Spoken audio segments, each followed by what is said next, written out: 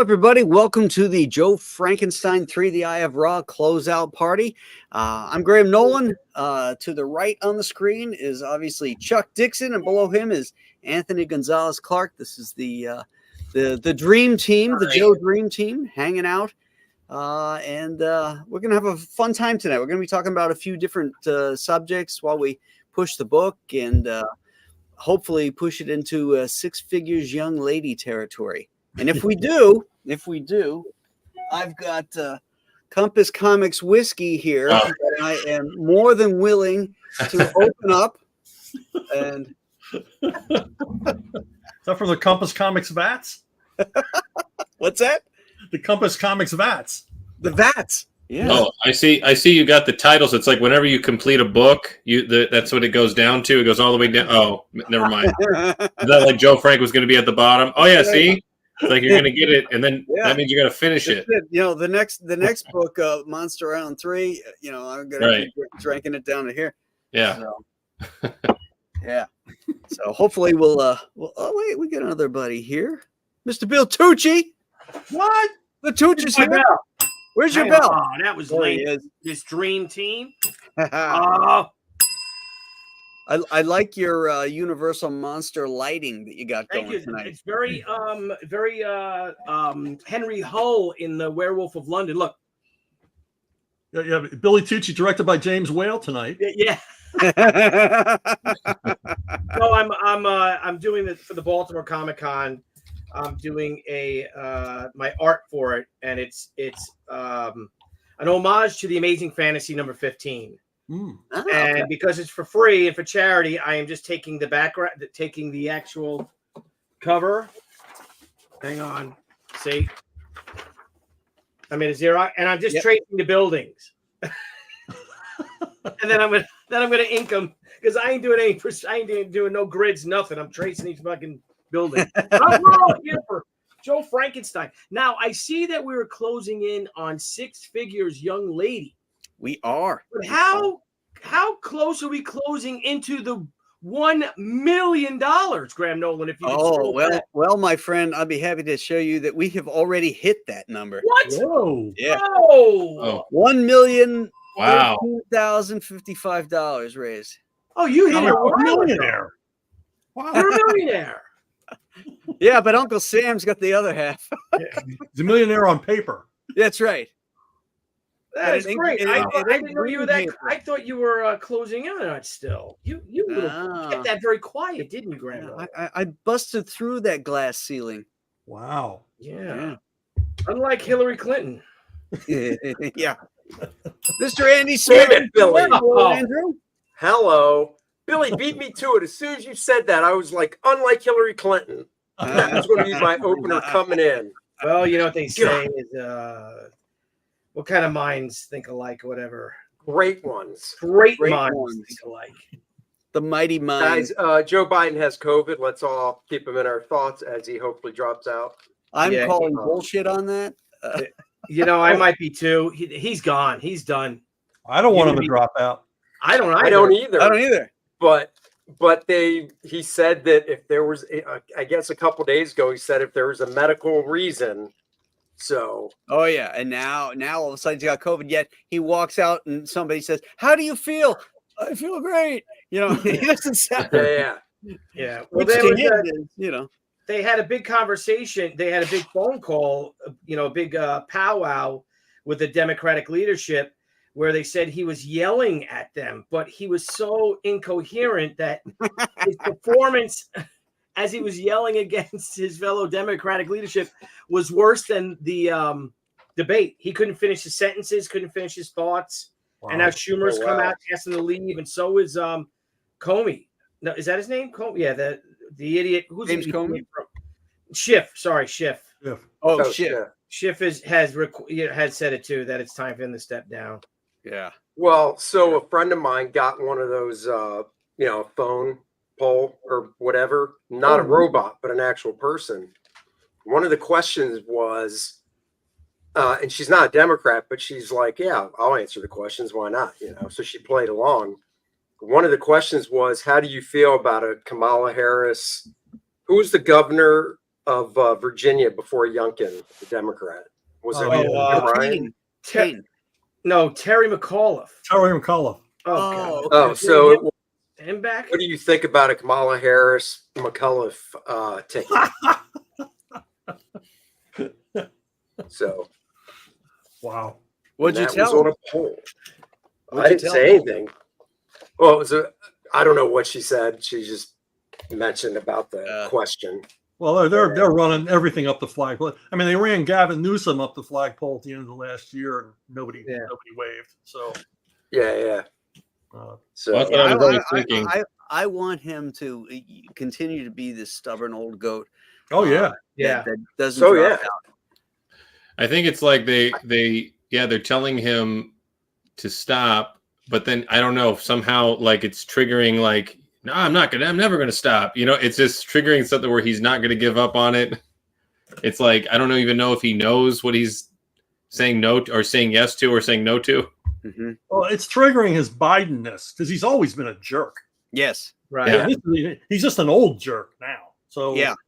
And plus, I mean, I want him to stay in because he's holding on to $200 million in campaign cash, and even when he bows out, he can't give that to anybody by law. Well, no, he can give it to Harris. He can give it to Harris. That'd be the only reason they would go with her. Yeah, that's exactly right, because they can transfer that money to her campaign very easily. Right. Yeah, somebody else, no, and she'll spend it one weekend. So. Below. What? She's going to be spending money in New York. Let me tell you that. Both of them are, and Jersey. Jersey too. Pennsylvania. They got to pour millions into this. Hey, Paul Taylor, good to see you again. He was just in the landing party, and thank you for that $10 Canadian super chat. Hail panel and chat. I want to see this too. I want to see the Vance versus Kamala debate. That will be a puppy stomp. Well, did you see what the campaign released? Because they want the debate before their convention. So I guess the Trump campaign released something saying we're not going to have it. I'm paraphrasing, but we're not going to have a debate before their convention because we want it to be fair to the other possible candidates. And then they listed like Newsom and all these other people. Great. So. But yeah, I want to see that debate too. But this is going to be fun because we're going to dovetail in a whole bunch of stuff concerning the politics that's going on, the president's the attempted assassination there. But let's start off with cancel culture, because every one of us here has experienced that in the comic book industry. And recently, I guess yesterday, Jack Black and Tenacious D were in Australia, and they said they were doing this birthday thing for what's his name, Kyle Glass, who's part of it's his singing partner or whatever. Yeah, and so he's making a birthday wish, and he says, "What's your wish?" And then he says that the shooter, makes it next time or something, or is better. Yeah, next time they don't miss. Yeah, next time they don't miss. Yeah, like next time don't miss. Yeah, right. Now, or don't miss next time or something like that. Yeah. But so now Tenacious D's been under a lot of fire. A lot of the places they have tour dates were getting phone calls and stuff. There was deported. Problems. What's that? They got deported from Australia. Yeah, because they couldn't carry the insurance on them because they thought there was going to be threats. Oh wow.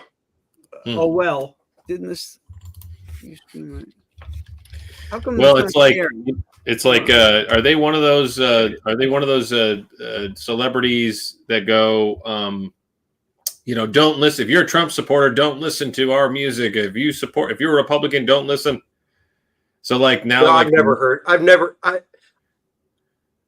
anything like that from. Yeah, I don't think so. But it's just that's what's always so funny. It's like if you're a Republican, you're a Trump supporter, don't listen to my stuff. It's like so the form of rebellion now is like, or the form of protest against them is you rock. We have to say that but we love listening to your stuff. And then it makes them even more angrier. That you're listening to it. But Jack Black is now he posted this thing that saying he was blindsided by what was said. I'd never condone hate speech or encourage political violence in any form. After much reflection, I no longer feel it is appropriate to continue the Tenacious D tour, and all future creative plans are on hold. I am grateful to the fans for their support and understanding. He's sort of throwing his partner under the bus here, because he believes this stuff. Because look at this picture here. Yeah. There he is with his boy. Now, having said that, this is cancel culture against him. By castigating them for the freedom of speech to be able to say what they said, they're losing their livelihood, their ability to earn. And I'm just curious what you guys think about that. Do you think it's karma that these guys are getting this kind of stuff thrown back at them the same way it was thrown back at us, or do you think that we should take the higher road and not be the way they were? What do you think? Well, so I guess what's the other guy's name again? Kyle Glass, is that it? Kyle Glass. Kyle Glass. Yeah, I think I saw something that said that he lost his agent, like his agent dumped him. Yeah, his agency let him go. Mm-hmm. Oh, sorry, okay. Kyle Glass. I mean, if Australia is the one that basically said, look, we can't cover insurance or whatever the details of that is, to me, that's not canceled. That's just, look, we're not going to take a risk. Your dummy there said something stupid, and now you're putting us in an awkward position. We can't cover, so take a hike. I don't think they're getting really canceled. So they can't play their gigs in Australia. I don't know where else the rest of the tour was supposed to be. Like, I don't know if it was over here some places. I think they were getting calls from all over the place, to the venues saying, I think that's so. I mean, of course, that's just people exercising their free right to not support these guys after they find out how they believe too. Yeah. Right. I mean, I don't, when on the Jack Black side of things, I think it'll play out more to see, a few weeks from now or maybe longer on if his work dries up, whatever he has planned acting wise and stuff. Right. That other guy, besides basically being, Jack Black's partner in Tenacious D, I have no idea what other stuff that dude does. Nothing. Yeah. So I don't even look at it like they're really getting, hardcore canceled or anything. Mm-hmm. Mm-hmm. Not in my opinion. Yeah. Well, I agree. If I may, I have a thing. I want to be a better person.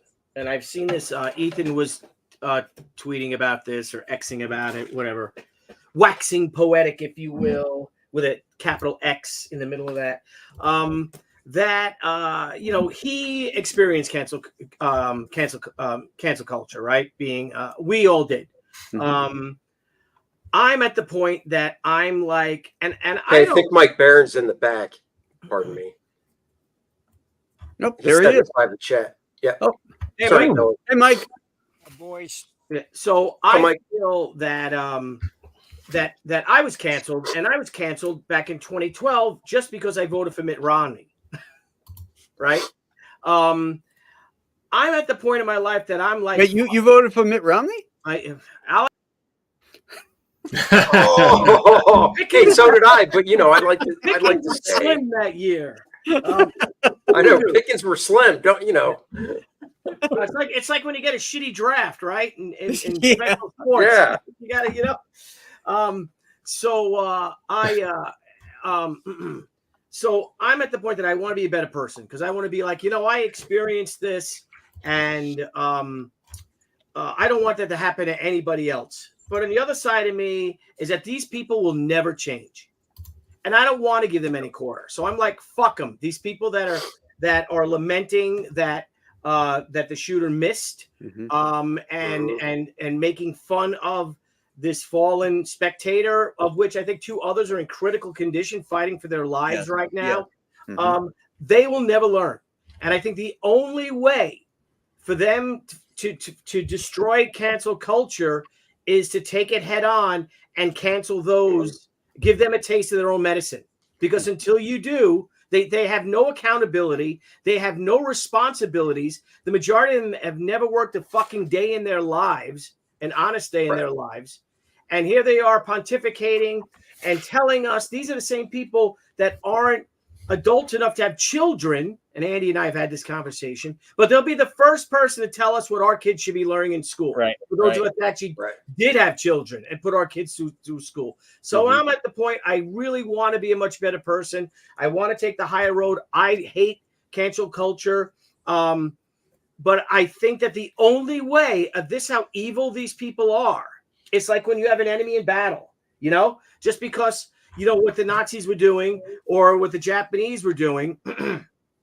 And because they're so savage that we can't be like that. Let's extend, you know, an olive branch. No, you have to be 10 times as evil as them when it comes to war. And you have to destroy them. And that's where I'm at. Billy's right.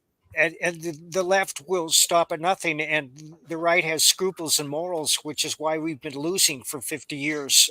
Right. Their mottos are by any means necessary, and the end justifies the means. And we will never defeat them if we play gentlemen. Right. Right. I think opinionated news guy here, and thank you for that $10 super chat, has a good point. It's different to be canceled for political views and expressing them, sort of like what happened to us, versus condoning a hit on a politician you don't like, like Tenacious D and Mark Waid. And like us, and Mark Waid. And the same thing with us. God forbid, if someone had shot at the president and took off a chunk of his ear and just missed him, do you think any of us, I don't know anyone, and how extreme right my friends are or how libertarian type they are, would be rejoicing over or sad that they didn't put the bullet in his head, that his head didn't turn at the last minute. None of us would be like that. Oh, you mean if Biden, if it went by Biden? Right, if there was an attack on Joe Biden, none of us would be celebrating. Yeah, well, that's the difference, right? That's the difference. We don't want Biden dead. The difference, it's like, but because we know, like, he is dead. Like, it's a Weekend at Bernie's kind of thing, right? It's just like, that's what it is. But we don't wish that. You could totally see all this stuff, like, you know, from the brainwashed army of the DNC and the media, right? So it's like, you see it on TikTok. You see, like, if you watch all those, like, the libs of TikTok, they'll just do compilations, and it's like, well, why watch that stuff? Like, why watch it now after the assassination and see all they're saying? Is because that's like the other theory about this is, like, one, it's a, you know, big conspiracy that, you know, it was the deep state kind of thing. And then the second theory is just the competence crisis, where the DEI, you know, the diversity and all this stuff, it just kind of, all the rhetoric and all that stuff that just kind of fueled these brainwashed army to kind of go out there and do something like that. And we would never do that. You never see anybody on the right do that. They never wish anybody dead. Right. And it never happens. We always pray for them. You know what I mean? Yeah. And, we want to see Biden defeated on his idea. You know, defeated in at the ballot box. Well, if there is an honest election, he'll be killed in a landslide. Right. You have to be prepared, because the Democrats can only win by lying, cheating, stealing, and killing. And they are prepared to do that. But the tide is turning. I'm looking at a headline right now. It says, Red State education official to revoke license for teacher who wished Trump shooter had better scope. And I've been seeing headlines like that all day. Oh, yeah. Yeah. Yeah. In the Morning Joe, they canceled Morning Joe. Yeah. Right. Because they can't take the chance, right, that they may say something horrible, even more horrible afterwards. He usually says. Right. And they did it just for, I guess, because they were back yesterday. Yeah. But okay. I guess they told them that they were going to be running basically this one news bite on all the NBC affiliate channels. Yeah. And then obviously they didn't do that. So I heard a clip from when they came back yesterday, and he was like, well, this is what we were told. And if they tell us that again, we will be here. Yeah, but the camera crew won't. Right. That's right. They'll be just talking to nobody. And you're not getting a paycheck anyway. So. Yeah. I think a bunch of us are early risers, so I got up purposely at like 5:45 so I could be downstairs with my tea and watch Morning Joe open up to see, which I've never done. Yeah, I used to watch it back in the day, like the 2016 election, going back and forth, just to be amused, and see, because I wanted to see how they would react for being told not to come into work that day. right. And they didn't mention it until the end. So when he said that, that we'll be back or whatever, that was at the end of the show. But I couldn't watch it for 15 minutes. It was so unbearable, and just the bullshit. And I think people are fucking crazy that actually listen to this on a daily basis. And these people are fucking nuts. It's insane. Yeah. Nuts and tedious. Yeah. And Morning Joe is mild compared to The View. Oh God. Oh, those shrews. Joy Reid. I'm actually surprised. I haven't heard any sound bites from those hens yet about Someone's getting to them. Someone happened could over the weekend. trying to hold them back. Stifling them. They may be stifling them. Yeah, they're because they stifled or realize something like that. Yeah. Yeah, give them a week. Oh yeah, yeah. Just enough I time. mean, Biden went on TV that night and it told America we need to tone down the rhetoric. for 3 seconds. And then the next night he goes on and tells Lester Holt that Donald Trump is a Nazi supporter. And that he said there's good people on both sides, which he never said. He talked about the KKK coming out of the woods and all that kind of stuff. It didn't even last 24 hours. No, that just the fact that, I mean, we all knew that was BS from the beginning, from way back when that first happened, because we heard the whole clip. Right. And then it went for, 3 years of the BS lie. And then finally Snopes and the New York Times and everybody's like, no. He never said that. And you're like, oh, thank God, that'll put an end to it. But Biden still goes out there and repeats it. And these guys, these news guys, Lester Holt, guys like that, don't go, sir, we've got to stop with that. Snopes. Right. They never challenge him. I hate that. Well, they never go like the left never goes. They never go like when someone says something like they wish the death on somebody, someone's a huge threat. They call them Nazis. The left never goes, whoa. Okay, right. Settle down. That's going a little too far there. All right, let's just stop with the hyperbole. Because, exactly.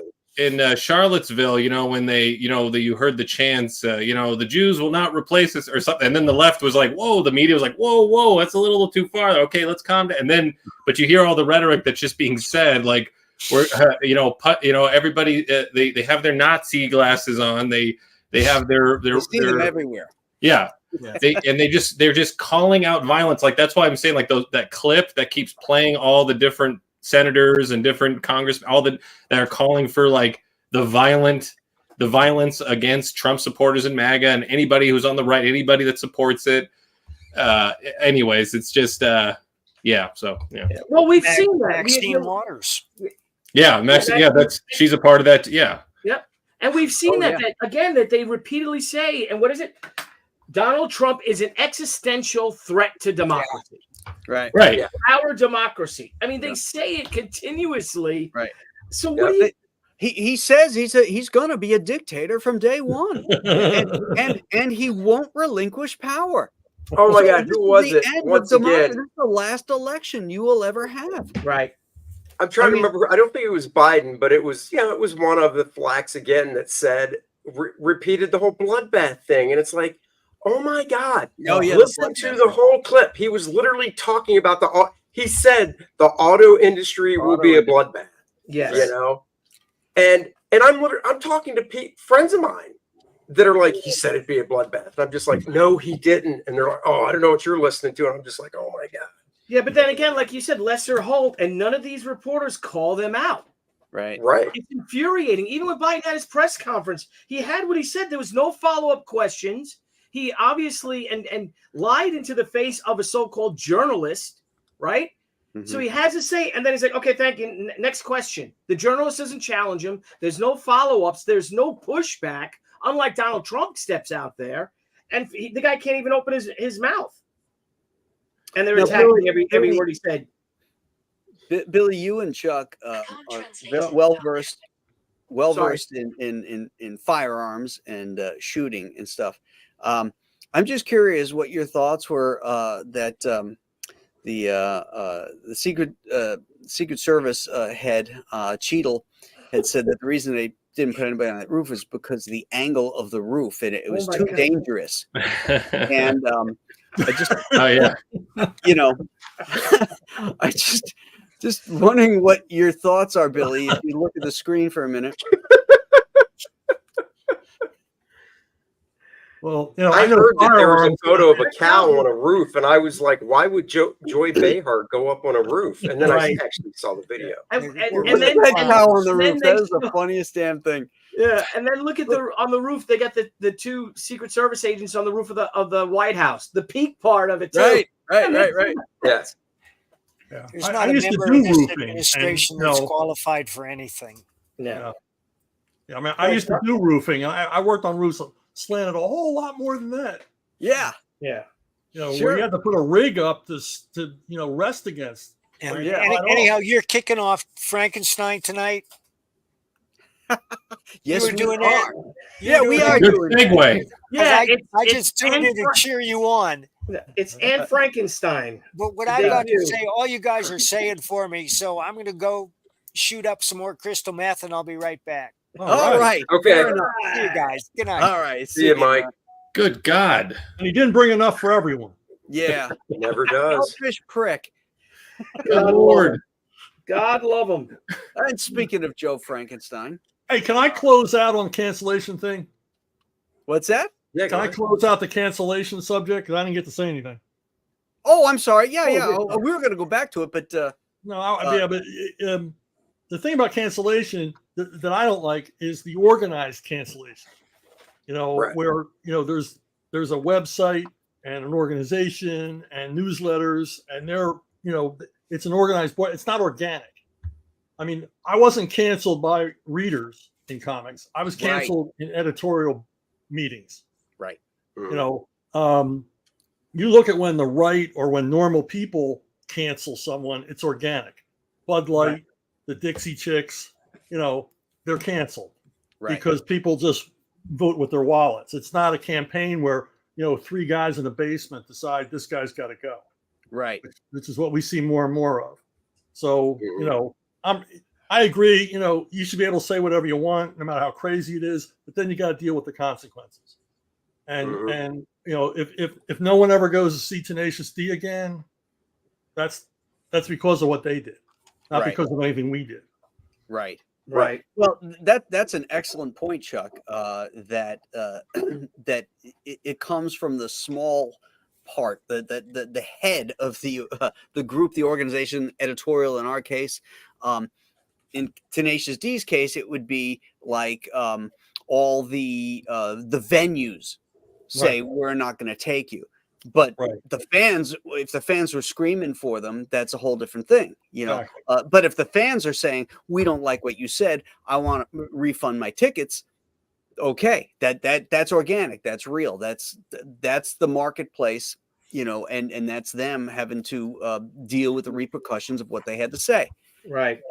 But And again, we're talking about Tenacious D. We're not talking about the Rolling Stones. I mean, I forgot all about Tenacious D until the I know. story came out. Did you see Mick Jagger in Canada when he No. said, "And we love your prime minister"? He's in like Toronto, something, and everyone's like, Oh, "Boo!" He's like, "He's such a big supporter of our band," and they're like, "Boo!" But he's like, you see Mick, and they look at each other like the whole play, "Boo!" Boo! And he's like, "Then how about that Canadian soccer team?" And everyone goes, Man, I tell you, these guys don't know how to read a room because they don't pay attention to the regular stuff, what the regular, people are thinking. Yeah. So They're in a they just bubble. figure, oh, it's Canada. Right. It's true. Everybody's got to love them. It's like, I know. "You know Trudeau. It's Trudeau. I saw him on Epstein's Island Yeah. and at Castro's house." yeah. Playing on the same- swing set. Yeah. I remember him on Fidel's lap when he was on Father's Day in 1972. Wow. Hey, check this out. The Gold Star families from the Afghan withdrawal debacle are reading the names of the people. Oh, really? Reading the names, and people are bawling their eyes out at the RNC Oh, right man. now.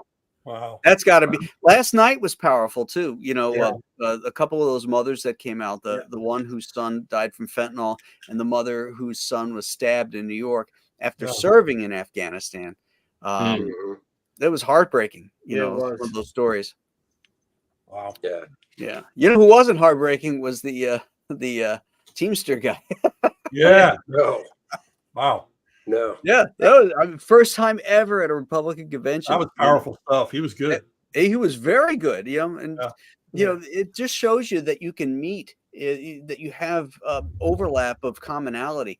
You know, the unions have been no friends of conservatives, but in this case, we're talking about jobs. We're talking about American jobs and them being shipped over and everything, and it's just terrible. And these guys are losing their livelihoods, and meanwhile, these fat cats are still making money. Right. Yep. And how much money has the president given to the unions with just the work that he's given them? He's worked with unions for 50 years. Oh yeah, he had building all those buildings in New York. Yeah. So He had to he's deal with those guys. exactly. So I mean, okay, I don't know about you guys. I got plenty of friends in unions, right? Mhm. I don't know any of them that are voting for Joe Biden. Yeah, but what about Traffic controllers, the the steam fitters, pipe fitters, you know, Teamsters? They're not. Right. They are all Trump guys. yeah, but what about the bureaucracy? The Well, union members in the bureaucracy, they're all going to vote for him. Well, that's what it is. That's the biggest union. Yes. So, Oh. yeah, they got to save their phony baloney jobs. Yeah. Hmm. They Yeah, had they're a gonna send them Medal home of in Honor droves. winner Trump wins earlier again. today. That He's- was great. Trump wins again. He's going to fire like 100,000 employees. I mean, he fired a lot of them last time. Yeah. He fired 30,000 employees at the EPA. So Well, Millier down in was it Argentina? yeah. What did he Oh fire? man, that guy. 200,000 or something? I mean, it was He cut the government literally in half. He did the In same half. thing Calvin Coolidge did in the 20s. Just cut the government in half. cut it in half. Gave Second Amendment rights to people again. They could carry weapons. Like they weren't already. Well, Yeah, not the- exactly. not the Well, average you know who people. took it away from them was Perón. Yeah. He's the one that took the fucking, you know, a Franco file. Yeah, but you could own a gun in Argentina if you were ex-military. They let you take your service revolver home. Oh, really? Yeah, Okay. yeah. All the guys I work with had guns.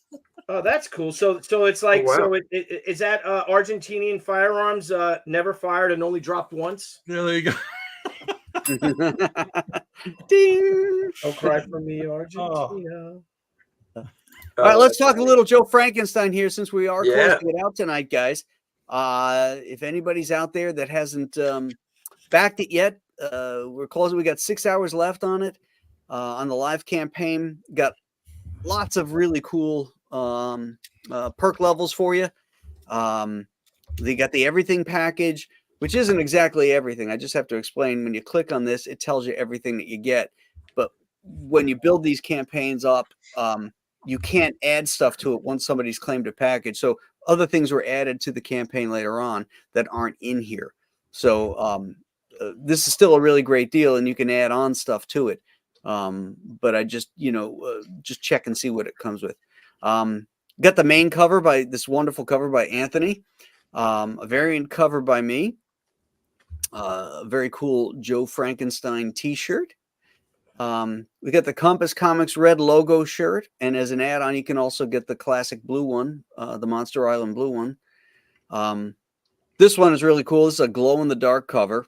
And if any of you guys got the glow-in-the-dark Ghost of Metakumba key cover, you know how awesome that is when you hold it up to the light and turn the light out. Both covers packages if you want the same interior but different covers. And for those that haven't read Joe Frankenstein yet, and you're missing 1 and 2, you can get it here. You got the Nolan Monster Pack, which has all of my covers. First 2 issues are my art. Third one is Anthony's. And then you got the ACG, the Anthony Gonzalez Clark Monster Pack. So you've got all of Anthony's covers. So you can choose which one you like, and keep all your covers the same. And then this one for the ultimate collectors, this is going to be a rare cover. It's going to have all kinds of goodies added to it, like foil stamp, embossing, all that kind of stuff. There's only 500 of these that are going to be made. So this is going to be very, very rare. And if you're into that stuff, you want to grab one of these, because there's not going to be too many of them out there. CGC collectors, we got the signed CGC version by the three of us. And commissions. Anthony's doing 11 by 17 commissions. So, grab some of his amazing artwork. Here's the story points. It's 1927, and Joe's great-great-great-grandfather, Frederick Frankenstein, along with Mr. Lazarus, known as the Frankenstein monster, are in search of the powerful Eye of Ra, a staff that was used to vanquish a vampire infestation by the ancient Egyptians. History is doomed to repeat itself if they can't find it in time. But is the price too high if it means reviving the evil Lord Golgotha? High adventure, action, vampires, mummies, and ancient mysteries await you when you read Joe Frankenstein 3, The Eye of Ra. Got some cool stretch goals here already. We've got the bookmark that everybody gets, the vinyl sticker everybody gets. Everything's been upgraded already. Spot UV on the cover, upgraded paper. Here's a close-up of Anthony's cover. Yeah. Here's a close-up of my cover. Yeah. Here's a close-up of the glow-in-the-dark cover. It's great. It's fantastic. Here we go. Those glorious signatures.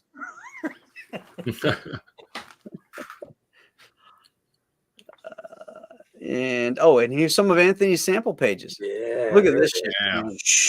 This Dude. is Oh my God. So great. Yeah, it's really cool. this is a double page spread too.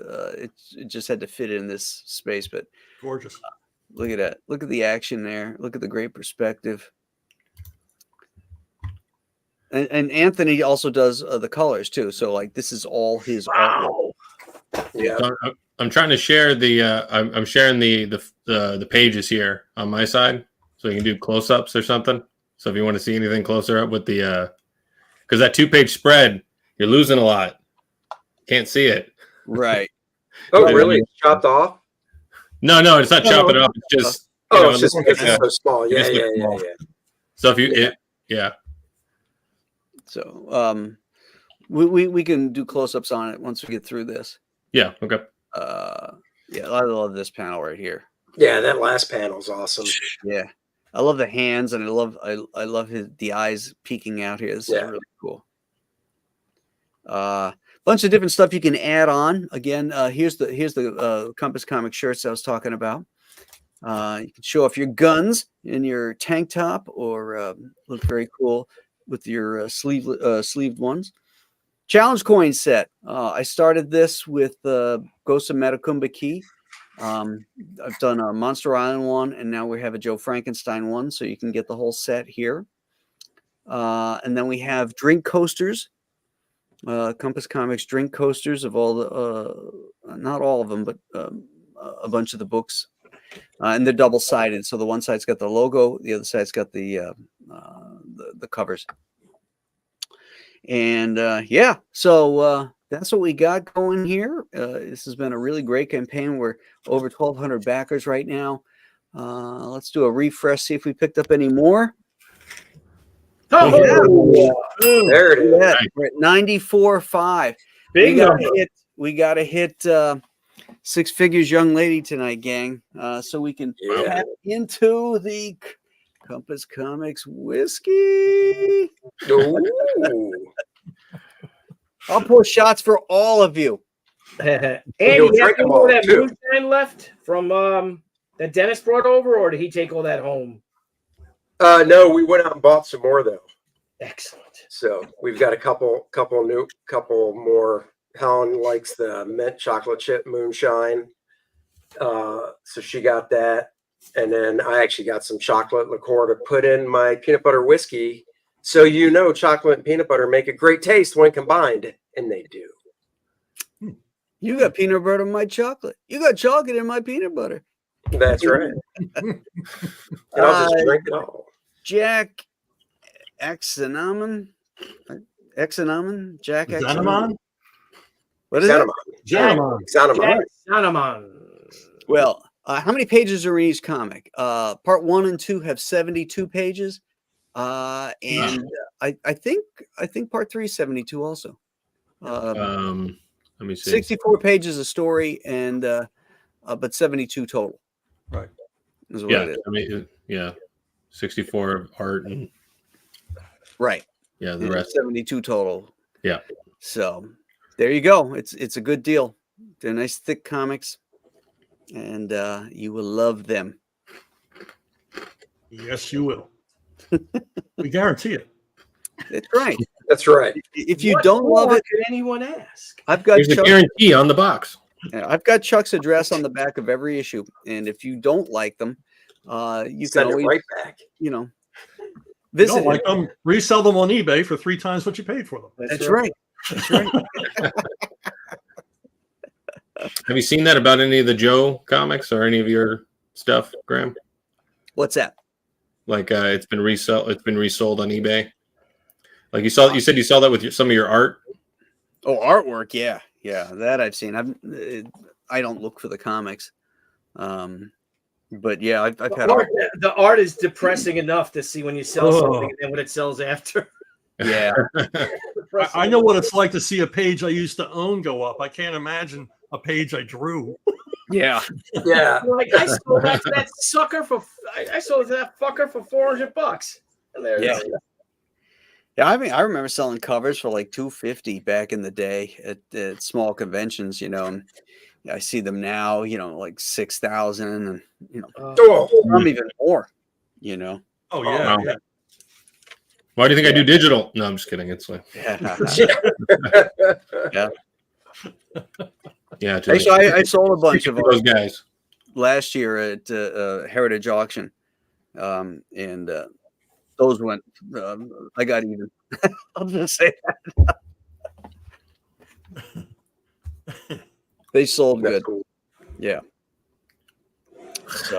So where were we before we had to crassly go into a commercial break? Cancel culture. Comic book. Yeah. Can I ask you something? I know we're at cancel culture, but have you guys seen, Graham? I think is it Namco Universal Monster action figures, and they make these animated promote. Aren't those things freaking cool? The Frankenstein one with him with the cigar, and then the bride and all. Yeah, I've got those. Oh, I saw the cigar one.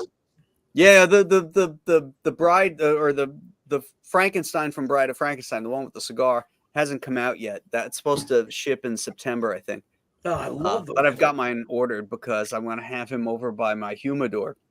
Yes. With my thing. I've got a thing statue where he's got a stogie in his mouth, and it sits on my humidor. How much are those? The NECA things? Yeah, NECA. I have to check. I want to say about $30, something like that. I say 30, $40, something like that. Oh, that's great.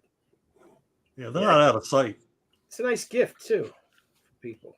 The Frazetta figures they do are really nice. There's I'm pretty sure it's Conan. I'll have to look. There's a new one coming out. It's for pre-order now. And I think it comes with a throne and everything that he can sit in. And the sculpting on it is just gorgeous. I'll look for it. But those things are like $60. But I mean, you're talking multiple heads, hands, all that. Yeah, great price. Yeah, it's not bad. I don't know how they're making money selling it. They must sell so much. The volume must be huge then. Yeah, that's all I can think is. Yeah. Oh, here we go.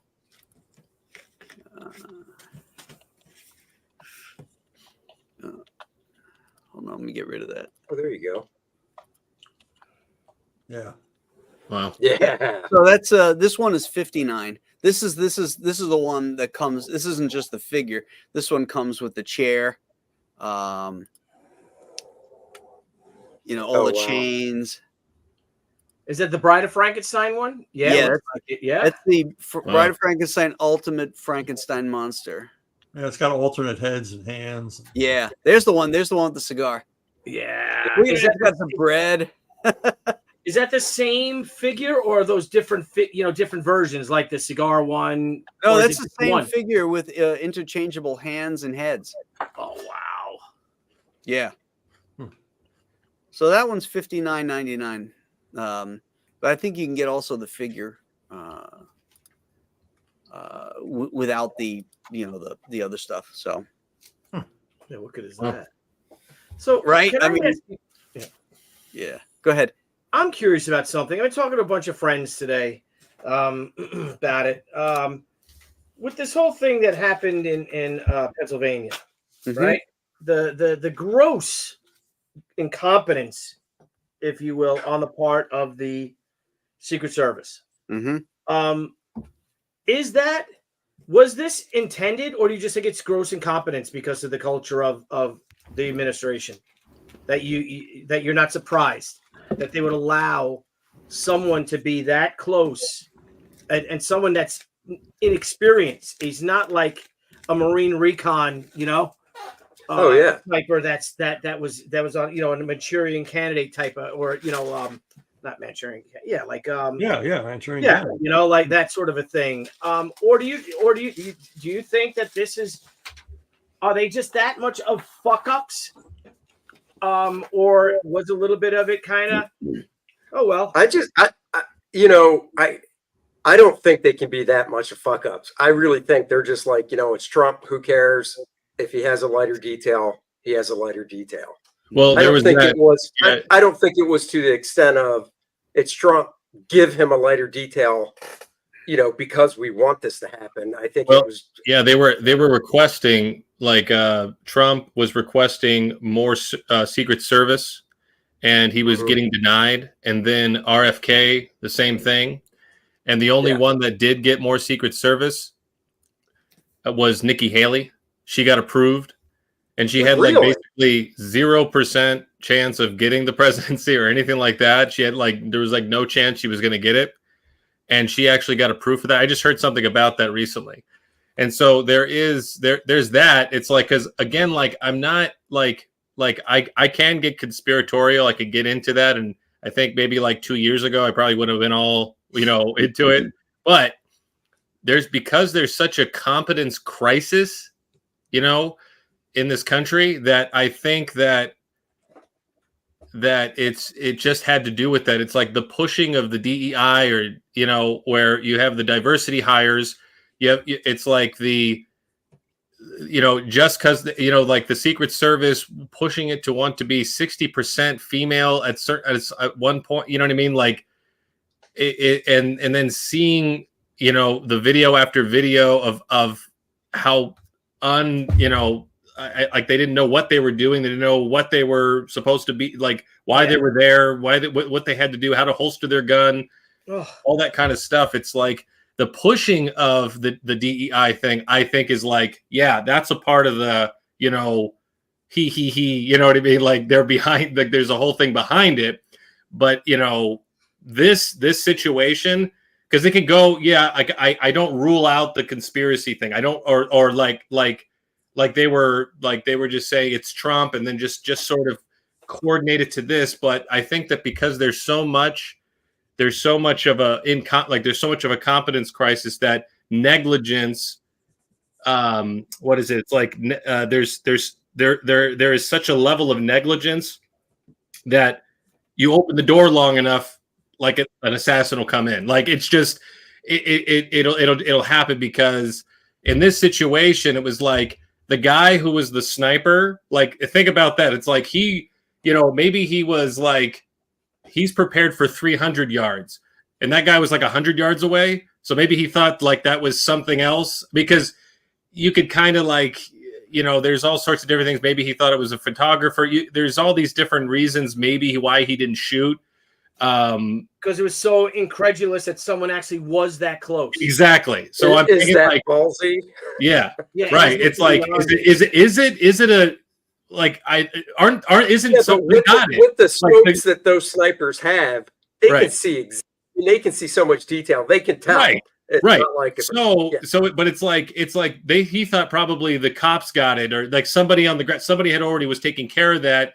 Somebody had already looked at it, and so therefore he didn't step in. Maybe 4 years ago he would have done it, but I think now because there's such a competent crisis that no one knows if they should do this, if they do that. Is it going to be sexist if I do it? Is it going to be homophobic if I do that? You know what I mean? It's like everybody's got all these different things in the back of their mind that no one does anything. And especially in this rally where like these are Republicans who are like fighting for the right to bear arms and freedom of speech and to like take things into their own hands. Don't let the government do everything for you.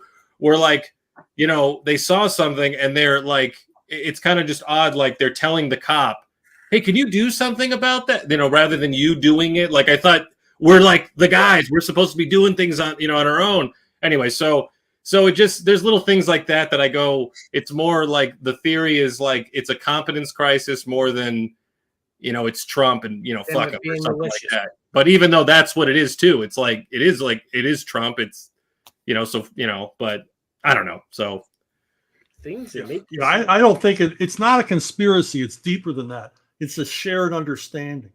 It's an understanding, right? That, you know, these prosecutors are going after Trump. They didn't have to be told to go after Trump. It's just understood we're going to go after Trump. It's like back under Obama, Lois Lerner didn't have to be told to audit conservative groups. She just knew that's the thing to do. You know, they don't need, you know, star chamber type meetings to plan this stuff. They just, like you said, Anthony, DEI is enough of a wrecking ball. You don't have to direct that. You just decree it, and then everybody goes along with it. Right. It gives you points. You got points now, you know. Looks good on your resume. Yeah, I mean, we're going toward a system like China has, you know, where you'll be, you know, deemed your place in society by how many likes you have. Well, the DEI degrades the efficiency of the organization. Right. So you open the door for like Trump getting shot. Yeah. But, I mean, look at those female security agents. I mean, the tallest one was 5'8". I mean, you're not tall enough to protect the guy you're supposed to be protecting. Yeah, and the other one wasn't anywhere near that. She had to be like 5'4". Yeah, right. And even me, you know, you say it's it's a sexist thing. Bullshit. I'm 5'7". There's no way I should be covering the president of the United States. Right? Yeah, you wouldn't be chosen. Yeah. Sorry. Yeah. Well, all right. Let me posit this. Billy, if the president was a midget, you'd be perfect to cover that guy. Jimmy Reyes for president, and I will be his. I could be on the service. You could be on the service. How do you? We've all been to county fairs. Okay, so this is a county fairground. It's got the outbuildings. It's got rural roads. How do you park your car out by a rural road and walk across a field where buildings are when you got people constantly milling in and piling in for this big event with a backpack, a ladder, and a long gun, right? And not get seen. Well, I haven't thought of that. Today, it came out in the briefing that the Secret Service or the local police had spotted this guy an hour before the event. Wow! And they marked him as suspicious, and then they lost track of him. And what should have been done was, until that was all cleared, he never should have come out on stage. Right. Yeah. You know, if you've got a suspicious character and you lose sight on him, the Secret Service saw that he had a rangefinder. Yeah. Yeah. A rangefinder. Yeah. I mean, come on, man. This goes beyond gross negligence. I mean, if and then once the shooting started, the cops in that staging area were fenced in. Yeah. They had to use a car. They had to use a car. They had to use a car to try and bust the fence to get these guys in. It was like something out of the Keystone Cops. Yeah. Well, that's just it. It's like, not only should the head of the Secret Service, what's her face, resign or be fired. I'm like, what about some of the guys that were there? Yeah. Why wouldn't they be? I mean, I agree she should be fired because she's the head of it and everything. Yeah. Sure. Andy, the Secret Service. The secret cervix. No, I was and just you know, correcting you about that. You know, If you're if you're there and you're not making the proper decisions in the field as well, yeah. why is your job safe? And another thing, like that police officer, and I think we spoke about it on the other night, maybe on Kings or something. But all that, when that police officer climbed the ladder, was holding up there, and the guy turned the gun to him, and he scrambled back down because Right. you know, you do. And again, hindsight 2020, right? We're all Monday morning quarterbacks here. But he could have took his handgun and just fired at 10. He could have just Right. fired a magazine from his pistol Yeah. into the ground, and that Yep. that sound alone would have done it. Would have You know, shut but everything he- down. He Well, that's what I was thinking. Like it's it's the incompetence. It's the incompetence, you know, of the new Secret Service, Secret Cervix, you know, and I just believe, yeah, that seems to be more plausible. It's just like all this stuff that's put in place is now just it's causing people to not do anything right, you know. Yeah. Well, Mhm. you know, to your point, Billy, I think what the reason he wouldn't do that is that all of a sudden you've got gunfire at this thing. It could cause a panic. It could cause a complete disarray. And if we didn't know this guy was just a punk kid, he could have been a professional guy. And all that disarray, he could have been still lined up waiting for his shot while all this shit was going on. And it, you know, Right. it could have masked everything. It probably wouldn't have been the best thing. The best thing would have been, you know, for, you know, them to actually be on the same communication lines so that they could call each other and say, hey, there's a guy on the roof.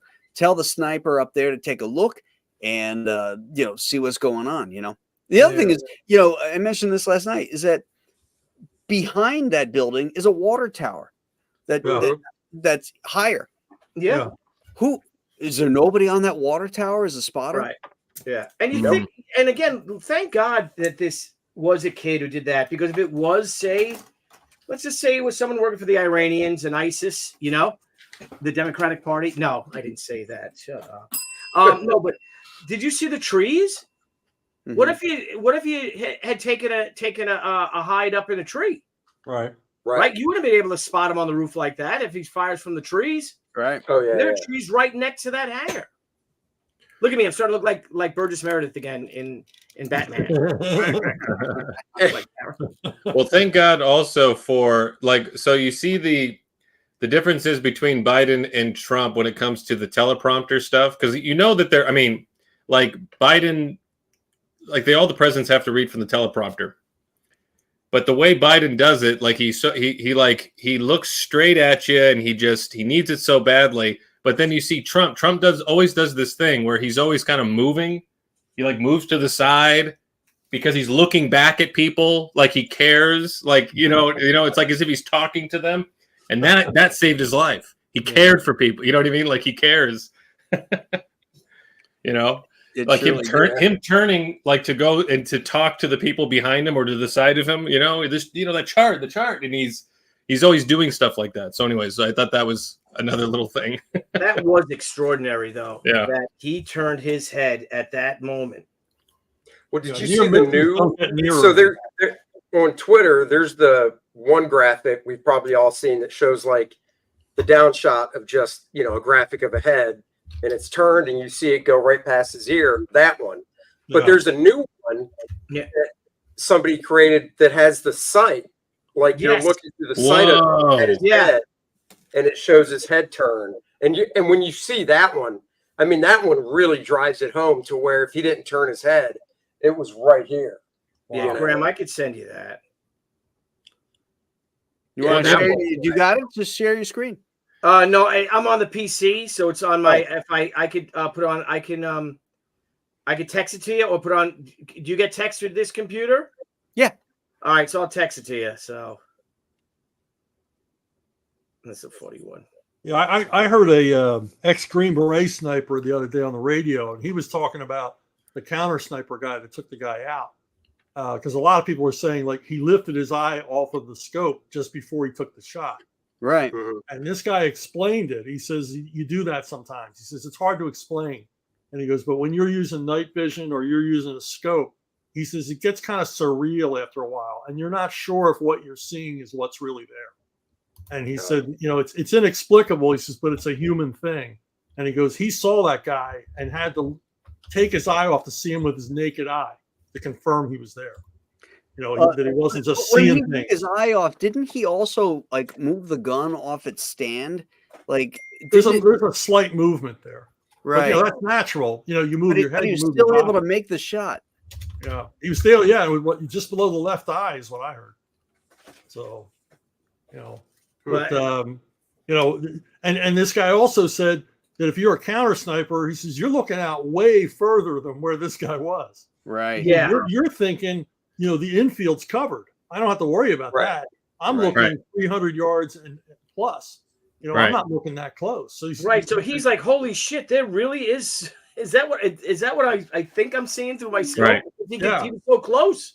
And he said that close with that powerful the scope, he goes, it's hard to see someone that close because they're Yeah. completely filling your Yeah. vision. You can't tell what the hell you're looking at. So what I'm saying is making sense, right? Like about Yeah.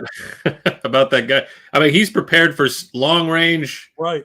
Yeah, like, so I'm like, wow. Wow. Oh, that's even Isn't that crazy? that's it. It doesn't get closer than that. No. It does not Wow. Oh, that is Wow, holy shit. Not only did he turn his head, but you have to turn the body too, because he's Right. like angling, Yeah, because it was a little bit behind him. Yeah. So he's arching over to look. Crazy. Wow. Thank God. Holy crap. Wow. So my mother-in-law it was my mom's birthday. So my mother-in-law came over and some family, my brother and stuff. And I was up here working on my computer and I see, on Twitter, pray for President Trump, pray for God, pray for President Trump, Oh, right. all this. I'm like, so I click on it, I see shots fired, and it just had happened. I'm like, holy shit. So I run downstairs and I'm like, they shot Trump. And my mother, big Trump supporter, my mother-in-law, all of us are Trump supporters. They're like, what? Put on the TV. So we put on the TV, and I guess it must have just happened afterwards, whatever. But they show the thing, and we watched him, and I don't know if they just replayed it. You know what I mean? Because maybe he was gone, but when he stood up like that, and he's like, and you say, wait a minute, like that. And he's like, Yeah. And like we were like, oh my God, like holy shit! You talk about a swell of pride, of just strength that this man exudes, and the bravery that he did. Absolutely. I don't care what you say about this guy. This is a tough son of a bitch, man. Yeah. And you were like, yeah, like it was To have that kind of political presence of mind after what happened. I mean, most people would be in shock. They'd be, he just got tackled by these 250-pound guys, and he's bleeding, he's hurting, and he's angry. He's Right. not scared. He's not frightened. He's just fucking angry. He also it's compassionate too, because he realized they need to see me. Yes. They need to see that I'm okay. This is important. Yeah. Because who knows what pandemonium would have happened after that. Right. yeah. Yeah, but So the other thing that going back to the Secret Service things, I remember when Reagan got shot, and the first thing that happened was they grabbed him, they shoved him into that car, and they drove off, and then they dealt with Hinckley. I was very surprised that in this one, they actually let him stand up. Somebody's yelling, "We're clear, we're clear," but how do you know you're clear if you haven't done a perimeter?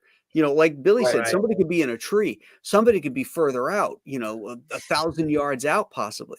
Yeah, they know? said shooters I think down, it shooters was- down, but how many shooters? Yeah. Right. And I think it was it Bongino, Dan Bongino? I think he was the one that was saying, because he was a Secret Service agent, that, yeah, it was cool that he did that and stuff. But Right. honestly, the Secret Service guy should have not even listened to him. At that point, you're not in control anymore, even though you're the president, because it's our job to keep you safe. Right. It's like, no, you don't have a say in the matter with your shoes or any of that. Mhm. You're just the off. package. You're the pack. Right, you're the package. You need to get secure. Yeah, but Trump may be 78 years old, but he'd be a hard guy to physically push around. I even agree. If you're a trained Secret Yeah. Service agent. Plus, He's got to fit, be. and the adrenaline's running. He was the strongest guy there. He probably was. Yeah. Yeah. Yeah, they weren't getting him off the stage until he got his shoe on too. Let me get my shoe. He's like, they're not going to have me walk off with one shoe on. Yeah. You know how much those shoes cost? Yeah, right. He had some Bruno Mars. I want to know what kind of shoes he wears. If they're so good, you're willing to take another shot at you to put them on. I think What do they call that? Is that like when he was asking for his shoes? Was that just like was he in shock? Was he like in a? No, they said he got tackled so hard that his shoes came off. Yeah. And he got bruised up on one of his arms Probably as well and stuff. tie-on shoes. They were probably slip-ons, They were loafers. Yeah. They're really nice Italian loafers. Yeah, exactly. Yeah, I'd want them too. Soft leather, they probably just popped off. He even gave him a flat tire when they were going down. He never from behind. He's never going to see him again. Do you think they were Bruno Mali's? Like OJ? I would bet something like that. Something like that. But yeah, that's crazy. Crazy. Wow. Man. That video. You just watched that video, and you after the Kennedy video and Reagan's, you can just think 20 years from now, that video is going to be, it's history. It's going to be playing. It's going to be Where Were You? Right. Yeah. Where were you when Joe Frankenstein hit 6 figures, young lady? Thank you. Let's see where we are. Whoa! Whoa! Yeah. Whoa! What happened? Nice. Closing in. 94, almost at 95. We got Yep. 5 hours left in this campaign, folks. Please, folks in the chat, tell your friends, post this on that we're live on social media and stuff. Let's really, really get this party rolling with a lot of people that haven't seen it. I know a lot of folks that are here have backed the project, and we need to get some fresh blood in here and push this over the top. And I know you guys can do it. I know it. Why do you think I brought this liquor down? That's right. I know. If you guys have pledged already, please share on your social media. Yeah, That's right. Help a brother out. Sharing is caring. sharing is caring, right? We're all in this together, guys. Yep. Fellowship of Comics. That's right, the Fellowship of Comics. Hey guys, well, let's talk Joe Frankenstein. But after that, I have some more questions about the. No, we can go back. I just wanted to do a refresh and see where we're at. But we'll go over it again a little bit. The one thing that I actually haven't heard from the assassination attempt over the weekend, you could actually finally put to rest that Trump's hair is real. Did you see how mangled that was? And you can see it really thin up here and whatnot. And you're like, there you go. That is literally all the proof you need. If that wasn't real, with all that thing would have been on the ground. Yeah, really. His hair was so messed up. I never thought it was fake. See down to his scalp. Yeah. Yeah, Well, I never thought it was fake. I always thought it was bad. No, I never did either. But the people that did, it's like, look. He let Megyn Kelly pull on it one time during the first one. Yeah. He leaned forward. He said, it's real. Pull on it. And she says, yeah, you're right. It's real. It's real hair. Yeah. She could pull on my hair any day too. Yeah. So what do you guys think we would be talking about right now? Or where would we be right now if, God forbid, that bullet did kill him? Or where would the world be right now? Where would we be right now? What would be going on because of the gross incompetency? Because we've seen the other side do things nefarious. Let's just keep it at nefarious things in the past. Right. What do you think the electorate would have? How do you think they would have been responding? MAGA, the Republicans. How do you think they would be responding right now to this? Good question, Chuck. You want to take that? I think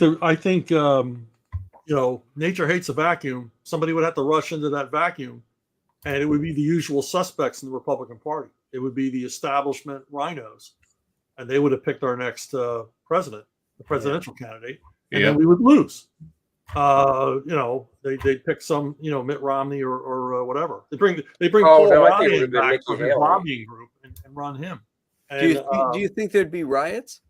No, we don't riot. I don't think so. We don't riot. But it would be different.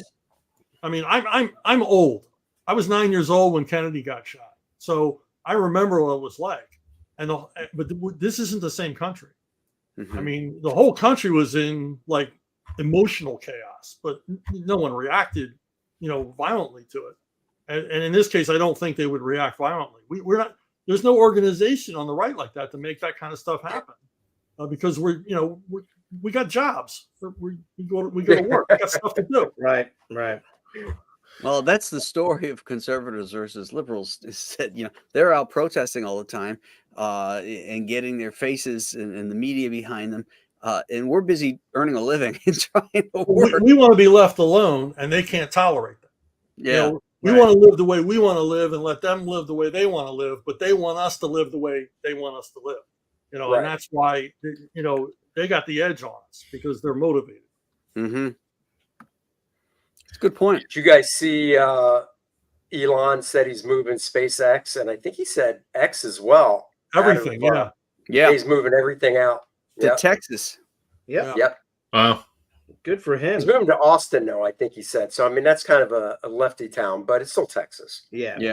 Yeah. But the thing is, like that was Newsom's new executive order or the new law in place. What is it? And that if your child, no matter how your child, if they say that they're whatever their pronouns are, if they're trans, if they want to be referred to as this and be treated as that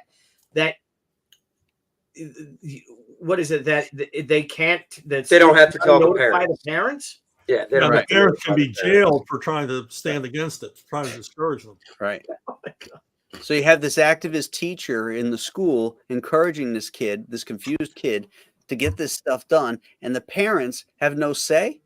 That's insane. Yeah, that's insane. Hey, look, I mean, this is nothing new. When I was in school, they had lots of assemblies and lots of teachers who would say, "Don't tell your parents about this," and it was all communist propaganda. Really? And I think they were starting the sexual stuff even back then, because I remember like '68 we had an assembly at our junior high, and we didn't know what the hell they were talking about.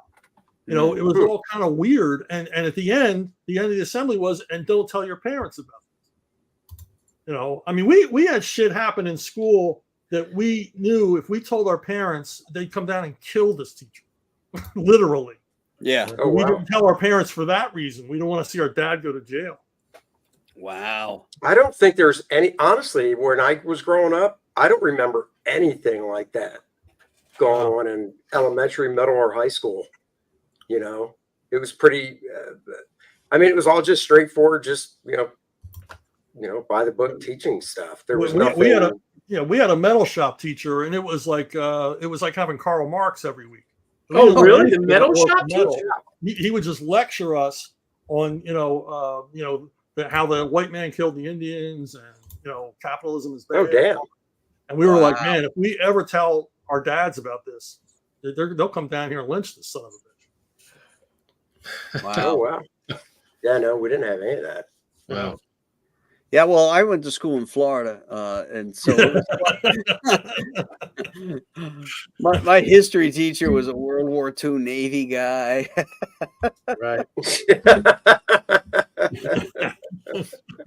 He would tell us about the shit on the ships, and it was great. I loved it. I took environmental sciences in high school, but our teacher was a dairy farmer. He was actually still a working dairy farmer. So that was a real different, environmental studies group, because it was like real shit. Yeah. I had a history teacher that was talking about almost Holocaust denial. Oh my God. Really? We had that. Yeah. And my mom was a teacher in New York before we moved to Florida.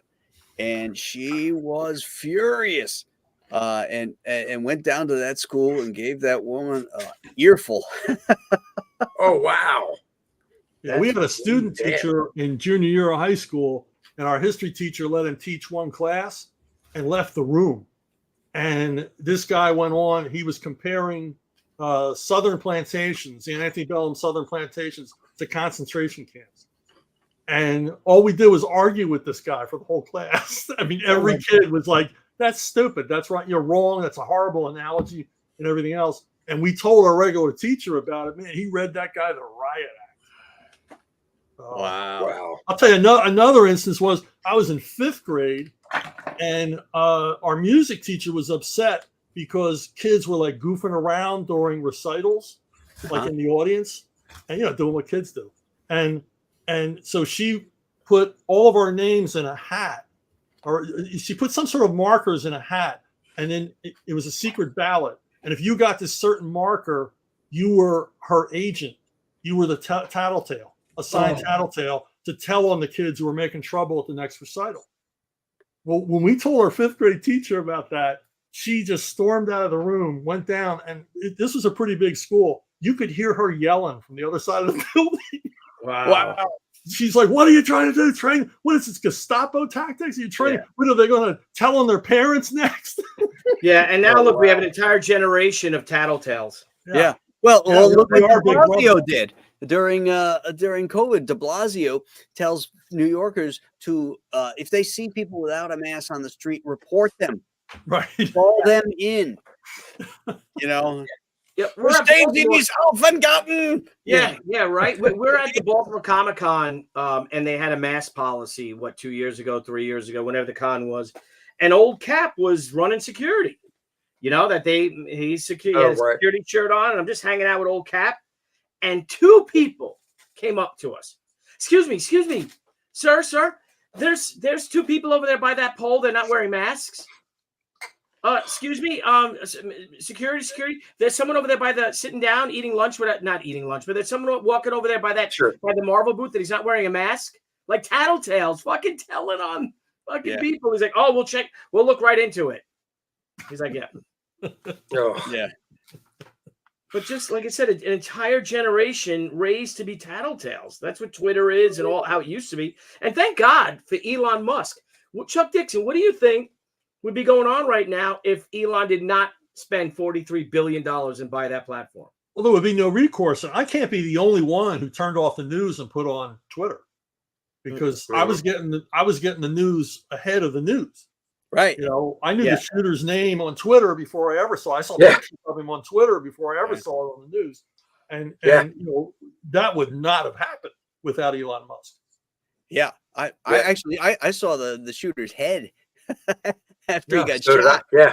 Oh, really? I've not seen. Wow. Yeah, who leaked that? That's one of them cops or somebody leaked that sucker. Yeah. Somebody did, yeah. Wow. He's but no, Chuck, we were the same way when we got right after it happened. We just got home from dinner, and I got a ping on my phone, and I was like, holy crap. My wife's like, what? And I said, somebody took a shot at Trump, blah, blah, blah.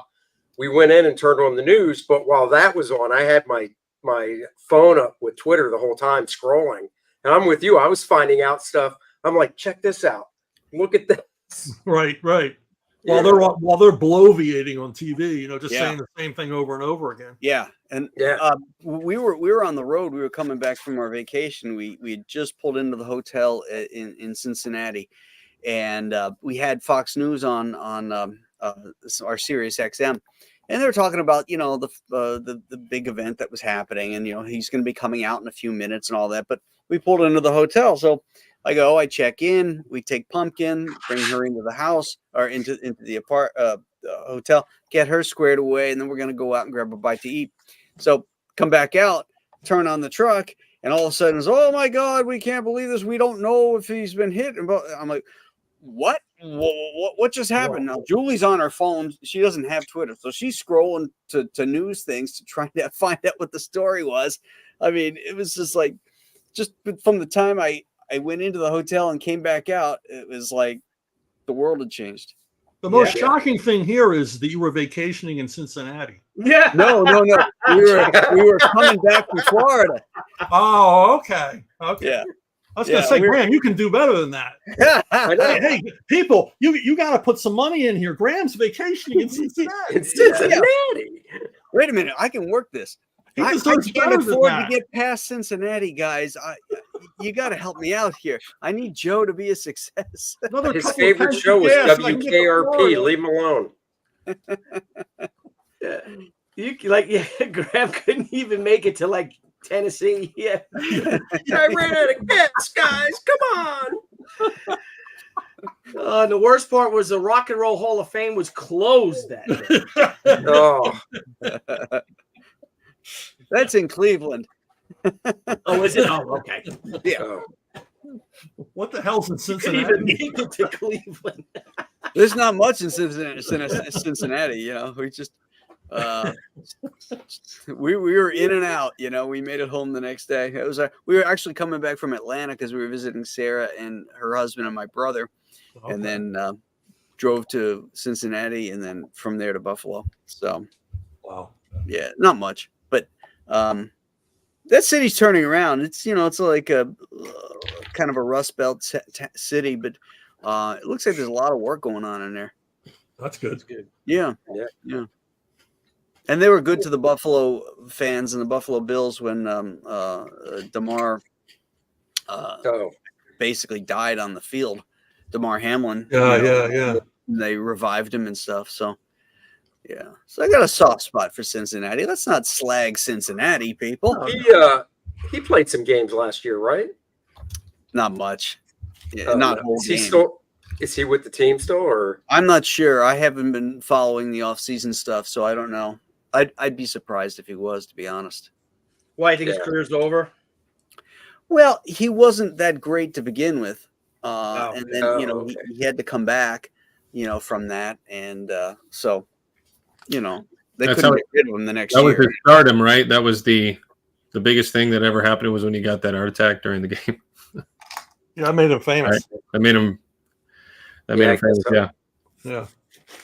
Yeah, he got hit right in the timing and everything was just crazy. Yeah. Now he's an advocate, right? He's just like an advocate about health and safety. That's it, I think. Yeah, I don't know if he's. Of course, I know because I was in Cincinnati for about a year or so. Oh, were you? Around that time, yeah, like around, yeah. Like so recently, last couple of years. Yeah. Oh wait, no. Yeah. I got here and I'm like messing up my time here. I'm like, no, I'm in Arkansas now. I was in Cincinnati from 2021 to 2022, a little bit. Yeah, it was like that. Yeah. So never mind. Yeah, but I knew about him. You were stuck in Cincinnati during COVID? Well, I got out of California because of the COVID stuff, but Ohio was one of the ones that was not bothering about anything. Oh, that's nice. Yeah, I went. I took the family out of California. We went there, and we've been wanting to get. We were wanting to get out of California for so long, and COVID kind of did it because everything was just went crazy. Yeah, neighbors. Yeah. Oh man, like neighbors we had over, and you know we talked to, and oh man, it just went nuts. It was very yeah. Well, I was in New York, so. Oh man! Nothing on me. Oh man! I mean, between the governor and you know, at one point everything was lifted, and then so like we were able to go back to the gym and stuff, and then in September or October, the local guys put because there was an increase in cases again, they put the ban back in. Oh. And I'm like, you motherfuckers, you fucking motherfucker! I was so angry. God. I got in so much trouble at the gym when it did open because I wouldn't wear a mask. God, that is just so stupid. Yeah. I'm in a squat rack. I got nobody around me for 30 feet, and some woman sitting on a bike, you know, 100 feet away is saying, he's not wearing a mask. Yeah. I'm no threat to you. Well, I am now, but yeah, I will. Keep you don't shut your mouth. Yeah, wherever we went in Ohio, no one. It's like there was people wearing masks, and I think the only place that I got kicked out of was like a half-price bookstore. So like she was like, it was like, you know, it was a typical kind of liberal girl, like a bookstore employee. Yeah, she followed me around the store and just like I don't know. Anyways. Wow. It's like, you know, if you're that concerned, stop following me. Right. Yeah. Keep your distance. Maybe, yeah, stay away. Yeah. Well, as I was saying, as that meme I sent you about the guy with the mask on and the green hair or whatever, and he says, and he's got it's a cartoon, and he's like, oh my God, that bandage is so unnecessary that Trump is wearing. He's got the mask on. Oh yeah, that was great. On. Yeah. Yeah. Yeah, that was a crazy period. Oh my God, I can't believe it was that. It seems like it was just yesterday, doesn't it? I'm just glad I was in Florida, where do what you want to do. Oh yeah, you don't even know what wear a mask, whatever. Yeah. Yeah, it was I was like, listen, the people that I was listening to at the time, everybody was like, everything that was like okay to say 2 years later after COVID and everything, like you were hearing about all this stuff, like people knew that again, like you heard all the stuff about all those, there was a bunch of different people who are different nurses, doctors, all these different people were coming out, like right at the beginning, you shouldn't wear a mask, you shouldn't do this, even what's his face, even Fauci. Like, oh yeah. So I remember where like you see all these interviews, it tells you about how bad wearing a mask is, and then after all the policies and everything happened after the lockdown, suddenly he was saying that you should wear it or something. So you're saying that 30 years Fauci, up until this one point, like everything that he was a part of, his 30 years of knowledge, when he seemed to be more, you see him in that interview, he's all comfortable. He's all like, no, don't wear a mask. And then when he's saying wear a mask or he's saying do this, all these other things, totally different demeanor. Like, what did they, what is he getting from this? Like, what is he doing? Is he a guy that's just going to go along with all this stuff? You could just tell all this stuff.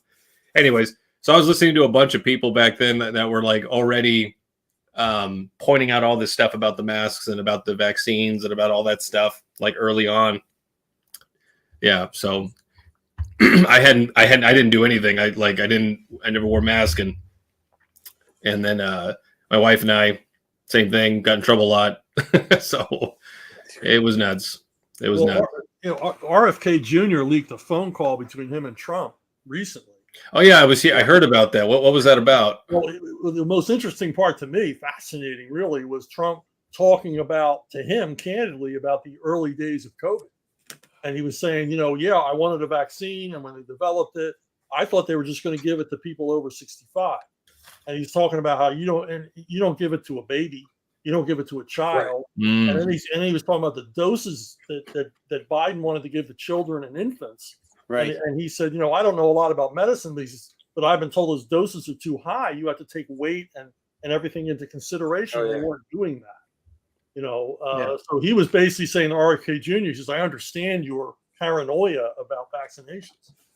So, but it was interesting. And I kind of thought that was his attitude anyway, because, remember, it was supposed to be 65 and older, just as a caution.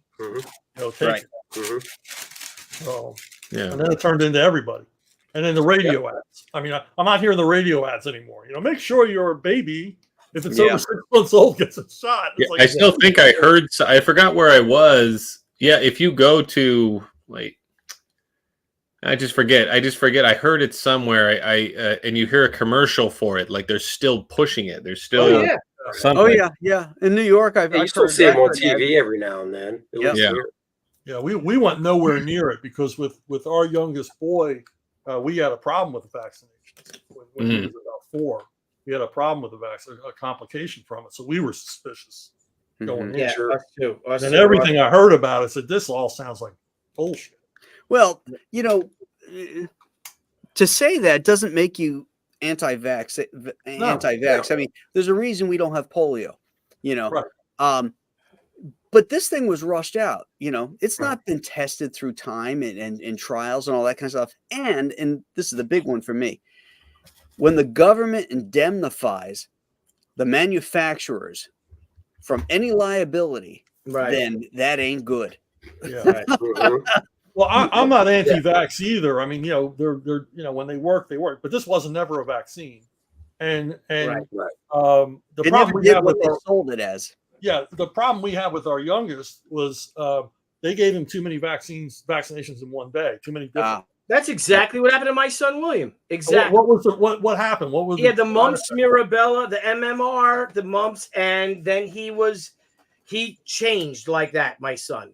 What was And- the change? I'm really curious, Billy. I can. You give me a second. I'll have my wife come up and she'll The gladly. biggest one with Gavin, my youngest, is he stopped talking, Wow. and he did not talk again for like 2 years. Whoa. Holy crap. And how old was he when he got the shot? He was like 4, and he Okay. didn't talk again until he was like 6.5. Like start talking. Wow. Oh, wow. He would communicate in grunts. It was really weird. He communicated by drawing comics. He got mad at his big brother one day, and he drew a sequence of drawings of his big brother being crushed by a falling tree. To express his Wow. anger. See, But I mean, he's fine now. I mean, Graham, you've met him. I mean, Yeah. Yeah. he's See, fine before- now, but that was definitely a vaccine, because one day, normal 4-year-old yapping away, next day, nothing. yeah, like Wow. I was looking into that. It was even before all the COVID stuff. It's just when we knew we were pregnant with my first, and we were looking into it. And I remember I had a friend of mine he's in the medical field or something, and he's doing stuff with kids with with autism or just certain behavioral stuff. And this is all in California, and he's dealing with kids like that. And he was all for like the vaccinations and stuff, but I was just sort of just barely questioning it. This is barely. And then so usually when somebody is so strongly, and like they're not really kind of giving me like, I don't know, like some sort of in-depth answer like to their why they believe in it, like I sort of get really skeptical. It's sort of like he was shaming me. So it's like that. So in those, I mean, like I didn't go do this large swath, like talk to a bunch of people, but that's what I kind of grew up with. You kind of grew up with this kind of shame on you for even questioning it, like shame on you for even like even considering that. Like, are you dumb? Are you know what I mean? Like what, and then I started realizing that like I'll remember like little things like just it. See, I come to these like realizations sometimes, like movies really help. One of the things that you constantly see in movies is, getting shots, getting vaccines all the time. Like it's somehow you get shot up with it and you're good to go. You're good to go, right? Take your pills, you're good to go. See your psychiatrist, you're good to go. Have sex, no repercussions, right? No consequences. There's like it's just a part of that whole thing. It's like the same tropes you see all the time.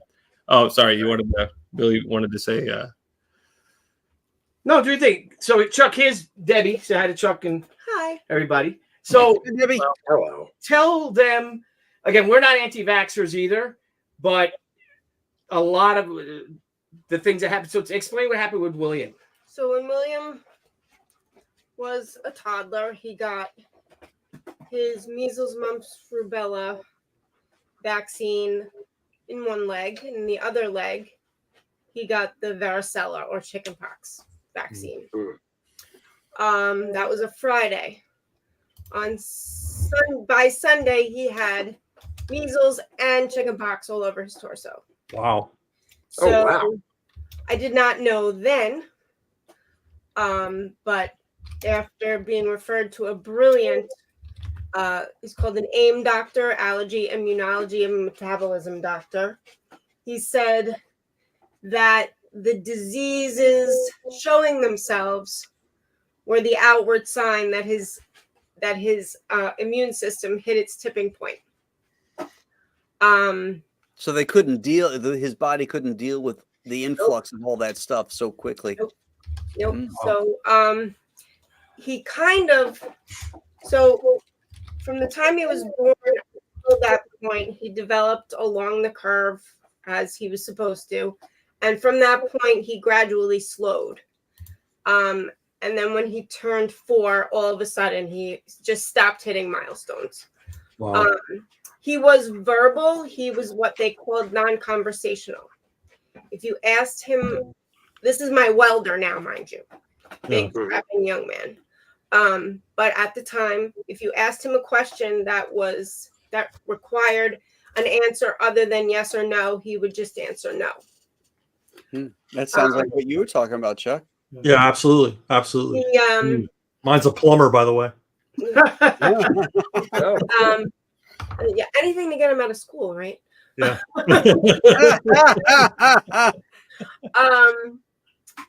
He was, but he was also very brilliant. He was reading it too. He had a list of over 250 sight words that he could read at 2.5. Yeah, he'd ask you to write the word. Yeah. He'd write a word and he could read it when he was. So he'd like, this kid's going to Harvard. Yeah. Ding. Yeah, ding, yeah. And again, going back to this doctor, who I did not find until he was in middle school, mind you.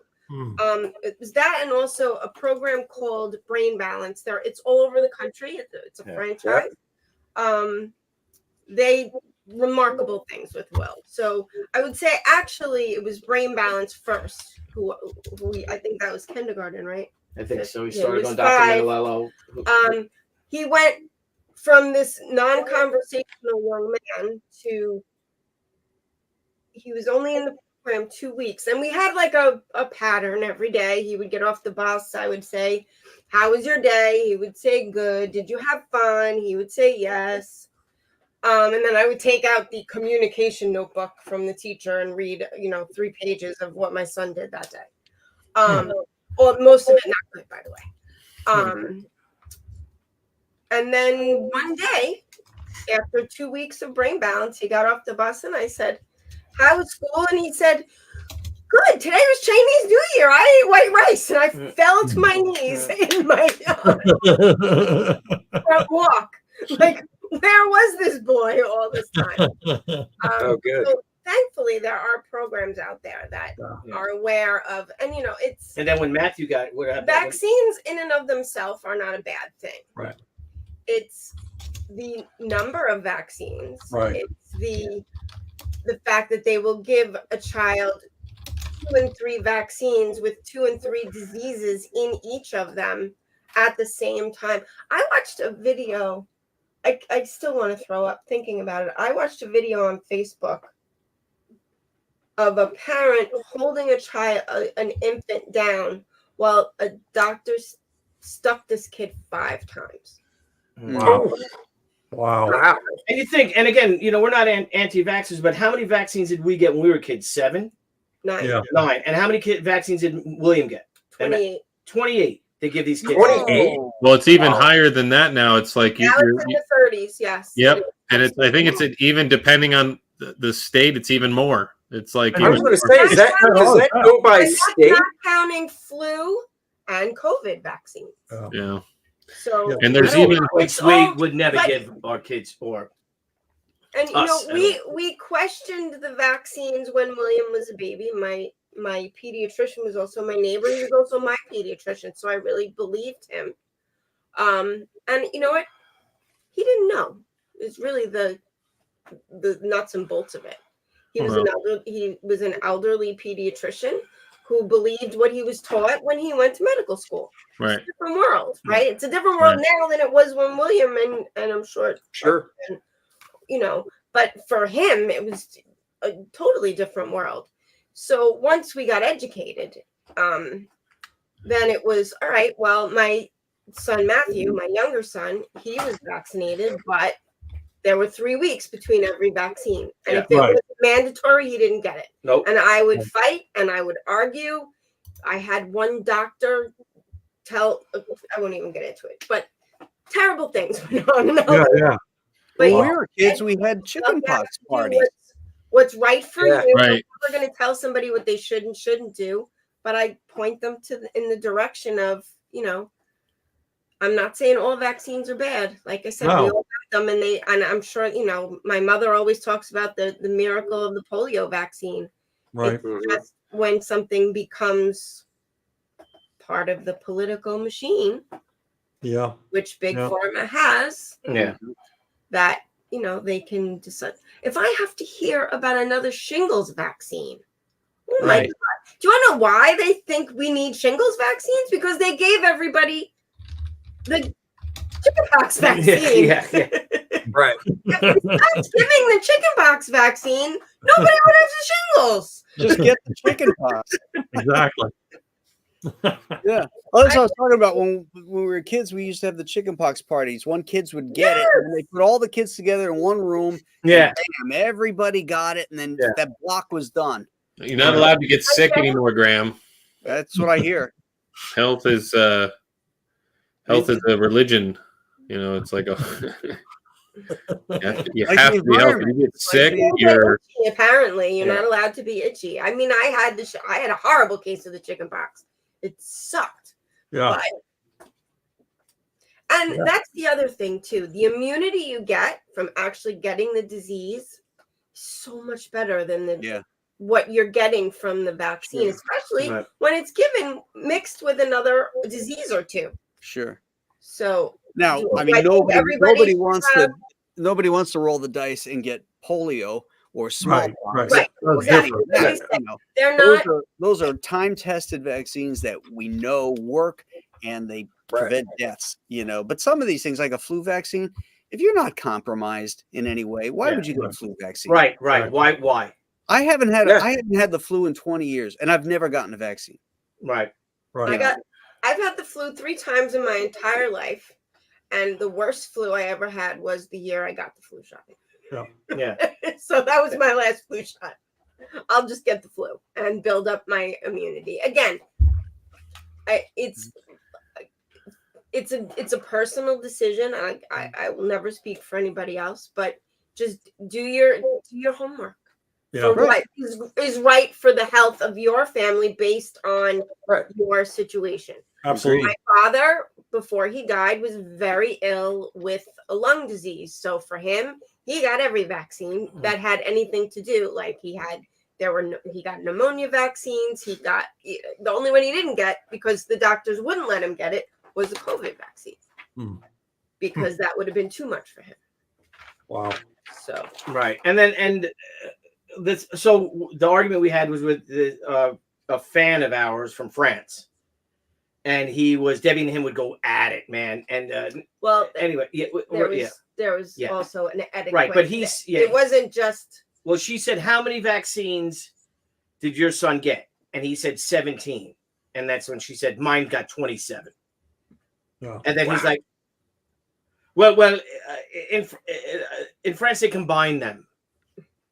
They don't even get in Europe. They don't even give 30 vaccines to these children." Right.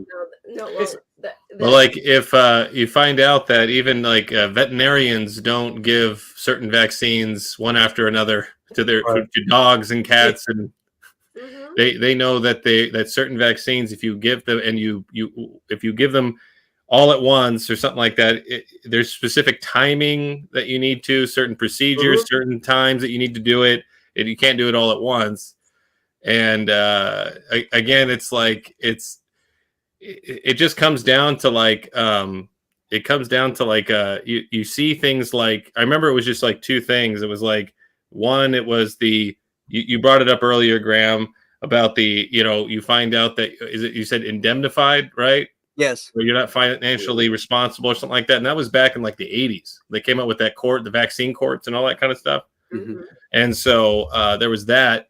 And then just sort of like that, I became very like, oh, that's because if you grow up like conservative, you grow up like, I was very conservative and I was very anti like anything that was like hippy dippy, like anything green, anything was like all that stuff. Like I was making fun of it. And on the conservative side, it's just sort of like, it was totally anti all that stuff. It was just like, you always made fun of it in some way. The health food, the organic, all that stuff. Like what, if they're a business, they want to make food. They don't want to kill you. They want to make money. You know what I mean? Like, yeah. And so, but then you find out that, that's not so the case and stuff. And so there's a lot of people like that'll just kind of, I don't know, I don't know, like that's what I always faced was the shame about it, just question about it, just thinking about it, just taking your time and doing some research about it. That one thing about why was that court that made up in the 80s, and then remember when we were pregnant, and I found out suddenly just something clicked that I needed to look into all these things, because I was looking into education, but even beforehand, like I was looking into all these things about like relationships, all these things about religion, all these things that I wanted to do to grow, but I wouldn't look into like what I was eating, what I was putting into my body, health wise. I wasn't really thinking about that much. And so and then there was all these things that you needed to do with your kids, like when they were born, that they don't tell you about, that you have to prepare for. And it just sort of and it just, thank God at the time, what the things that we were looking into when it came to food, when it came to research all about that stuff. And then the vaccine thing came up, and just the timing, and it was pretty interesting. And that how much what you eat, what you put into your body, how your body works, and how you could take care of it, and how you pretty much like you have total control over that, for the most part. But I mean, like if you have genetic, all these kind of health issues, and that are just whatever, but mainly there's a whole other things that you can do, and your bodies are pretty much like, our bodies have pretty much been the same always. And shoving vaccines in, it just, into something that, like, I don't know, it was always that's how it kind of started. Now I'm much more deeper into it, and I don't really want to get too far with it, but that's how it kind of started, was like those two things where I was like, that's interesting. Let me look into that. And then the health aspect of it. Yeah, let me look into that. Because there's someone in the chat that's just sort of like going off and, vaccines work, period. It's like, okay, all right, man. Yeah. That, again, not all. Nobody allows for not all. You can't blanket. Not everything is. I know, it's like to sort of just like deny like any of those stories. It's like, okay, whatever you think of the movie, let's say I've never seen the movie. I own it. I just haven't seen it yet, because it's kind of one of those, like, it'll be like a tearjerker kind of thing. And, I don't know if I want to put myself through it, so it's that Vaxxed movie, and that movie was put on Amazon, and then it was banned. So it's just those are always like bells. Shouldn't bells go off sometimes? It's like, okay, maybe it's showing misinformation. Maybe it's not. Why did it get banned? It got banned because, again, there's a narrative. There's always a narrative. There's a narrative. Like, again, you don't ever question vaccines. The narrative is they always work. Like the guy in here, that's why I'm always thinking, like, is he a bot? Like, when you start talking about vaccine, the bot comes in and he's saying all this stuff in the chat. But I'm like, it's a narrative. It's another one of those narratives you just see all the time. And I'm just saying, all I'm doing is just question the narrative. You just look into it and you see all these crazy ass stories about vaccines, like, Billy and Debbie, you guys, and then Chuck. And it's like, yeah. And so, anyways, I don't know. So. You know who never questioned a doctor? This guy. and that was a problem. How's that for a Segue. segue? Yeah. Hey, let's do a refresh. See where we're at. All right, we got 1,214 backers. Billy's back. Wow.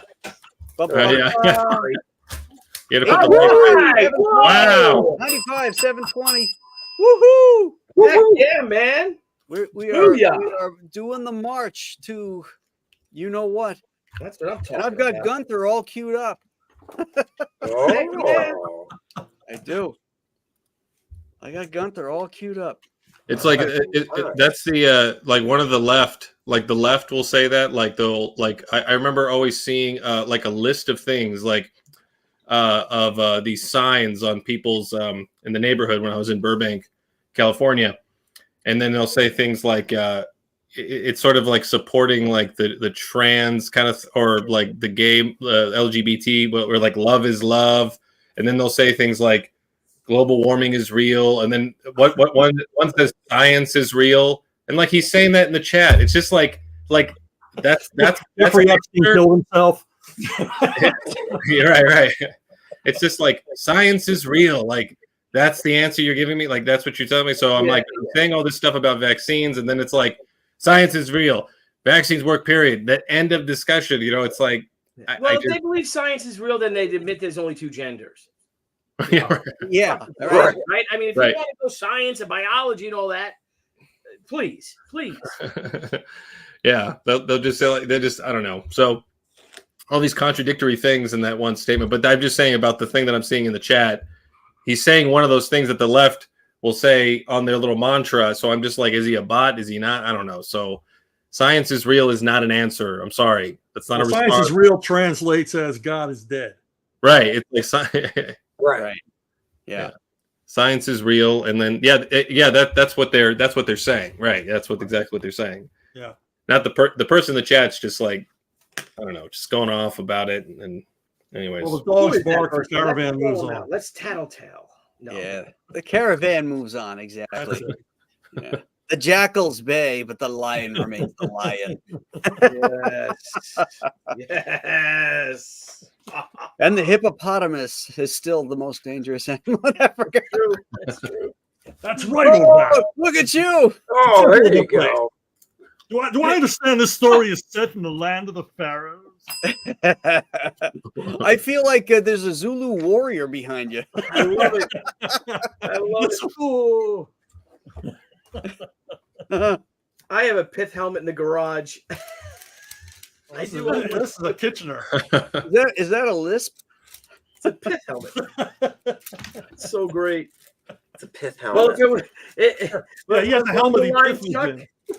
Chuck, what was the line? Well, it was a miracle. He said if it was a miracle and it was a Martini Henry 45 caliber miracle.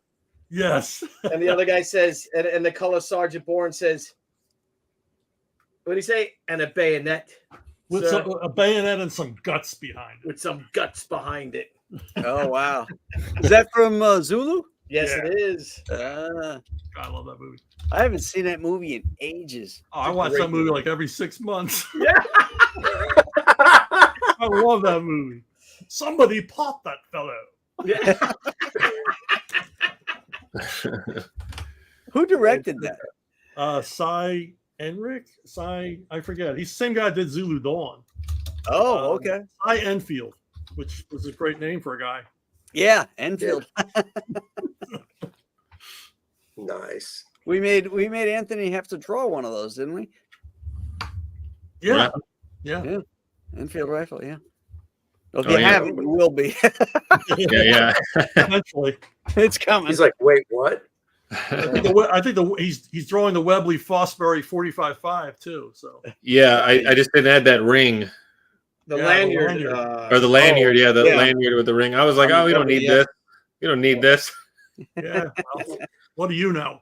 Right, exactly. It's like you're just the artist. Yeah.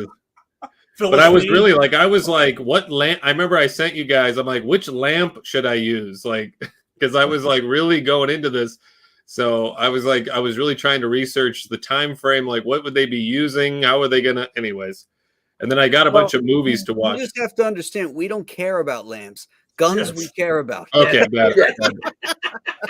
This could be an IKEA lamp. We wouldn't notice. Yeah, I was going to say you could draw a lamp that's in your office and they would just flip right past it. But God forbid you draw a gun that came out 5 years ago. They'd be like, what the F is this, Anthony? I thought we hired a real artist here. Your reference, son. Good God. I had Mike Grell hit me up with something about my Sergeant Rock the Lost Battalion, and he mistaked the M1 Garand for the M1 carbine for an M1 Garand. He was like, oh, I got you. And I'm like, what? And he goes, you look at this. Those are not M1 Garand. Brass flying from them. And I said, it's not an M1 Garand. It's an M1 carbine. Different ammo. Oh, you're right. And then I said, but I did screw up because the M1 carbine that I drew has two ports in it. I said that model didn't come out till like February 45, and this takes place in October of 44. So I screwed up on that one. Oh, wow. That's great. Holy cow. I Damn. like good reference. Gotta Yeah. love him. Grell's great, man. We got to get him to hang out with us at a con. Is he working on anything? I don't No, know. I don't think so. I think It's been he's a long probably time. partially I haven't seen retired. anything If out of him in not, forever. maybe just commissions. I mean, Yeah. Well, I think Yeah. next year at Heroes we got to get like you, ask him to come out. He'd be a good time, I'm sure. I've hung out with him at conventions before, years ago, but always wears that big floppy hat. mhm. Yeah. While we're Never talking covered about all. movies, I think this would be a good time to talk about this one. You heard about this, Bill? Ah, Oh yeah. Oh my goodness, yeah. Chuck effing Dixon, yeah. Chuck F. Dixon has a movie chat coming out. Directed by Stallone. No, it's directed by David Ayer, who did Fury, and he wrote Training Day. Oh my Okay, Yeah. So it's in good hands. but he wrote the screenplay. Stallone wrote the screenplay. Yeah, Yeah. that's what I thought. Okay, Yeah. and who's in it? Is Jason Statham and Jason Statham, Michael Pena, David Harbour, and a bunch of other people. Bunch of Oh, Russian. David Harbour's in it. David That's Harbour's in it? cool. Wow, that's cool. Yeah. Yeah. So I'm excited about Michael Pena being in it. 'Cause that guy. Yeah, Oh, I that's like cool him. too. Oh yeah, he's awesome. Yeah. Yeah, he's awesome. yeah, he's Yeah, I've been really happy with the cast. I was real happy when they cast Levon's daughter, because I was the one I was most worried about. And how old is she in this? She's like, I guess she's like 10 or 11, and they hired Okay. this English actress, and boy, she's got a hell of a resume for a kid. What else has she done? A whole bunch of stuff in England, but like serious Oh, okay. shit. You know, I Oh, mean, really? so- Masterpiece theater, What? like masterpiece theater. Yeah, that kind of stuff. Yeah, like high class, high. You know, she's good. big roles. So yeah, that was the one that worried me the most. Marcus Kelleher is reading Levon Cade right now. All right. I think that's just really cool because accents aren't easy to do. And for like an 11-year-old, and she has to go from her natural accent to do an American accent. Yeah, but I don't know. This is the weird thing. I have no idea if they relocated the story. I don't get involved. You know, I signed the papers. They got my name right on the checks. So Right. I'm trusting Sly. You know, Sly, look at him. well, he makes me call him that. I would call him Mr. Stallone. He would, no, you don't call me that. So he, because they were shooting in London. So I'm assuming it's not set in Alabama. And they got Jason Statham, so he's not going to have to pretend to be an American. So I don't know. But, So, what was your thought like when they, because Levon is not English, right. and he's a big guy, Yeah. and Jason Statham is not. Well, what I think is you can always read the books. The That's movies a are very pretty different. Hemingway view of things. Well, I mean, look, there's a world of difference between the James Bond novels and the James Bond movies, but both are good on their own. Right. Right. But the movies, they're really almost nothing like what Fleming wrote. Right. So I don't really care. I mean, it's like when people say, well, if they adapted your comic and they changed it. Well, the comic's still there. The comic's eternal. The novel's Right. still there. Well, It's still in print. You can still read it. And there are people that when Reacher first came out with Tom Cruise, right? People were, I saw it, I liked it. I had no idea how big Reacher was supposed to be because I never read the books. Right. So I was like, yeah, this is fine, whatever. Right. So I see your point. Somebody Yeah. goes to see this and has never read a book, they're not going to know otherwise. But hopefully they'll like it and go, oh crap, there's books. I can read those as well. Yeah, my wife, she's like a huge Michael Connelly fan. So when we watch the Bosch TV series, she's just like, because Bosch is supposed to be like 6'2", and Really? Titus Welliver is, he's like 5'7". He's just short. He's just probably 5'8". He's a regular, normal height. It's just like he's a short guy because he's supposed to like the stuff that he takes on, the stuff that he does is the way the Bosch character is in the book. It's just when you see him, it's just not. He's not even a big guy. He's not even strong. He's just kind of weak looking. It's just, and then that doesn't help. And Right. he has this he has the right demeanor. He gets it, but it would be much more imposing. It would be much better. Like, but anyways, but if anybody, no one read the stories, I'm pretty sure they'd enjoy it. But I mean, basically, what when I first started working with Sly, I sent him a bunch of stuff I'd written, and he really liked Levon. He really liked Bad Times too. He really liked Levon, and we talked about it for years. And during COVID, he wrote episodes for a TV series, thinking we turned into a series. And then finally, he calls me and he says, "Look, I was, with Jason Statham, and he's really looking for a new franchise. He just wants a movie that he can do a lot of fighting in.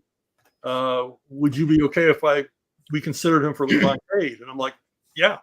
He says, "I'm going to write the screenplay." And then when they brought David Ayer on board, I thought, "Oh shit, I got 2 Academy Award winning screenwriters working on this movie."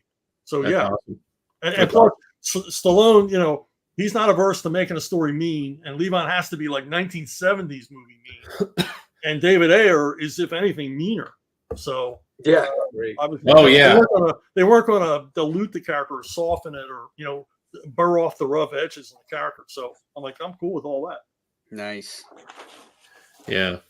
Hey, I got a few super chats I got to take care of here, guys. Hey, you got somebody in the back room too. I do. Yep.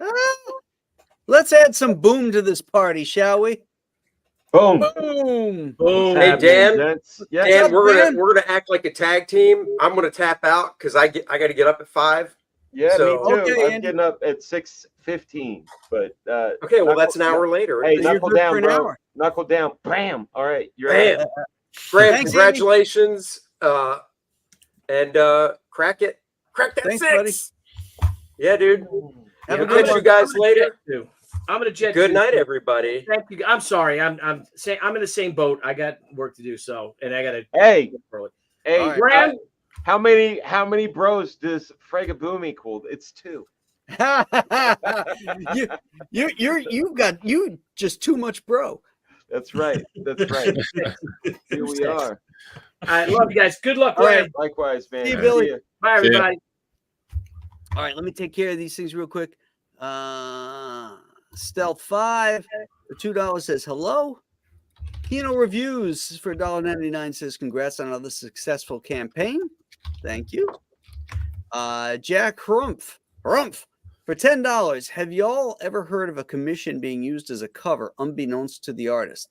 If so, are there stipulations for one company using a commission while the artist is exclusive to the other? Wow. That's an interesting question. I've never heard of a company. A commission is usually between the artist and a fan. So I've never heard of a company using it. I've heard of it. Yeah. I've been asked.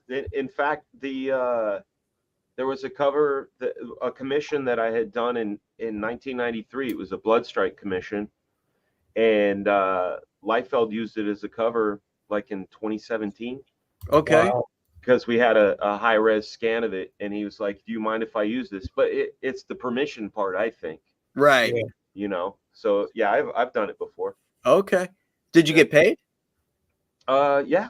I mean, I got paid for the commission. I mean, I gave it to Rob because he's Rob, but Okay. I didn't ask for a cover rate or anything. But Gotcha.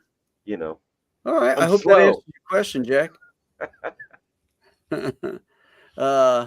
Obi Pixel for $4.99 sterling. Nolan and Chuck, your comic stories and artwork helped me to learn to read and write. Today, I write and publish my own stories and books. A big thank you. Well, good for you, sir. And thank you. That's what You it's just all never know about. who you're going to touch, right? Seriously. Hey, wait a minute. Well, I know who Dan's going to touch, but that's a Well, whole what, Neil Gaiman here? So, hey, first off, hello, Anthony. I don't think we've met before. Good to see you. How's it going? Yeah, I'm doing well. Chuck, my man, you're awesome. It's good to see you again. Oh, And you're Graham, awesome as well. I salute you, sir. Wait, Chuck's awesome and I get a salute? What is that shit? What do you mean? What is that shit? Hey, Graham, you're awesome. You get a fucking salute because you're the man. You're the eagle. Come on I'm now. the eagle. That's right. Come on Eagle now. has landed. Yes. But so this movie is coming out December. Is that right, Chuck? January 17th. January. What is okay. this? Same weekend as Beekeeper. They're hoping for the same kind of success. Oh, okay. Nice. This is And this is the book that Chuck wrote, Leave on Cade, and wow, it's being made into a movie with Sylvester Stallone writing the screenplay and Jason Statham. that's massive. Yeah. Yeah, principal photography is completed. They're in post-production now. Who was the director on that? David Ayer, the guy did Fury and Oh yeah, I wrote know Training David Day. Ayer. Yeah, Yeah. he's great. Yeah, he really is. great. He is. I've worked with Jason before. Oh, really? Yeah, I was the storyboard artist for Transporter 2, and I Cool. was there for the entire production. Oh man. Yeah, my nickname was great. Shankles. If you ever talk to Jason and tell him Shankles says hello. Okay. No, the reason why is it's a weird phenomenon. Halfway down my calf, my hair stops. It just goes to hairless. Yeah. And we in Miami when we were shooting Transporter 2, it was hot as hell. And I'm not a shorts guy, but it was hot. I don't know if you remember 2004, but it was hot and humid. So I'm wearing shorts and flip-flops.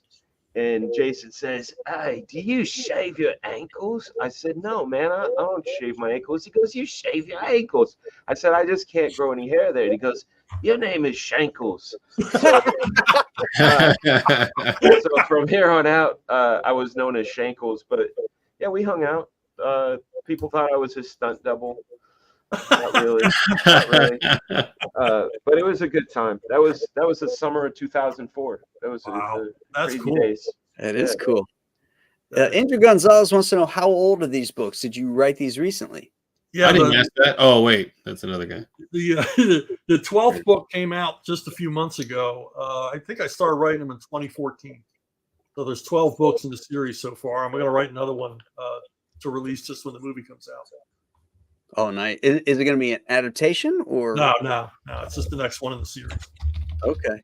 So they don't. There's no connection between the two. I just gave them movie rights. So Gotcha. there's no connection. So That's cool. Well, that's really great, Chuck. Congratulations on that. yeah, it's neat. But I'm keeping my distance. People are like, "Are you going to go to the set? Are you going to have a cameo?" I was like, I don't want to do any of that stuff. I just get my name right on the check. Yeah. Amen. Plus, my book sales have gone up, and they'll go up more and more as we get closer to the movie. So Even better for me. Yeah.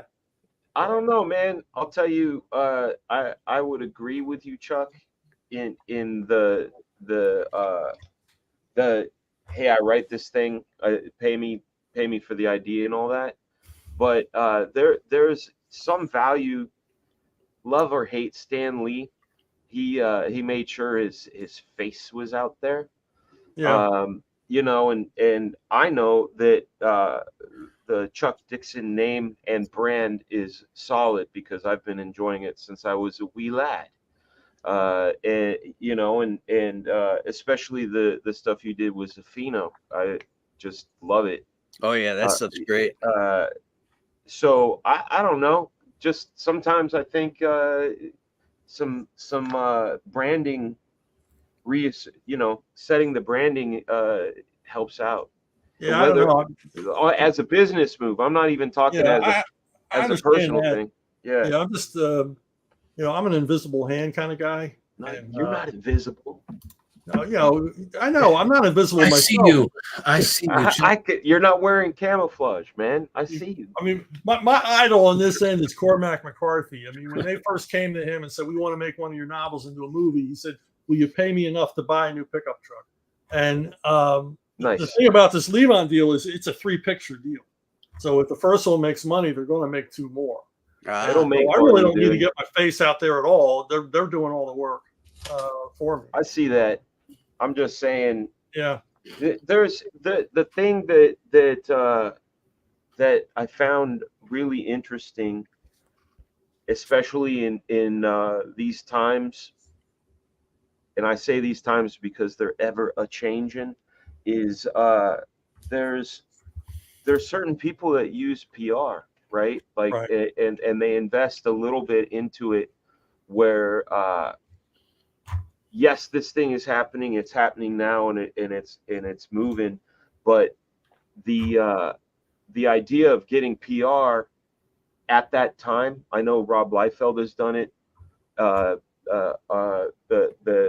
recently passed Ed Piskor did it, especially during when his hip hop books would come out.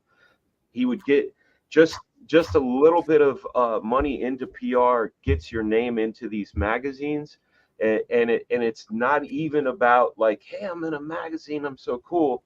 What happens though is some intern, some executive, some whatever goes, oh shit, this guy's the guy behind the da da da, and it leads to the branding, the lore. Do you know what I mean? It extends. But in the background, you know, I've got my 20 minutes of hotness have already started with the money people. You know, they're seeing my name for the first time and go, well, who's this guy?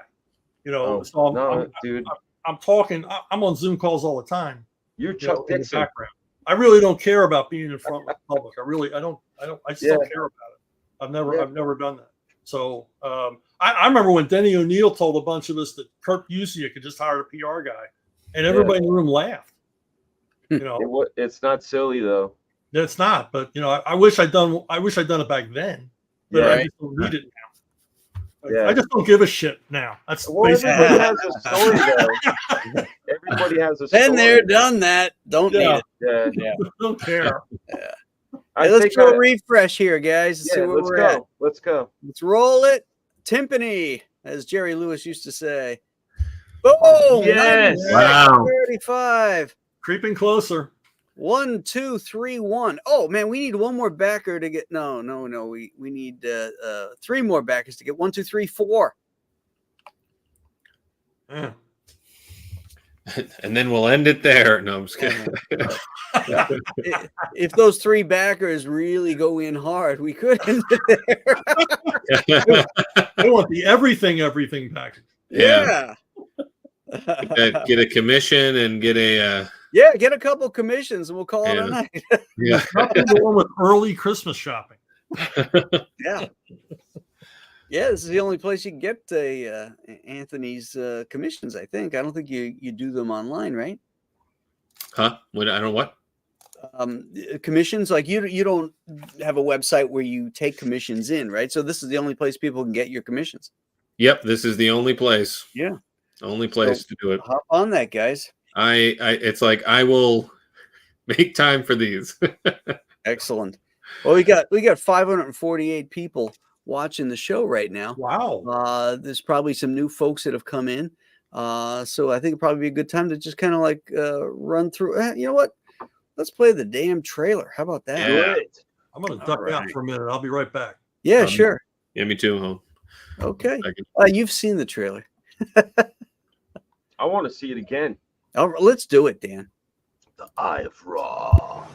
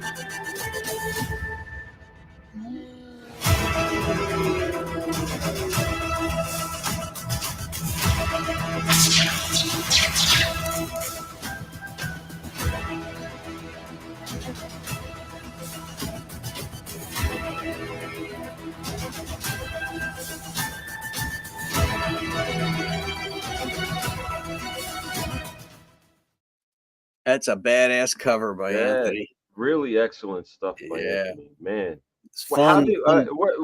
Anthony, where'd you come from, man?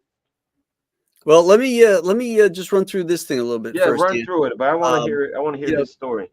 This is going to be a really, really fun comic. It's high adventure in an Indiana Jones style way, where it takes place in ancient Egypt, or not ancient Egypt, but like the 1920s, like when the first Mummy movie was made, and when they discovered King Tutankhamun's tomb. We've got vampires, we've got mummies, we've got the monster, we've got the Joe's great grandfather, who's sort of a Doc Savage type character. So, you know, you got action, adventure, horror.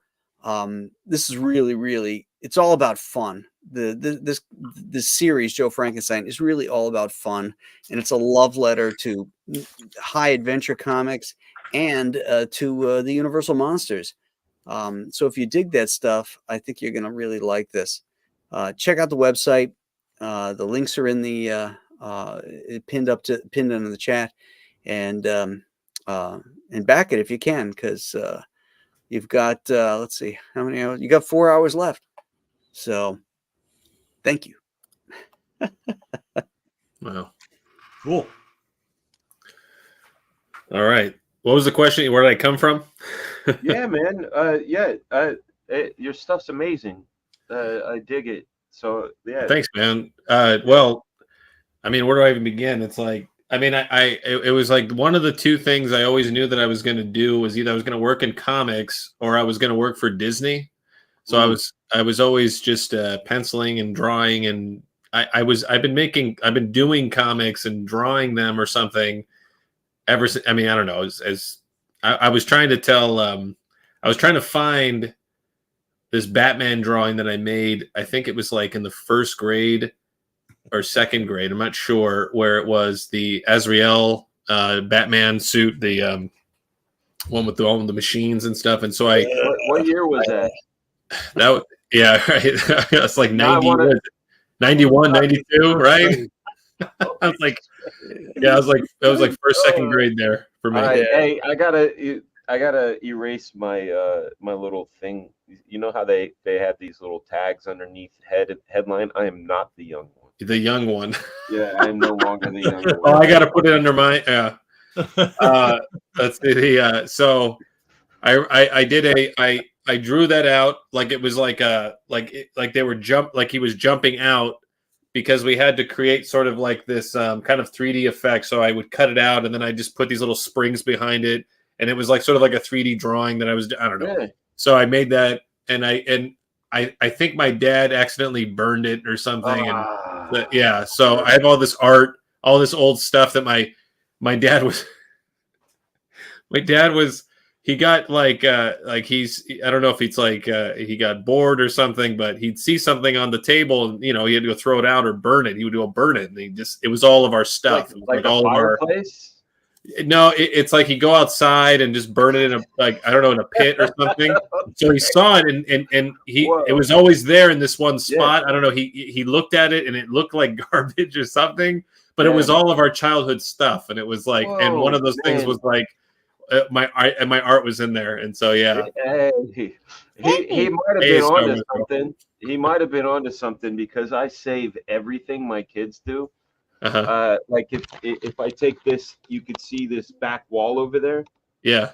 See that? All that? That's all my kids. They just keep drawing and drawing and making stuff. Yeah. I have the opposite problem. I can't throw it away, and now there's a deluge.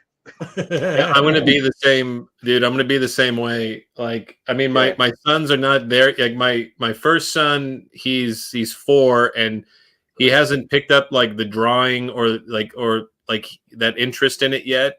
Yeah. My 2-year-old is the one that's like looks like he's gonna draw. So it looks like that. So he's doing some stuff. Like when he colors, he's coloring the whole thing. He's not missing anything. It's just I can see stuff there. Anna. So, hey. I'm sorry, man. I haven't seen you in forever, man. I know. It's been like a year. You're gonna be a mama. That's so cool. Have you? Do you know? Boy. Yeah. Oh, wow. That's so crazy. I'm so good excited. on you. They're so much easier. I know. Graham's like, what? Yeah, I don't know what boys are. No, I have 2. I got 3 girls. I have 2 of each, and man, the boys are so easy. They're simple men. You know? I taught Dan's son about the Three Stooges when we were in New Jersey. Yeah, he's a really bright kid, and he come up to me and he's very, very, verbal. He talks really well and everything. He comes up to me and he asks me a question. I got two things to tell you, kid. Now, point. I think I did that 3 times, and then the third time he's like. and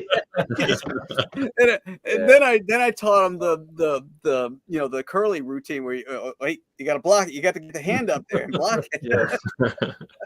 My kids. Well, and Graham, don't kick me out. All right. I'm on the button, Anthony. All right. So my kids are going to be Marx Brothers fans. Okay. Oh yeah. So, all right. That's okay. All right. I'm taking my hand off the button. Okay. Yeah, duck soup all the way. Oh yeah. That's it. And then Buster Keaton. Yep. Oh, yeah. General, like they'll sit there and watch that stuff and the Charlie Chaplin and Harold Lloyd. You got him on Harold Lloyd yet? No. Oh, you got to check out Harold Lloyd movies. Yeah, no, haven't yet. Like I think I've only seen like 2 or something like that from him, so I need to get on it some more. I think I was more into Buster Keaton for a while, and Harold Lloyd is the other one. It's like the other big one because what is it? Woody Allen. I'm a huge Woody Allen fan. And he was really into Harold Lloyd stuff. So I hadn't picked it up just yet, but cool. Yeah, well, that's a good start. Yeah, we did that with our kids. Yeah, but they're enjoying it. They're enjoying that. Yeah, the Marx Brothers rule. Yeah, except for Carl. Exactly. Yeah. Carl's below Gummo. Yeah. He wasn't funny at all. No, he was never funny. He's playing a harp now, though. As it should be. Yes. No, he ain't playing a harp. I was like, what? He's in hell? No. No. He is a harp. All right. So so I've just been drawing comics all this just for a very long time, and I hadn't submitted anything to anyone like Marvel or DC or anything like that. I started taking it seriously around it was just my early 20s, mid 20s, or something like that. And because I hadn't really met anybody in comics that were sort of really interested in it at all. And I didn't grow up with that. So I was really into movies for a long time. So I was trying to do movies for a long time. And so I was learning how to write, learning how to do all this stuff with movies and all. I don't know, just whatever. It was all movies. And then eventually, when I started getting into story, I was like, let me actually read these things, because I wouldn't read them. I would just look at the art. I would just follow artists wherever they went. So eventually I was friends with somebody that I worked with, and he was really into story, and he told me all these, he just spit out stories. And so we teamed up kind of, and we did some stuff, and it's all free. I wasn't doing anything to get paid. And we were just trying to come up with something. And that's what I was learning. Now I was learning how to do comics, and I thought I was like the best. I thought I was like really good. Cause I knew how to draw, but I just didn't know how to do comics yet. So I look back at my comics, like how they look like back then. I was like, whoa, when I thought I was doing amazing. And then I did another one with him. And then I was starting to get the hang of it. And then it wasn't until I got a third comic. And this is when I had gotten married, and I was like, I'm going to pursue comic books full time. Like, I'm going to do this. And what was the impetus of that? It was, what was it? It was just, I think at the time, at the time I met my wife, and we were talking about just what we want to do. And I think it was like sometime before that. And as we were dating, I brought this up about wanting to pursue it full time, because I was really, really wanting to, I don't know, learn everything about it. I wanted to be, I wanted to get into it, because there was certain books that I saw that were, it had to do with, because I was really into politics too, and this whole left versus right thing, and you could never really, I didn't think I could ever get away from it. I didn't think I could really truly do something that I would want to do in comics or something like that, because everything was so politicized. This was like, Right. yeah. So this was like 2010 to like 2013. And Yeah. so this was like at the height of like gay marriage, and then like all the political stuff. I mean, there was like all this stuff. And so I was really into politics, and I was really thinking that I couldn't do anything. And that's sort of like the messaging you get from conservatives, is that you kind of like, they're really, they want you to make movies and they want you to make art, but at the same time, you feel like you're going to get, I don't know, blacklisted, or you should stay out of it because it's full of liberals, or, you know, or something like that. So I was always very discouraged. So I was like, what am I going to do? What am I going to do? And then I read a Doug TeNapel comic. I read Creature Tech, and that changed everything after that. Like, I was like, wait a minute, you could do this? Because he was like, it was like a science versus religion. It was like a Pixar movie. It was just an amazing. I'll reread that all the time. I read to my kids now all the Doug TeNapel stuff, and he was doing all this stuff, and he was very highly political. He was very open. He was very, you know, and I was like, okay, I'm going to pursue it. I was like, I'm going to do this. Like, and I didn't know where to begin. So I was just doing whatever I could. And my wife and I, like, when we first met, and then I had quit my job at the bank, because that's where we met at the bank. And so I quit my job, and she was going to be sort of the breadwinner. And this was only going to be for a certain amount of time, like 2 years. She gave you 2 years? Yeah. But then it turned into 10. You know what I mean? Oh. It's like comics turned into like this big thing. But I had work. I worked, you know, I had a job. I eventually had to get something, but I never stopped pursuing it. And then I got my first gig. It was with this guy. His name is Nandor Fox Schaefer.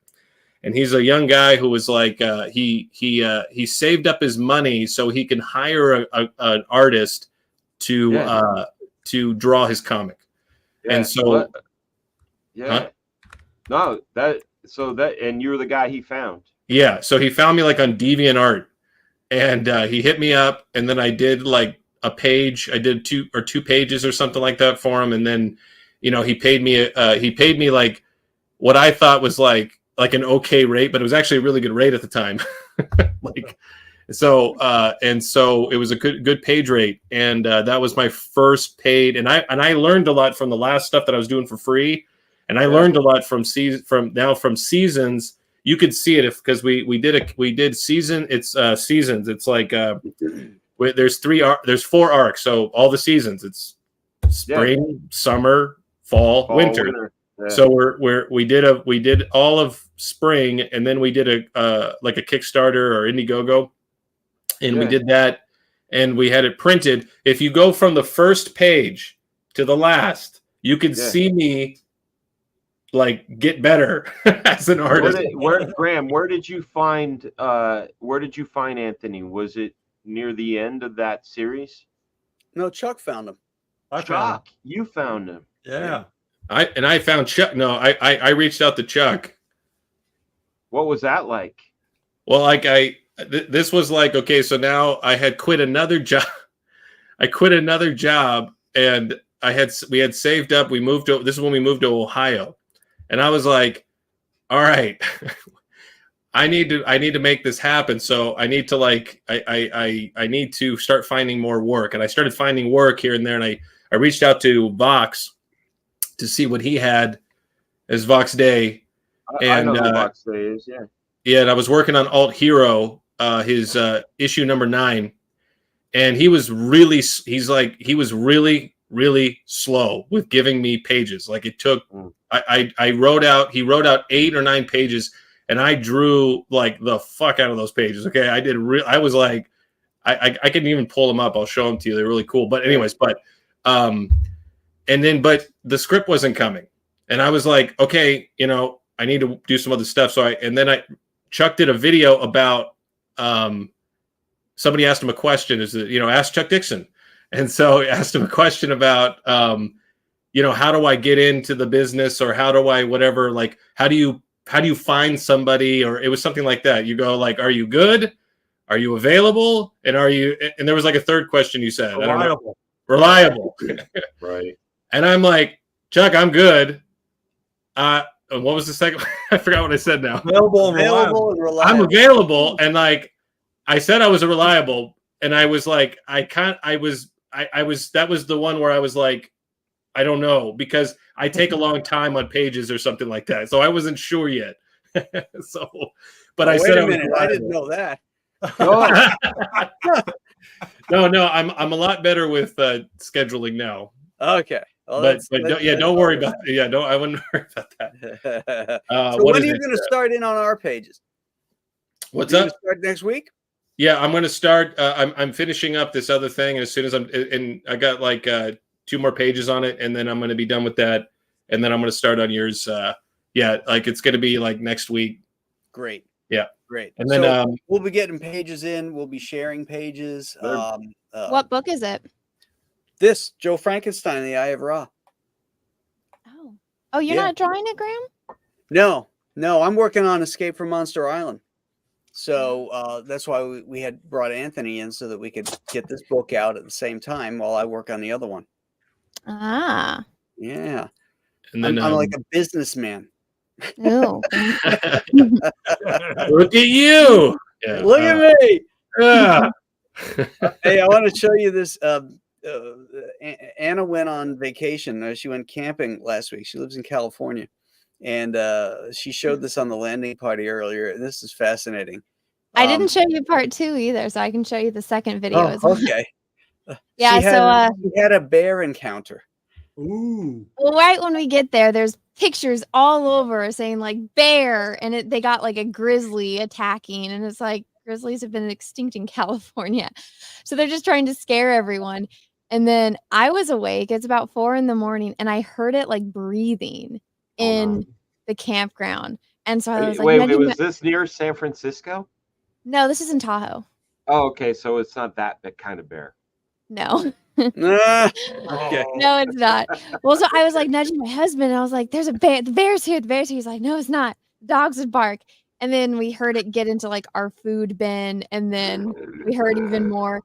So it's dark right now. I was filming it. He went out and drug the bin of food inside our like little pop-out trailer. And I told him, I was like, we need to get in the car and like turn on the lights and like honk the horn and scare it. So right now I'm filming it. He's in the car coming around to like flash the lights at the bear. So that's the backstory to this. Right, let's see this. So there's the bear. And all it took was my husband's M&Ms. He bought this like Costco size box of like the variety pack of all the M&Ms. Oh, that's what they wanted. There's the bear. He runs over. I'm out. Look, it's so cute. It's like hiding in the tree. Oh, he's pretty big. It's a baby. Yo, sometimes you can't resist those M&Ms though. I know. What are you gonna do? It's a baby. A baby that can rip your arms off. Oh yeah. Gnaw your face off. Listen, if this came in a size that you could fit in your purse, every woman would have one. Oh sure. Oh my goodness. A little. It's a baby. It's so fluffy.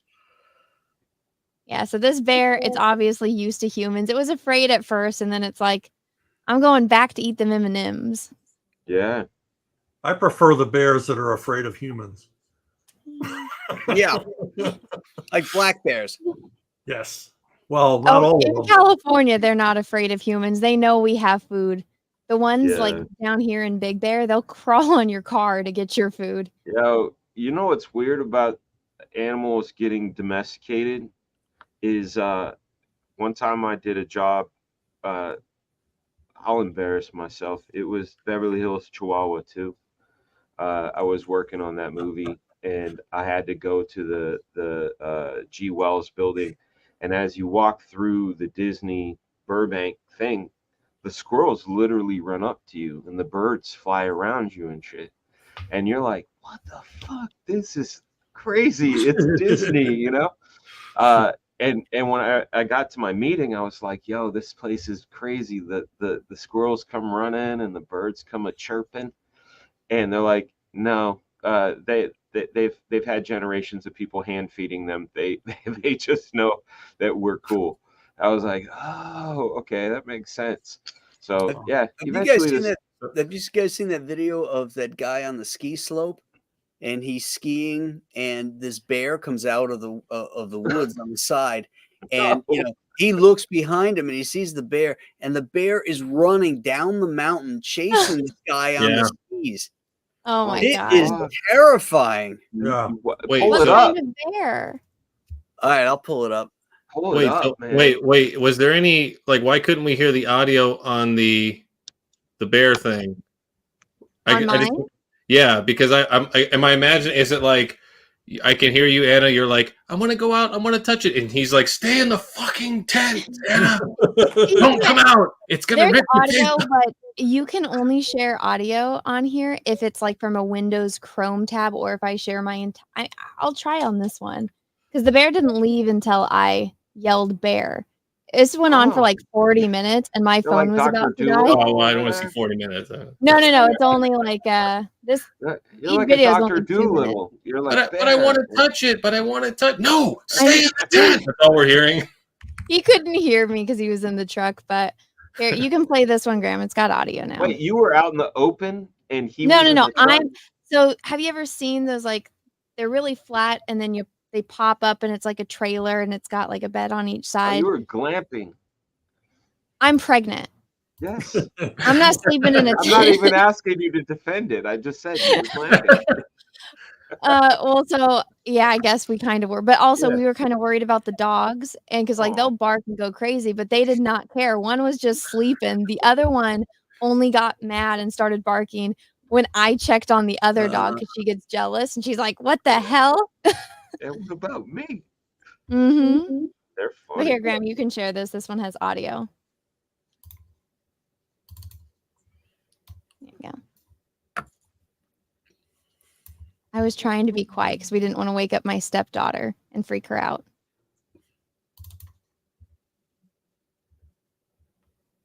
But see the bear going through them M&Ms? Wow. And he's picky too. I don't hear any audio, but he only eating the green ones? Like, no, he only wanted like the peanut and the peanut butter ones. Wow. Well, that makes a lot of sense. He didn't like the caramel. Well, that makes a lot of sense. His dentist recommended he not have caramel. Yeah, he's not really native to sugar, you know. But he opened 4 out of 5 one. dentists recommend that bears don't eat. Yes. He opened each one individually. They're so smart. I know. Wow. But look at his little. It's got little ears. So cute. Look, you can see his claws right there. Oh, look, he's got little teeth. Oh, look at that. They tear through my little flesh. The crunching. Yeah. Let's see. So yeah, it's not getting scared. We're trying not to wake everyone up, but Wait, there was no honking horn, just flashing lights? he was honking horn. Well, how do you mean you're not trying to wake anybody up? Honk, honk, honk, honk. Well, we're not like shouting bear or like shooting or anything. So Okay. I only yelled once, and it's in this video. But see, he just doesn't care. These animals are so used to humans; they just want food. Well, he's also the alpha predator, so he don't care. Bear.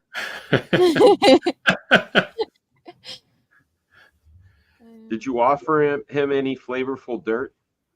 No. No. See, now he leaves. See, I shouted bear, and he starts walking off. Bear. Oh shit, they see me. Yeah. They call me by name. I've been ID'd. Yeah, so he walks off, and then my husband follows him with the car to make sure he leaves our area. But there's like different areas of the camp, so it went back to the other ones. So So you guys were like a salad bar, basically. I think so, yeah. That's Well, hilarious. so right here where there's rocks, it goes up like a mountain, and so this is just the beginning of the bottom of the mountain. So he went up that way, and there's some campgrounds that are on the rocks, but And nobody this is likes all up camping in Tahoe? in Tahoe, yeah. I used to camp there as a kid. Wow. Yeah, fun times. I didn't get to pet the bear, but we got to see it. That was a good idea. Yeah. Right. Yeah, he would like to pet you, I'm sure. Yeah. Well, my family teased me because anytime I go anywhere, the animals will find me. You're So I like think a they know. Disney princess. Yeah, I guess. You know? It sucks when it's the raccoons. Mm, What do you got against a raccoon? the They're rabbit. annoying. They're The cute in rabbit their own too. way. That's the problem. I'd rather have a bear than a raccoon because I'd raccoons rather come have in a crow cats. than a bear. Oh, crows aren't that bad. Ravens are the assholes. Okay, I think Let's this take is the one. Oh God. I think this is it. Hold on. Yeah, with singing Does Rihanna it words. end with the bear getting her? That was hot.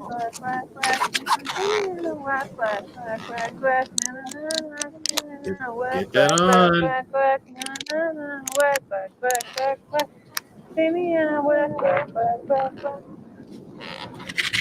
Oh, I see why the bear went after her. Yeah, there's Oh see my the bear God. in the background. Oh my God, that's a big bear. It's a grizzly, I think. Yeah. Those You can things hear are it. mean. Does she You not hear the even bear. know? Oh, she's got headphones on. Oh, that's why she's sick. Oh my God. Look at that Oh my shit. God. Let's please be this is CG. Have you seen the It one looks where pretty it's real, like, right? here, I don't know. Yeah, I don't know. Yeah, never mind now. After Yeah. Effects. After you're not Effects. supposed to run from bears.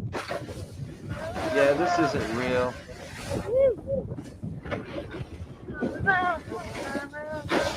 We're Yeah, it's like wobbly enough.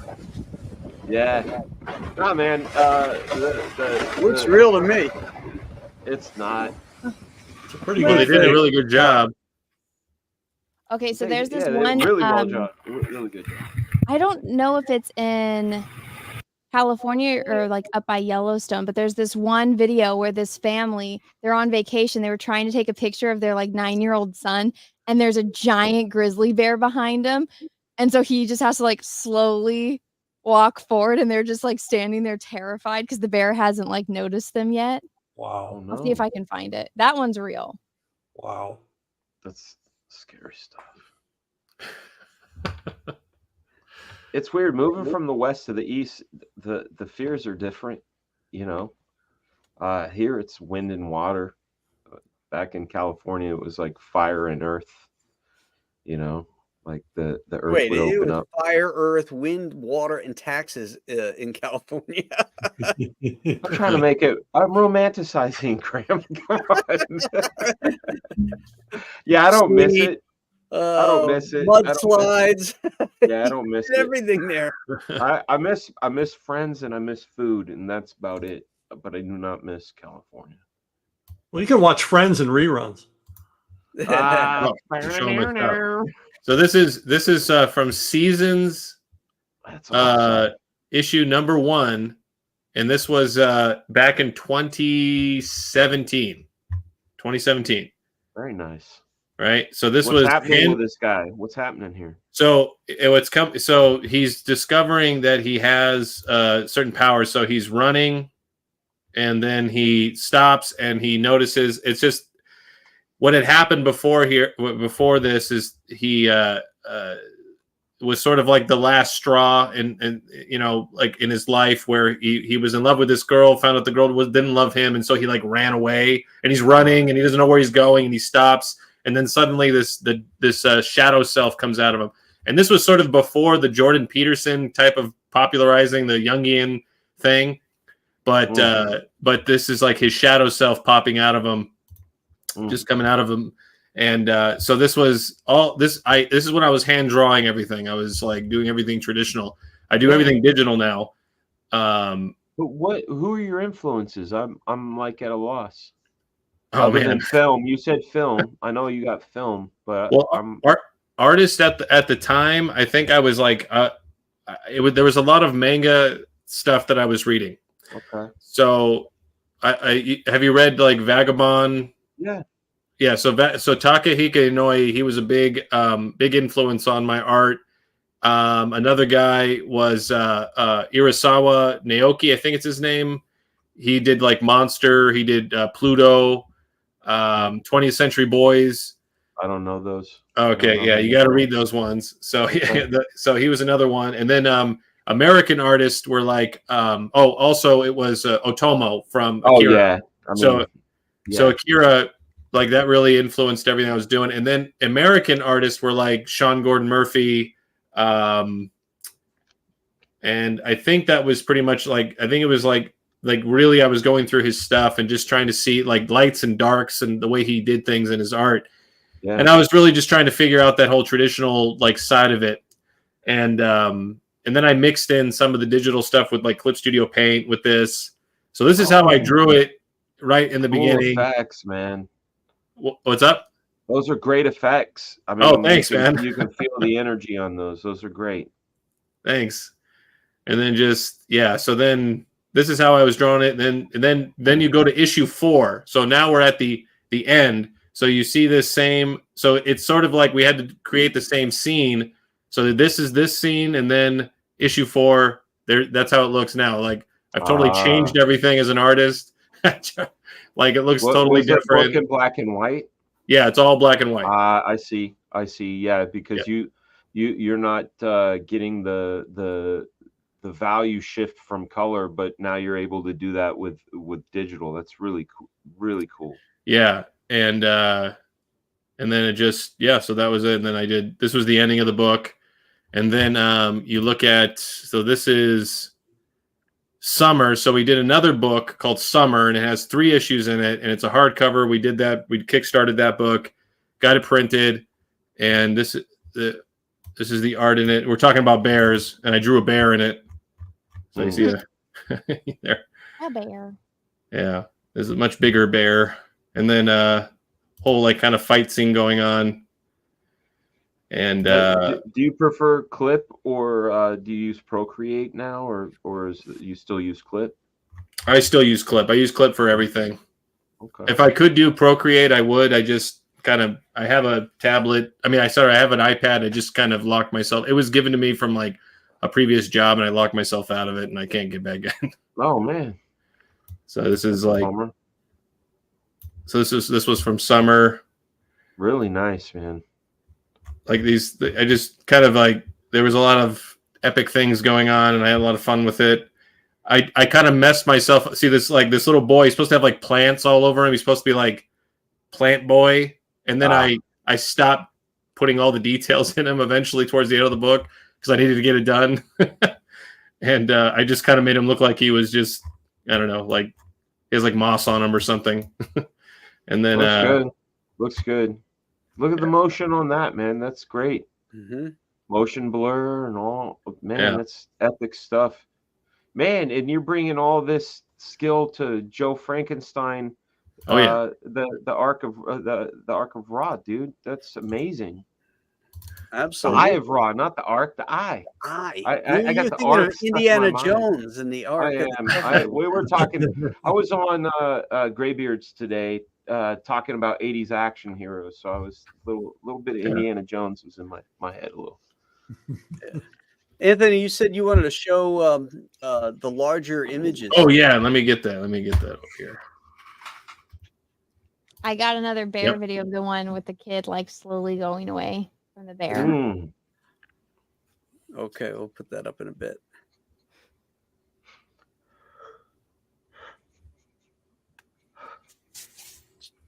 Did you share it?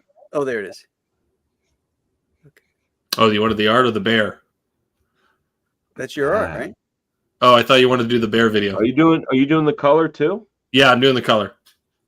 Oh man, that's really great. And then this is the 2-page spread. Oh yeah, I remember this in the trailer. Really good stuff. They did the parallax with it. It looked really cool. Yeah. And then I love the clouds on the zigzaggy kind of Herbie-esque looking. It adds a lot of depth to it. Yeah, it adds some perspective too, but in an organic way. And that moon, that big moon throwing the silhouettes so clearly, so good. Yeah, and Good there's stuff, actually Anthony. detail on that moon. If, Yeah, you can see it's all there. I gotta fix that. Yeah, I gotta enhance that a little bit. But yeah, we talked about that. Yeah, but yeah, I have those edits all ready to go. And then it's like, yeah, because like what I was like kind of learning from like what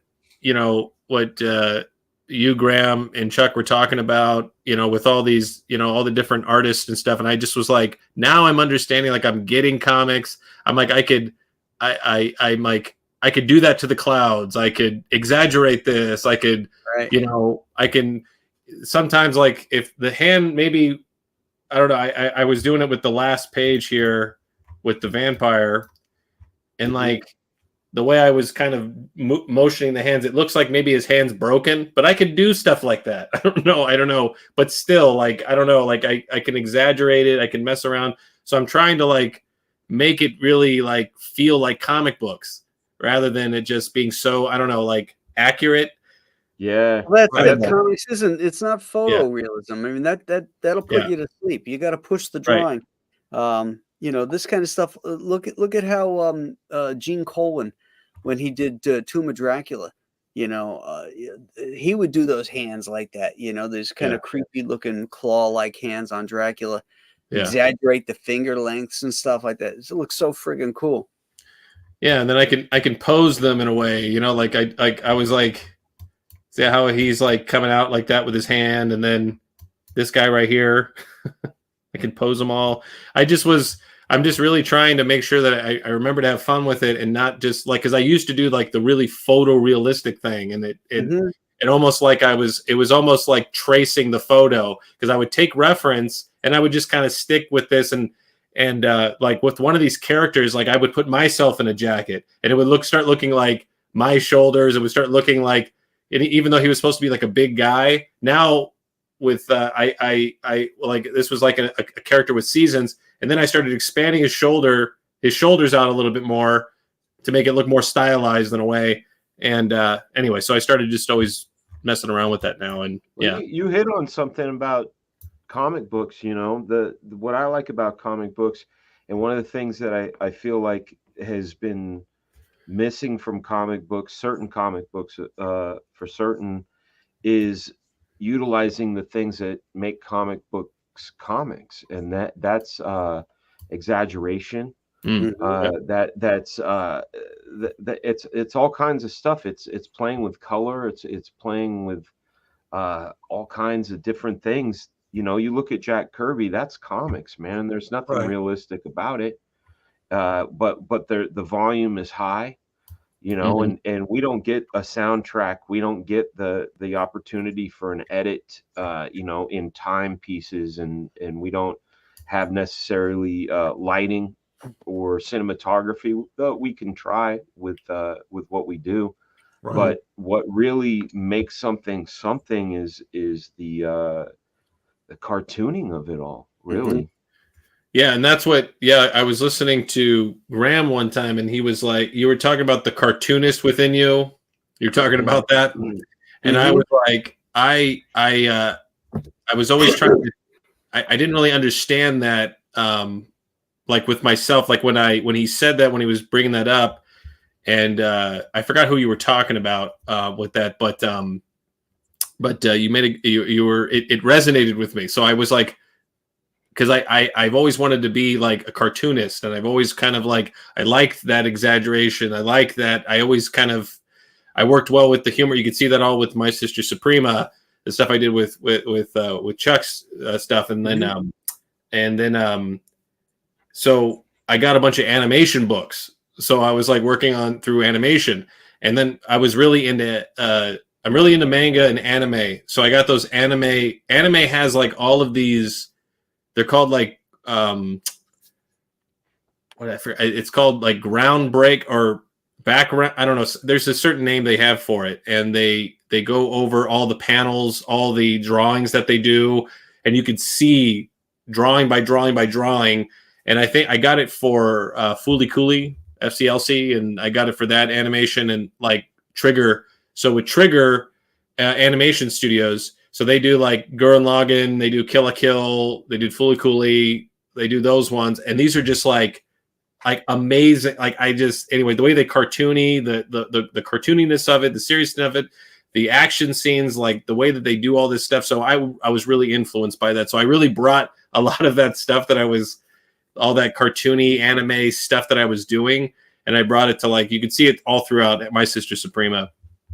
Nice. And so I'm trying to bring that cartooniness. So like, again, wherever I go, even in Joe Frank, when I get the chance, whenever even though it's a more serious kind of thing, but I want to bring that exaggeration, that stylized kind of stuff, and that I want to do.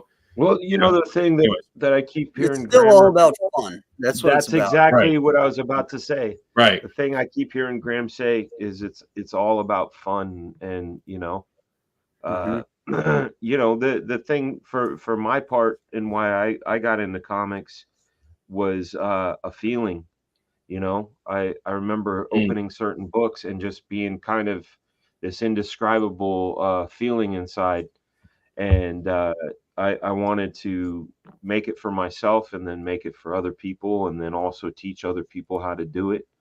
And it's just so cool seeing your stuff. It gets me stoked like that. Oh wow, that's awesome. I mean, like, I grew up with all of you guys, so it's just like, this was like my peak getting comics. Image Comics, Batman Nightfall was like a huge thing, and then I think it was even, didn't you work on Supreme, right? I did an issue and some covers, yeah. Kid Supreme, you did that? I did all of Kid Supreme. I wrote that. Yeah, I wrote it and drew it. Yeah, because when Chuck like showed me like My Sister Suprema, I remembered Supreme. Like, I don't know if it was any like I don't know if it was any other anything other connected to it, but anyways, but yeah. Look at the backer number. 1, 2, 3, 4. There it is. Oh, cool. Now we're gonna mess it up. Well, I'm gonna dip out. It's midnight, and I got to get up at 6:15. I got to go get my health fitness on and recuperate from my surgery. All right, buddy. Hey, great. It's good talking to you. Yeah. Hey, nice meeting you. Good seeing you, Anna. Chuck, you're a damn legend. Oh, and always, Graham, salute, man. Always. You did it again. You bet. I did. Big love and respect, buddy. Take it easy, chat. You guys have a good one. See you, Dan. See you, Dan. We can't all be legends, Graham. I know. I'm still working on it though. You're a legend in some circles. Circle jerks. Hey, it's like. So what is this now, Anna? Oh, okay. So this went viral because this boy, again, they're on vacation. Parents trying to take a picture of him. Yeah, and there's the bear. So I'll play it for you. Play. Ehi, dai. Sì, la sto facendo, vieni. Non dargli la schiena. Don't look back. Look at the size of that thing. Oh my God.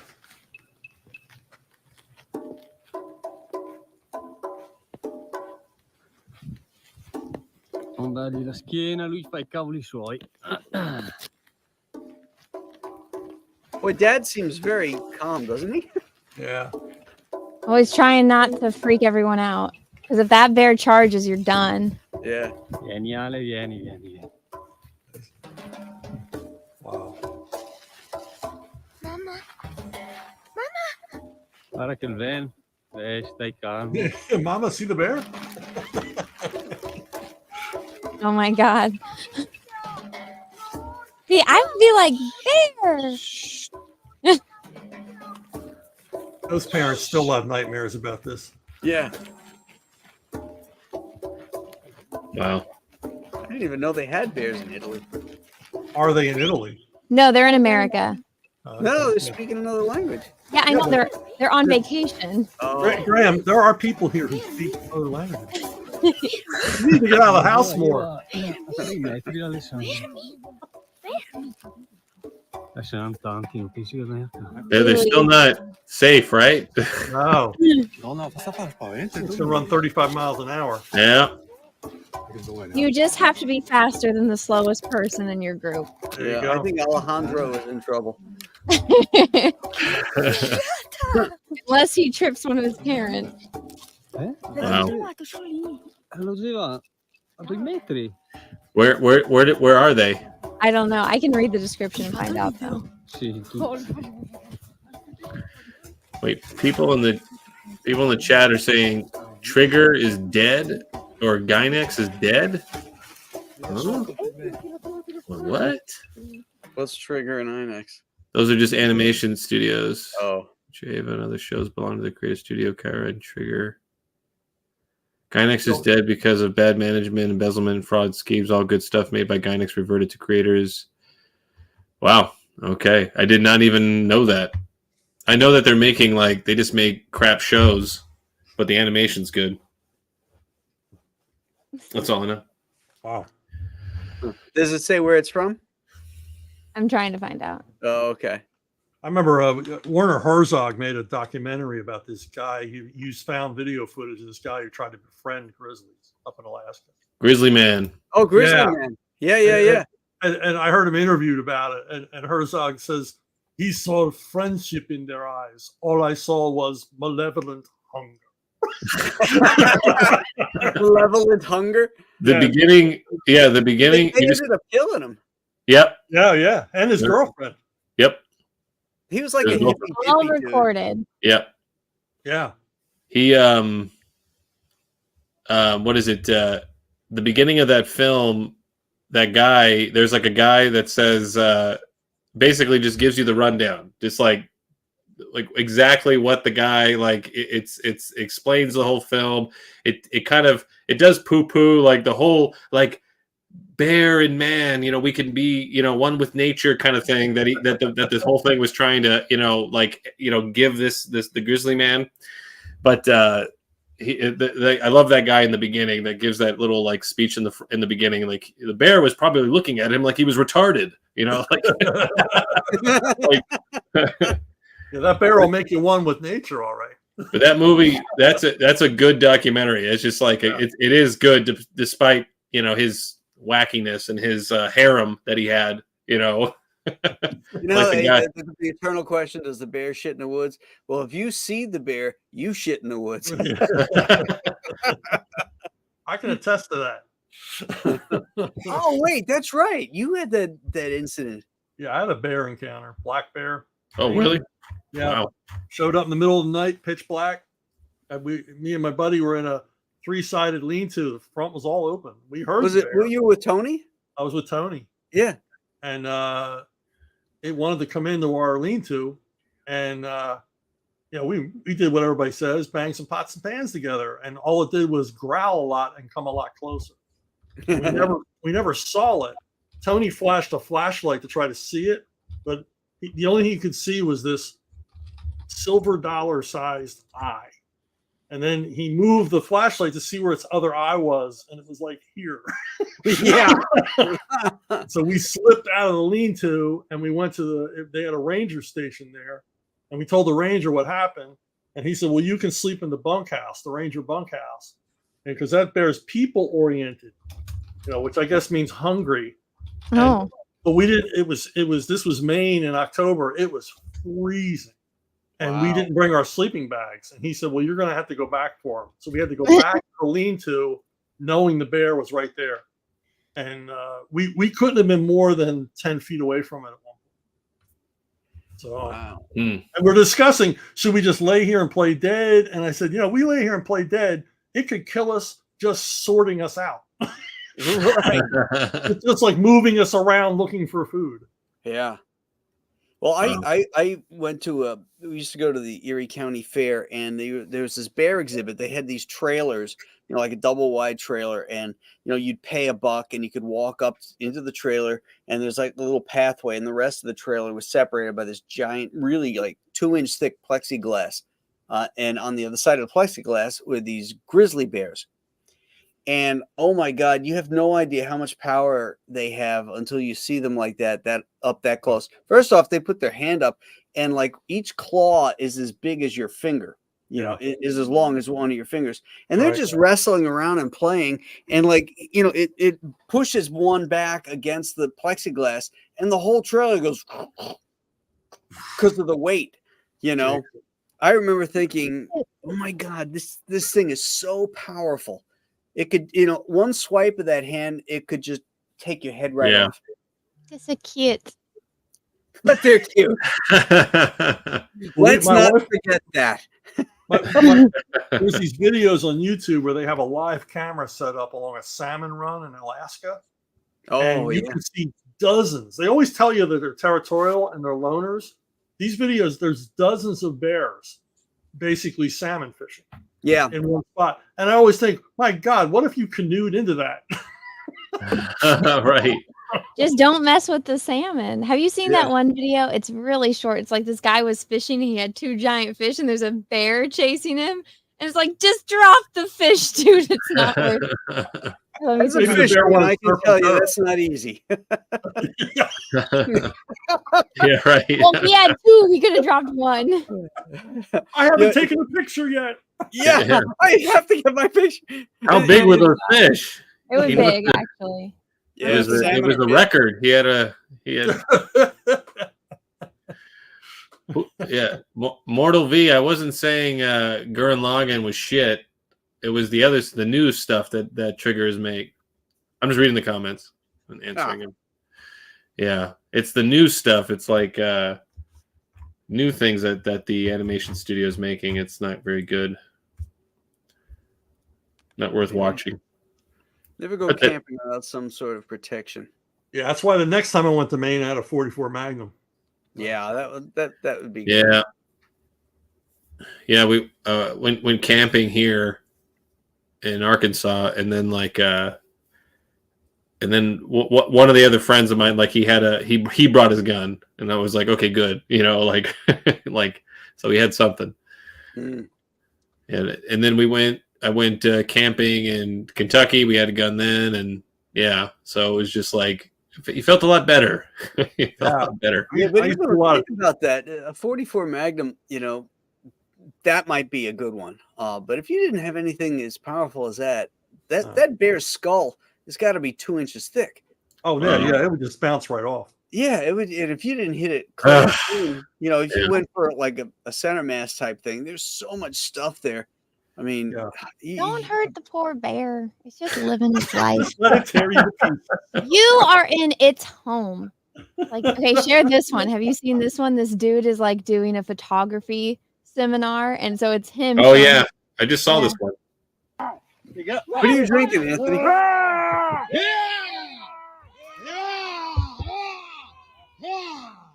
Look at Brian. Look at his little butt. IPA. All right. Langualitas. Yeah. Mm-hmm. I was like, just got it for tonight. I was like, yeah, I'll get this. Arkansas does not have good beer. Yeah, they do not have good beer here. Well, I mean, you can buy, you know, corporate beer. You just mean local beer, right? Yeah, like even local beer, they don't even have. Not very good. All right, I'm going to crack into the Compass Comics whiskey. Now, wait, is that like 5 years old? About 5 minutes old. Yeah, I got you. Yeah. It aged on the way over here. When I was at the Jersey show, a couple guys brought this to me. This is actually a tequila bottle that they poured the tequila out. They put some Buffalo Trace in here. They filled it all the way up. We already drank it. But then they customized these labels and made this for me.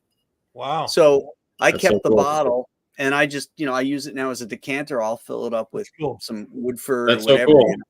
That's Yeah. cool. I thought like I was in. I feel responsible for that. You know, I feel like that because of the art that I did. The Compass Comics whiskey in the page. Yeah, in fact, you are, because they said that they saw that, and that's what gave them the Really? idea. Wow. Yeah, That's so cool. yeah. That They is saw so that cool. because because you took a Jack Daniels bottle and made it into this, and so that they use that same type of Jack Daniels look. For this. Yeah, Cool. yeah, I just did. Yeah, it was just like a Jack Daniels look to it. Yeah. Just like a regular compass on it, and I did that. I don't know, Baroque style. I don't know, like what I was doing with it. But yeah, cool. Yeah, that's awesome. Wow. Well, Cool. Here's to everybody. Cheers. Oh, somebody said we're $50 away from 57. Yeah, you're almost to 97. Oops, wrong one. Refresh. We are. We're $50 away from 97. Woo. Wow. With 3 hours left, people. Wow. Bum bum bum bum bum bum bum bum. That's the Mummy theme music. I used to do that with my daughter, Mary, when she was little. You know, like if there was trying to ramp up the drama of something, it was like bum bum bum bum bum bum bum bum bum. Chuck, I wanted to ask you, do you like Guy Ritchie films? Yes, yeah, the good ones. Yeah, you're right. What about you, Graham? He's all right. Yeah, I for some reason I never got into Guy Ritchie when I was younger. I think like later on I could kind of see like maybe like Seven was, was it called Seven or Revolver? No, not Seven. Revolver. Yeah, yeah, okay. That one's a little bit. That one was pretty good, and then it was I think not one of his like really famous ones. What the heck was it called? Well, anyways, we just saw The Gentleman on Netflix. That's Did you a good see one. that? That's a good one. Okay, so I was like, I'm like, this actually was good. Like it was actually done well. It was actually funny, and just despite the I don't know the whole ending there, but I mean like the characters were good. I was really like I liked like the depth of those characters that in that show. I was just it kind of turned me a little bit for Guy Ritchie in a more positive. So now I was like, let me go back and check his films again and see if I missed something. I don't know. Let me ask the most serious question about that movie because I've yet to see it. Does Henry Cavill take his shirt off? Henry Cavill is not in that Of show. Ungentlemanly Warfare?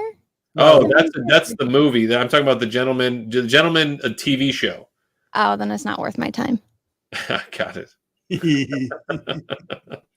Yeah, I just rewatched his Man from U.N.C.L.E. movie. Hey, Sean.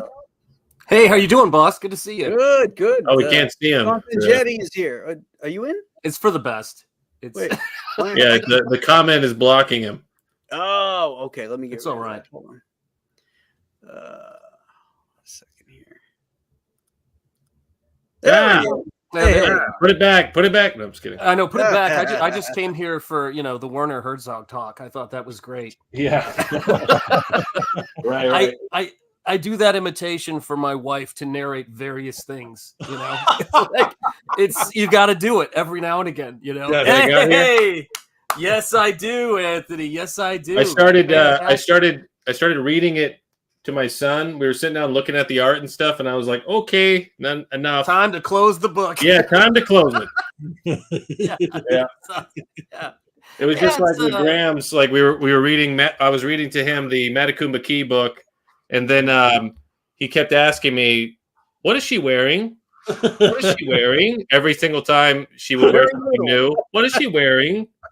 Yeah, so, she's in a state. Did you of answer nature. clothes? Just clothes. Belly shirt. Yeah, just crop top. Mm-hmm. That's how it goes. Daisy Dukes. Yeah. I like. I was a little boy was noticing that stuff. It's like, yeah. Yep. Well, now it's like I was putting on the TV. I was putting on Netflix. I just I pressed the Netflix button. I walked away, and I'm getting like water or something, and then the Dallas Cowboy cheerleaders pop up, that documentary, and then my son is just like I said, "Oh yeah, cheerleaders. You like cheerleaders?" He's like, "Yeah." So your son is straight, it's safe to say. Straight as straight can be. Yeah. It happens. Yeah. Oh, man. Hey, you know what? When we were all together the last time, we were talking about horror movies. Shanta's a huge horror movie fan too. Yes. I saw the one you had recommended, Chuck, Blood Red Sky. Oh yeah. Oh, yeah. What'd you think? I liked that. I thought the third act got a little silly, but Is that the one with the vampire on the plane? yes, Yeah. Okay. Nice. yeah. But what a great concept! Terrific concept. It's a I mean that you could sell that pitch in a second with an elevator pitch because it's so solid, so high concept. But at the very end, it got a little crazy. Well, I went into it cold. I had no idea what it was about. I just started watching it, and then it dawned on me, hey, wait a minute, I know where this is going. Did you ever end up watching Midnight Mass? What's that? Did you ever end up watching Midnight Mass? No. Sorry, that was for Graham. We were talking about it on our Star Trek show one time. 'Cause that's the first time I heard about this vampire airplane movie. Well, isn't Midnight Mass the movie about Whitey Bulger? No, it's a TV show. It's on Netflix. Oh, It's about vampires, but it's in a world where no one's ever heard of a vampire, so they think it's like an angel. Oh. Is it any good? It's good. I think that the ending, like if they would have been smarter, they could have handled it better, but it's human, so it's human error kind of thing. So Okay. Shanta's into classic horror movies like Showgirls and Coyote Ugly. That's true. Yeah. I mean, just to see that man chewing his arm off every time. No, wasn't in the movie. But yeah, I've seen to me, a horror movie is The English Patient. I remember hour 17 of that, and I was thinking to myself, if I chew my arm off, I might be able to escape. But yeah, I mean, I'm not some deviant who doesn't like Abbott and Costello meet, Frankenstein and the Wolfman. I'm not one of those. I know one of those. Oh. I know one of those too. My brother in Frankenberry cereal. He's let me down. I wonder where Aaron is. Where is Aaron, man? Aaron should be here. Yeah. Yeah, Aaron. I sent Aaron a link. Graham, you've gotten these in late. He had some other stuff going on tonight, and he was just with us on the landing party. So, Well, you guys will be happy. We did a Star Trek trivia with our kids when they were 11, and it was original series, and they destroyed us. Wow! And we were like, "Well, we did something right," And it was so cute because they were sitting there and they were smoking their cigarettes as we do. But anyway, Shane, you're the one that recommended Midnight Mass. Yeah, get in here, Shane. Come on, Shane. Shane's being a butt. Need you. Get in here, Shane. Oh my goodness. Are we waiting for bringing that happy-go-lucky energy that you always bring, Shane. 100%. Yeah. Yeah, I watched two that you recommended, Anthony. I watched Phantoms and that Lake Margot Lake. So, yeah. What'd you think? What'd you think of Phantoms? First of all, I think if I saw it back then, I would have been more impressed. I mean, I enjoyed it. I mean, it's engaging. It was all over the place, but it was fun. Yeah, it's like, yeah, like when you say it's all over the place, but I just like, that's one of the films, like you bring it up, like, how you say like Congo, right? Right. Phantoms is like that with me. I know. I just enjoy watching it all the time. I don't know. So anyways, because the humor, there's good humor in that in Phantom. Well, Congo is a guilty pleasure. I love Congo. I love Congo. I don't know how it does. I love the third act in that one when you see the apes and the intelligence and they're thinking and they're doing shit and they're running around. The really great costumes, ape costumes and what was the ape that the guy brought with him, the one that could speak? Amy. I'm Amy. Amy. Amy. Amy's scared. Russell Hall has my favorite line from that entire movie. Shout out to Russell Hall when he goes, "Stop eating my sesame cake." Oh yeah, yeah. I don't remember that. Greatest line. Oh my god, yeah, good stuff. But Chuck, since you mentioned that, I remember you mentioned Congo, and then that part with what's his name in the beginning, the guy who dies in the beginning. What's his name? Bruce Campbell. Bruce Campbell. Yep. And then he plays the hell out of that short scene that he does, right? Like he does a good scream. He does a good act. Like he does that was like a really. I mean, now when I see it again, I'm like, that's right. I'm like really paying attention to this, like this the acting that he's doing in this. It's like really really good. Anyways, but yeah, when he pointed that out, but I've always liked that too. It was always scary. It was a very scary beginning. Yeah. And that you said like the third act, Graham, was like, yeah, when you see the apes, when you see them, it was terrifying. Yes, it was a good payoff.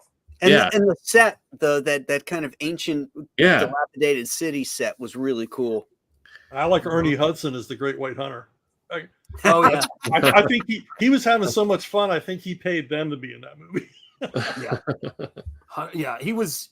Ernie Hudson is just great in chewing up the scenery. I mean, when he's in, I talk about the movie The Crow, and I was still am a massive Brandon Lee fan, heartbroken, over that tragedy.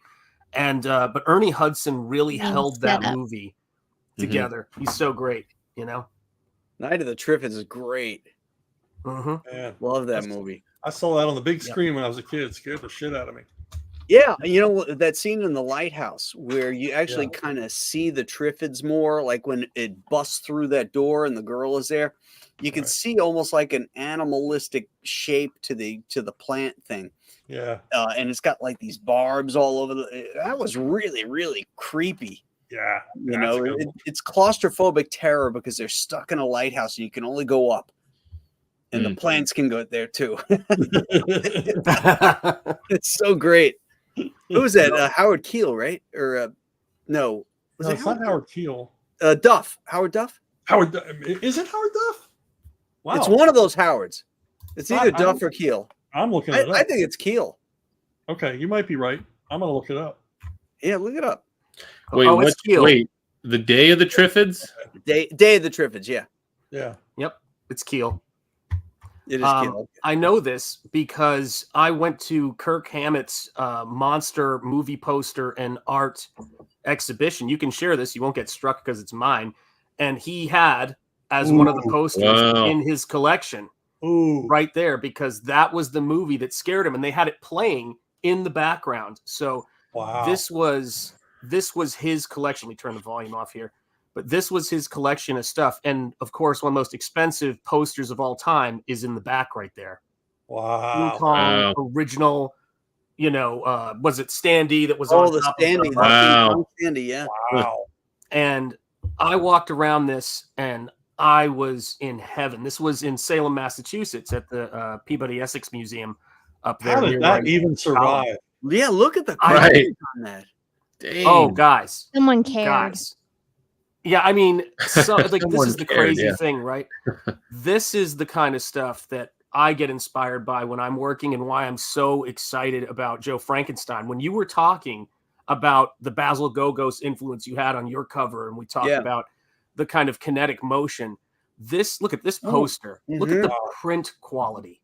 Wow. And everything at this exhibition, no matter like which one I looked at, was so well attached to the wall. That one right there. Best feature. That poster right there, I think, was the highest selling movie poster ever. Wow. Well, look at this wall here. These are originals. Dang. Oh, God. Oh no, Basil Gogos. Yeah. And Frazettas. So I was tasered. It wasn't my fault. I was just trying to get closer to the artwork, and they gotcha. But they got me, and I was like, "Don't tase me, bro." But it didn't work. He looked at the art and he saw hope.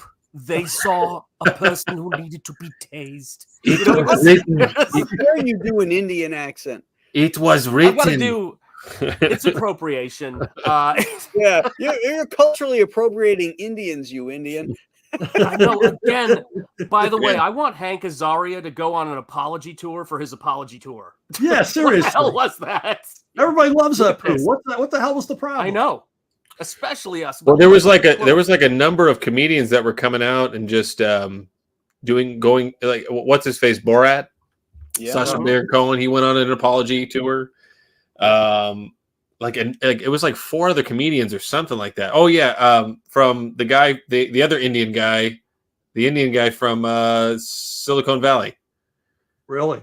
Because it's just a part of, it's a part of the ritual of Hollywood, the humiliation. What was he apologizing for, or was he demanding an apology? Did you ever see Silicon Valley? Oh yeah, I've seen it. Like that first, second, third season. Like I mean, like the jokes, like it was hardcore. So what? No, that's what I'm saying. That's what he was apologizing for. This is America, buddy. gosh. Everybody's ass is up for grabs. Okay, boomer. Listen, folks, the greatest imitation of all time. I will tell you, this truth is Peter Sellers in The Party. Yeah, that is the greatest. The amount of times in my family we'd look at each other and go, "Birdie num nums, birdie num nums," and then we would go, "Howdy, partner." Howdy, partner. and I saw this incredible Indian comedy show to where this Indian boss is interrogating this coworker of his, and he goes, "Sir, you don't understand. Procrastination is not something you do. Procrastination is something that does you." Wait, which movie? I don't know what the name of the movie is, but my sister-in-law sent it to me because she's a bigot. And no, she sent me this because I always tell her, she's like, "Is this a good one?" And I go, "This is a fantastic one." It's like, this is the bar. But yeah, I mean, it's I think I can do that imitation because I'm half Indian. I can do Werner Herzog maybe because I'm a 4th Austrian, but I don't know. He's German. There's tension there. But we'll get it done. But these are the things that are the throwaway art that's worth what, millions now? Right. Oh my God. So yeah, so I got to see the black cat costume. Where is it? Right here. This is the actual costume with a Mike Hill sculpture of I'm sorry, not Boris Karloff, Bela Lugosi, and that is, or not. That's not the black cat. Not black cat. That's Murder Legendre. Yes, yes, and the black cat was. Oh, you should talk. I know.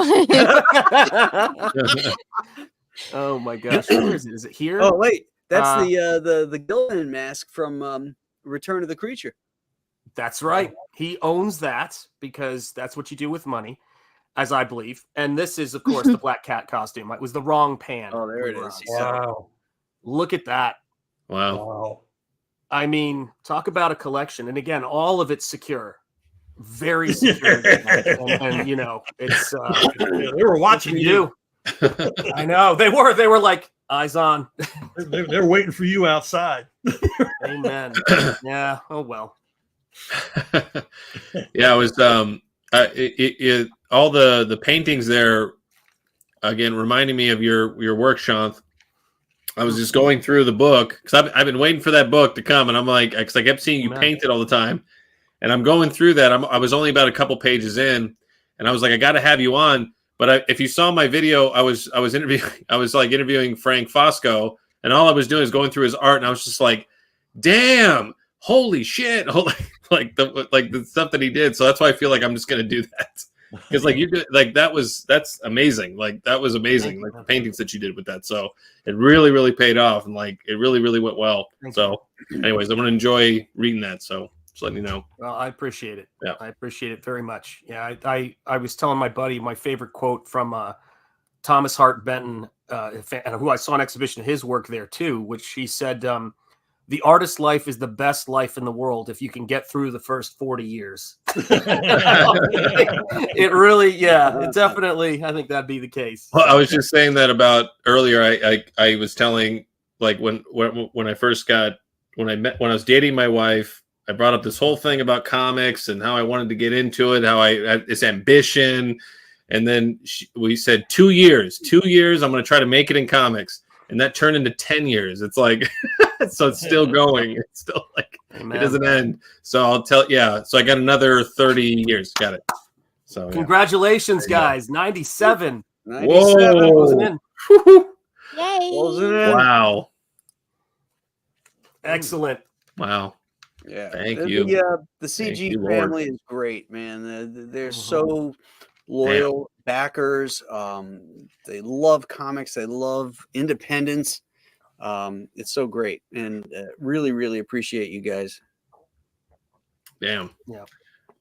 That's awesome. Yeah. So this is for you. Comics Gate is great. Yep. This is for you guys. Yeah, right here. I don't want to drink this, but this is for you. Yeah, right. Yeah, I mean, it's a moral imperative. Yes, James, there is $100,000 stretch goal. What it is, I haven't decided yet, but there is one. There is one at 100,000. It's a wraparound cover. Mm-hmm. It's like Graham and I'll draw a part of it, and then you draw another part. There you go. I'm just kidding. That doesn't sound like a good idea. You don't understand the printing process, do you? You know. Not at all. You just got a very expensive book there. That's what made me think about like where Sylvester Stallone was looking at the Leave on Cade series and then looking at the Bad Times series, and he's like, Leave on Cade. Yes. Because yes, I read your Bad Times series and like, yes, it would be. This would be awesome, but it's just super expensive. More expensive. Yeah, exactly right. Much cheaper to have a guy going around beating people up than people going back in time fighting proto-humans. Right. Yeah, right. That's why I always think like Firefly, like that. They never got a second season because he just makes these expensive shows. Right. And they never even showed you a cow once on that show. They showed you what? That episode where they load the cows on the ship, but they never show you one. You just hear them in the background. Oh yeah. They used to do that in old TV westerns too. Oh, I'm going to go out with the cows. You hear them, but you never see them. Yeah. So you knew the budget. That's right. You mentioned that about like you knew how good the budget was and how many horses you had, how many cattle. Like, yeah, if you got a western, the hero is walking on screen. Yeah, okay, it's a low budget. Yeah. That's cool. Yeah. I always hated town westerns on TV because there's so many of them because it was cheap to shoot as opposed to going to location. So you could put a town in a studio and shoot a lot of them. You know, Gunsmoke, a lot of Gunsmoke was shot in the town. Most of them were. I like some of the. I liked Lawman. I liked a lot of some of the town westerns. Well, I mean, the Rifleman was primarily a town western. Yeah, Rifleman out on his ranch. But yeah, he would go out in the desert and all that. Yeah, but I mean, my God, I love that movie. Have Gun Will Travel too. I mean, although that shot outdoors. No, they shot outdoors a lot of them. Yeah, and not to bring up a sore subject, but if you don't like town westerns that seem claustrophobic, but you love Man Who Shot Liberty Valance. Well, and that's my problem with that movie is it's too claustrophobic. Yeah, but John Wayne sells it. I get it. Jimmy Stewart's too old for that role. Yeah, but Wayne, I mean, just the framing that Ford does in the alleyway and tells the story of the shooting from two different perspectives is brilliant. Yeah, it just looks too TV show to me. It does look very TV show. It looks I never thought about that. Yeah, that's one of my favorite movies from John Ford, but it just the whole thing carried by John Wayne. That was one of my anyways, but yeah, like I didn't think about that. You talk too much, think too much. Besides, you didn't shoot Liberty Valance. Think back, Pilgrim. I love that scene. I'll do that to my. I'll say something from that movie to my son, but I'll call him like Pilgrim. He goes, "I'm not Pilgrim." Something like that all the time. Like whenever I call them. I say that line to my wife all the time. You You talk got- too much. Think too much. Oh man, westerns are great for family life, aren't they? I mean, Yeah, right. when my son was little, we had our kids. They'd go in timeout if they got in trouble, and he was sitting on the stairs, and then my wife and I got into a very long conversation, and I go, "Oh my God, did we ever tell him he could get out of timeout?" So we got up and we walk over to the stairs. He was still sitting there like 15 minutes later, and I go, "Oh, you can get out now," like very calmly. Walked back into the room, and I went, "Johnny, I apologize. I forgot you were there. You may You may go." Oh my God, dude, that happened to me once, but it was for 4 hours. Whoa. Whoa. Yeah, those things. I have. That was my experience as well. I've done We that had too. to drop you off on the highway. Did anybody ever get that one? Parents drive to the next exit, come back for you. We had that, man. Holy They did that? They would drop you off? Yes, they did that. We were driving to El Paso too, for God's sake. We were in the desert. Anton Sugar just picked me up, and that was that. My dad would just put the 38 on the dashboard. That's right.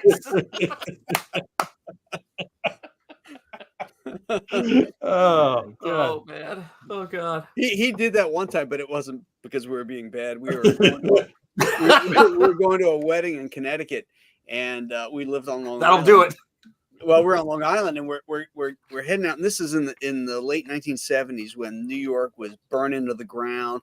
The Bronx was Fort Apache. I mean, it was just it looked like Dresden in '45, but with drug addicts and crime. And we got off at the wrong exit. My brother and I are in the back of the car reading our comic books, and all of a sudden I hear my dad go, "Oh shit!"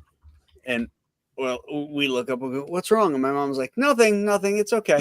And that's when I see my dad pull his 38 out and put it out on the dashboard. And he didn't stop for a single red light. Well, I'm sure he didn't. No. Wow. Wow. We ended up in the Bronx. Is where wrong exit. Yeah, it was wrong exit. And I was like, oh boy. Yeah, I did that once with Larry Stroman. We were coming back from a con. We got off at the wrong exit. Where? In New York? Yeah. Yeah. Probably the same neighborhood. And I needed gas. I needed gas. No. I pulled to a gas station, and there's these guys sitting in a van. They were, dreadlocks, the whole bit. And they were staring at us the whole time. And I asked the guy, I said, "How do I get back on 95? And he goes, "95 what?" And Larry's like, "We got to get out of here. We got to get out of here." Oh my God. Try breaking down on the freeway in Compton and being stuck there all day. I watched that stream, Anna, and I was like texting John and them in the chat. I'm like, "Tell her to get in the car. Call 911." I was in the car. No, but I was like, "Call 911 if nobody's answering to pick you up." You're like, And AAA came eventually. oh my God. Flip side of that, my nephew and his wife one time had a flat tire, and they pulled into Cabrini Green in Chicago. Oh, in Chicago. Yeah. And some guys came out of the projects and helped him fix the tire. Wow. There you go. Flip side. Wow. There it is. Never know.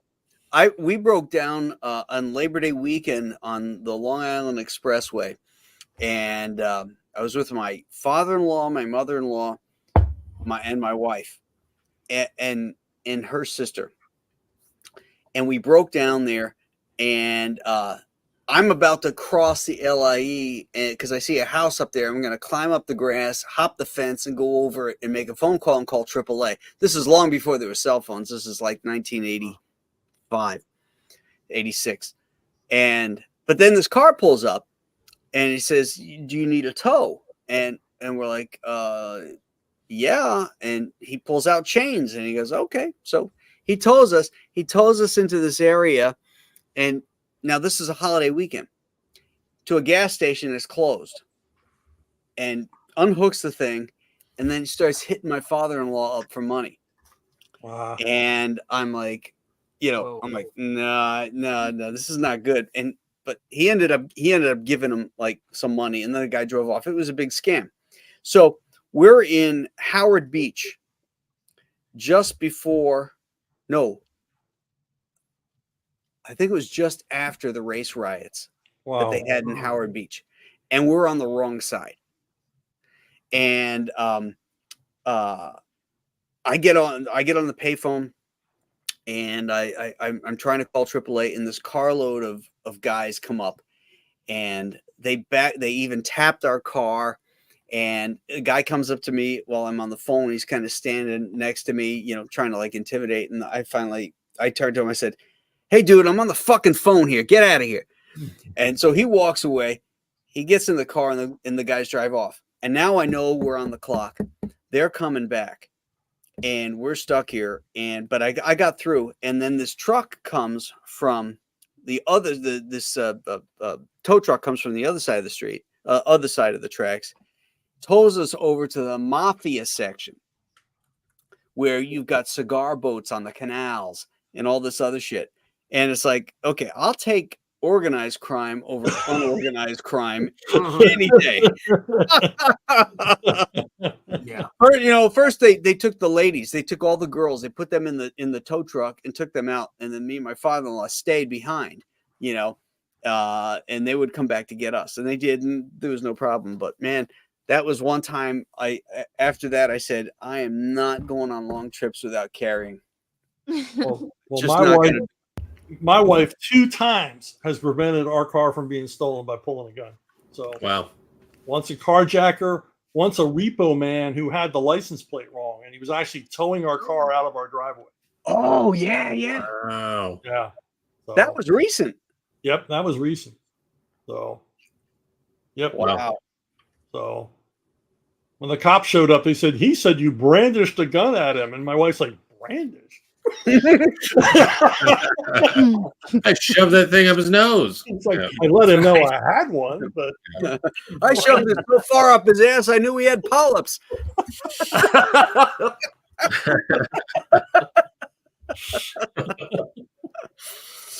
Oh my God, that's hysterical. Yeah. I mean, it's crazy when I look at this and I look at what you're doing with Joe Frankenstein. I tracked this down after the launch day for this campaign. And I tracked down this 1981 program from, look at that. Look at it move. Whoa. 97,400. 97,400. Nice. Oh, that's a thing of beauty. That is. Love to see it.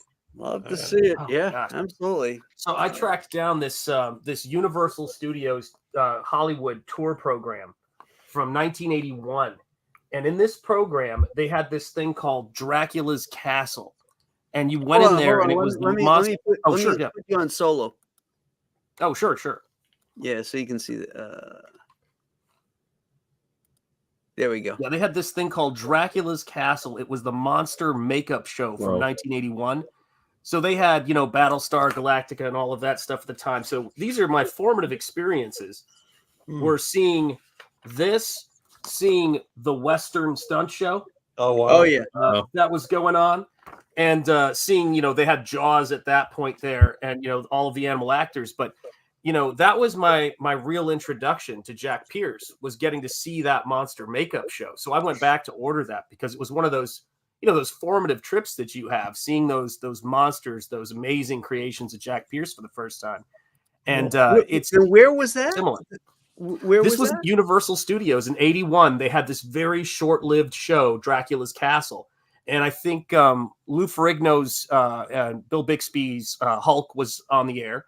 And so they would have a guy in that makeup come out in the middle of the show, which was a bit weird, but it was just all of the monster makeup. It was incredible stuff. Wow. Incredible stuff. Yeah. Great stuff. Was this so when I see Joe Frankenstein, I'm sold. No, this was in Hollywood.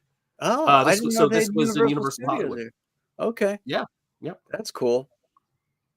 Yeah, I mean, go ahead. Sorry. To see like they really should do something like that at these Universal Studios and celebrate the great craftsmanship and artisticness of like Jack Pierce.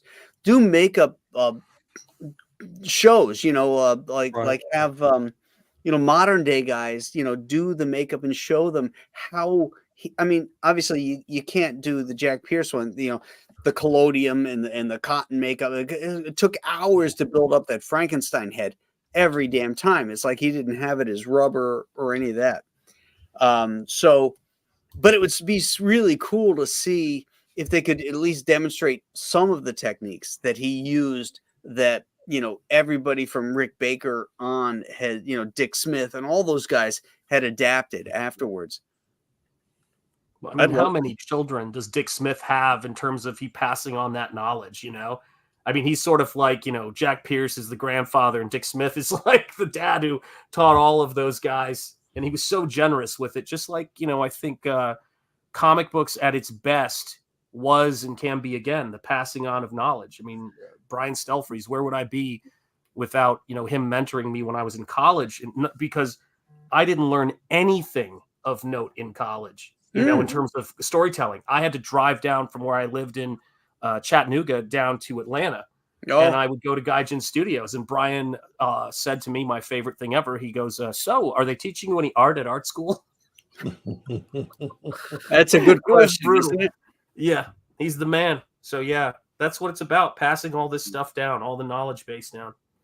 So it's great. Brian's really, really good, too. What do you know what he's doing these days? Oh, gosh. So I had him up to, before I left my 18-year teaching career, one of the fun things was I had him come up as a guest lecturer. So we put him in a hotel room at the college I was at up in Beverly, Massachusetts. And I'd already had him up to RISD because I taught there part-time for, gosh, I think it was 15 years or so. But I at Rhode Island? I had him up. Yeah, Rhode Island School of Design. Yeah, it's and so I taught there for a bunch of years, and I had him up there, but I wanted to have him up to Montserrat. And he goes, what did you tell these people? Because everywhere he went on campus, people were like, are you Brian Stelf? Like, he was legend like to them. And but I think right now, I mean, he's doing, oh gosh, where is he? 12. I know he does the 12 gauge comic stuff. And at that time, he was talking to me about he had just done, I think the Black Panther movie had come out a little while before and all of that kind of stuff. But okay. I don't know if you saw his art book, but he released an art book. I hope they put it back in print, but that was his big thing at the time, you know, the signature style. And then, 9745 or 475 climbing up there. What is? Oh, the campaign. Sorry, I was just looking at the chat, the number on your campaign. Oh, I hadn't refreshed it. All right, let's do it. Oh, this is great. 1247. All right, we got picked up 2 more backers. This is fantastic. There it is. We're climbing the ladder of success. I feel like I should sing the Jefferson song. That show's great. And we're moving on up to the east side, to the deluxe apartment in the sky. Yeah. Did you hear that line in that show? When she goes, Dad, can I ask you a question? Did you guys want me or was I a mistake? And George goes, both. That's good. Oh, God. It was a great show. Yeah. Terrific. Here's a question for you, Sean. Oh, okay. I like the Lovecraft story where they can't let go of the rope. What's that one? Oh, jeez.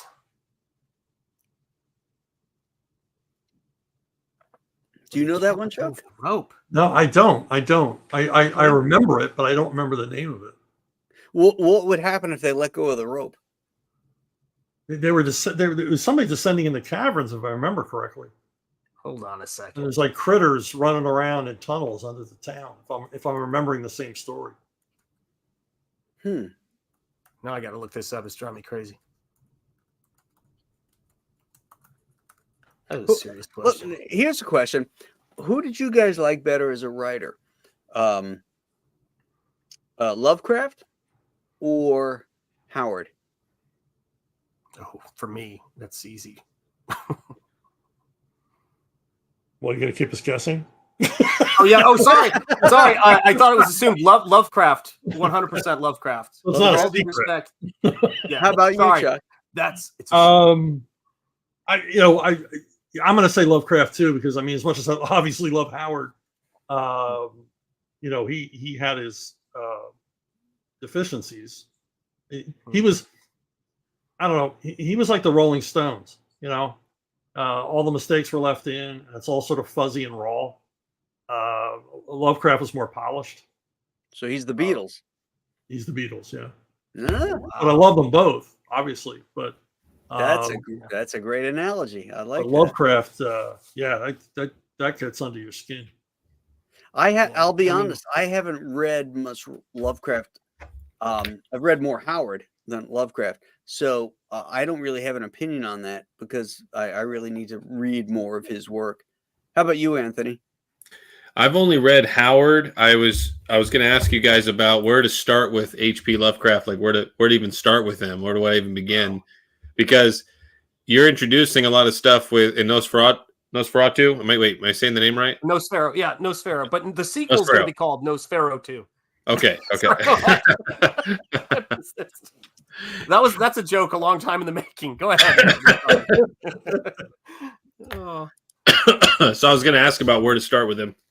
I would start with like the standalone short stories like Pickman's Model or Cool Air. Okay. And they're not like part of the mythos, and they sort of give you a feel for what he does. Pickman's Model and which one? Cool Air. Cool Air. Okay. And then jump into oh man, what's the one? Oh crap.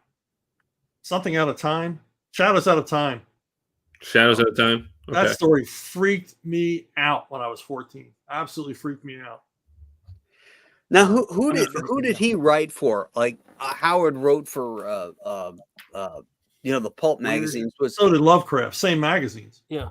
Oh, okay. Tales, or was it? Yeah. Yeah, Howard was part of the Lovecraft circle. It was a whole bunch of writers who really admired him. I know Howard and Lovecraft exchanged letters all the time. They were very close that way and discussed concepts and. There were a number of other guys in that circle that Lovecraft. Is that right? Yeah, that would write to Lovecraft, and he would write back and forth. Sort of a horror Algonquin roundtable. Yeah, guys like Robert Bloch. Okay. So, was he that far back? Well, he was a kid. Oh, okay. But he was. I think Robert Bloch was selling stories at the pulps when he was like 16.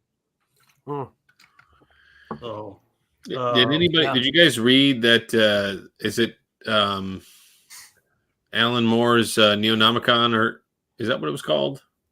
Yeah, I read some of that stuff. I read like the first 4 issues of that, and I remember like really I did enjoy it. I thought it was just like pretty scary, and it was just twisted and weird. I think I was just like leaning more towards that twisted weird thing like stuff. Yeah. And then it just got way off the rails with Providence. I think it was like Providence was like sort of like the prequel to it. Yeah, he made it awkward is what he did. Huh?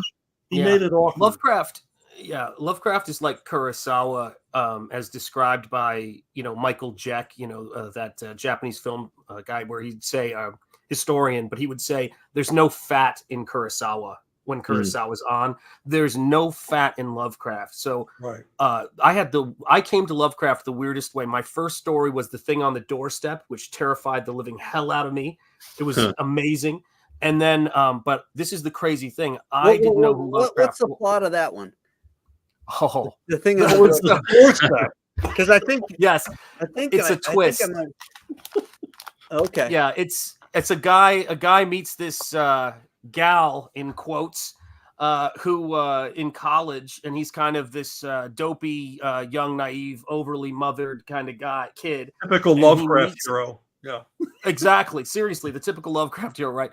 And he meets this gal who's a powerful sorcerer and starts pushing him out of his body into hers and locking him in the attic while she takes his body out to do things. And he slowly learns that what do you call it? That her father, who was locked in an insane asylum, was actually the daughter who was pushed into his body, and it's her father that's inside. It's so terrifying. And when you get to the end of the book, you're so unnerved. And so for me, here's the craziest thing. I went to Rhode Island School of Design from Chattanooga, Tennessee. I'd never been north of the Mason-Dixon line in terms of this stuff. And that's the college referenced in Call of Cthulhu. My mentor, who was also Walt Simonson's mentor, we all three shared the same birthday, who was 50 years to the day older than me, had his studio in the Fleur de Lis building, which is the studio of the kid who sculpts the Cthulhu sculpture in Call of Cthulhu. It's nuts. And then my first apartment when I got married is referenced in the Shunned House, Hamilton House. Wow. And on top of that, the first copy of Nosferatu, and my wife filmed it for me, was delivered to his grave. So the first person to get a copy of Nosferatu was Howard Phillips, you know. Wow. And yeah, and he threw the book. His hand came up and he threw the book back at me. He was just like, get that out of here, you know. But yeah. Oh, he was racist. You know, he's like going, and this isn't even a racial thing. This sucks. And he just threw it at me. Heartbreaking. And I just, you know, my wife goes, look, I mean, I wasn't going to say anything, but he's Howard Phillips Lovecraft. What am I going to do, honey? Right. You know, right. So yeah, but it was the thought that counted. I later realized, but his books have no fat in them. When people try to get all flowery with his stuff and like, he was just lean, mean pulp. He got it done. I know that's what kind of killed the Alan Moore's like Providence. It was just like getting way too heavy into this, and then it just got, like you were saying, Chuck, it was like awkward.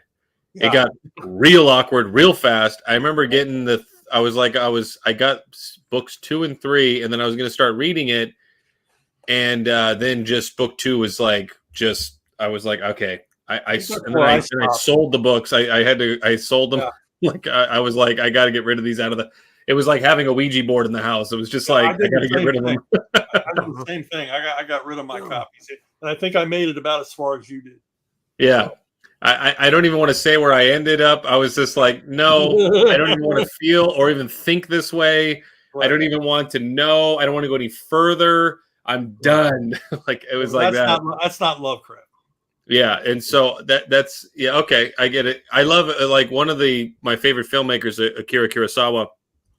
And so when you say that, it's like, yeah, there's so much heart. There's so much things, like, it's like it feels like there's a lot left out, but then there's so much, I don't know, in the films. It's just so much, I don't know. Like, I really love his films. But anyways, yeah. Okay, that was a good way to put that. The fat and the Kurosawa. He's got so many. It's weird, you know. We all do that thing where we distill the artists and the people that we're fans of down, but you can't really reduce Lovecraft. And actually, speaking of, Shane Davis is Shane. What up, Shane? Big Lovecraft. What's going on? She's a big Lovecraft fan. I'm not so much. Is my mic working? I'm at my other terminal. Yeah, we can hear you. Okay. Hear you, buddy. Right. No camera though. Yeah, no, my camera here doesn't work. So. Oh, okay. Yeah, I'm like stuck trying to get the last cover I need done. So you're working? Yeah, unfortunately, yeah. Like, this is. It's looking cool. This, well, you know, I'm in a bad spot, Graham. It's. I want to come in here with my pains. Congratulations on the haul, by the way. 97. Let's go. 6 figures. Let's do it for Joe Frankenstein 3. Let's go. Let's go. I got Gunther all keyed up. Yeah, guys. I shouldn't say that out loud. I might lose viewers. So I am known for I like how Anna's not even here. Like, God bless her. I'm known for these what they call coin slot covers, butt covers on Inglorious Rex, and people come to, it's like an event. People are collecting them. Yeah, and you know, I want to make everybody happy, but now I got this guy called Trebles in the chat that's screaming for the opposite. He's screaming for Red Rockets. Oh, and I'm in this dilemma where it's like, you know, I'm wanting to make everybody happy. You know, I want everybody to feel like, you know, I've catered to everybody equally. And somebody once said, I can't tell you the recipe for success, but I can tell you the recipe for disaster, and that's trying to make everybody happy. What artist said that, Graham? Probably Kubert. Anybody else got a guess? No guess. Not sure. Bill Cosby, a lot of women were not happy with him, and they were throwing lawsuits. They were drugged up. You know, he just couldn't make all these women happy, whether they were awake or asleep for it. It didn't matter. Tried It just didn't. He tried everything. He threw the kitchen sink at it, and look where it got him. Uppers, downers. That's right. He threw it all. Oh man. Yeah. That's Oh my But he God. tried. But that's the thing. He did try. He made an effort. Mm-hmm. Yep. You know, I have a hard time. You know, one of my favorite comedy albums used to be the Bill Cosby one, you know, where he talks about, you know, Noah and the Ark and the That's chocolate the best cake, one. the chocolate cake, you know. I used to laugh my ass off listening to it. And then after he, you know, Yeah. all this stuff comes to light, you know, it's like even I Spy. It's like I see him on that. I'm like, ugh, you know. I'm sorry. The albums are still funny. I mean, they are. I still listen to it while I draw. And I have a problem with them saying he made women take Quaaludes. It's like, that's not the 70s I remember. Yeah. He made them take them. I can't even eat Jello without thinking about it. It's horrible. So the next time you see that stream where Shane is staring into the camera, eating Jello. Shane, what red-blooded man eats Jello? Actually, you know, now that no, I had it for years since I was a kid. Then now my kid's eating Jello, and I go raiding the fridge, and there's the red Jello. I'm like, I'll steal a cup. I don't know when you Jello shots are different. Jello shots are different. No, but now like these foods are being reintroduced, like snack packs and all this stuff. You know, with the kid, it's like now I'm eating all that crap again, Graham. It's Well, what happened to Squeeze-Its? Yeah, yogurt. I don't see those anywhere. I used to have those all the time. Now they're not. I can't. My kid can't have it. Squeeze-It. Yeah. What's a Squeeze-It? What's that? Yeah. What? Just like a regular. It's like a plastic bottle. Looks like a beer bottle, but it's like a plastic one, and it's just juice. It's just like whatever, red, blue. It's just like whatever. But they don't make those anymore. Yeah. Or Otter Pops. Yeah, they didn't have flavors. They had colors. Those were the drinks they were given. What flavor would you like? Blue. Then you'll have to imagine what flavor it's supposed to be. Yeah, you know, some ones you can kind of extrapolate from, but what is blue? Yeah, exactly. Well, the thing was, if you drank the blue one too much, your tongue turned blue. You grew a sixth toe on one foot.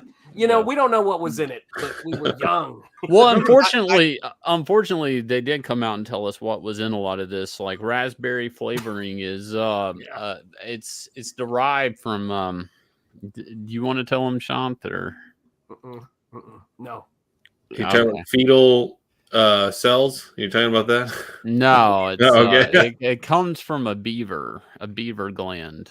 Oh wow! Oh yeah. I've heard this. Yeah, is that true?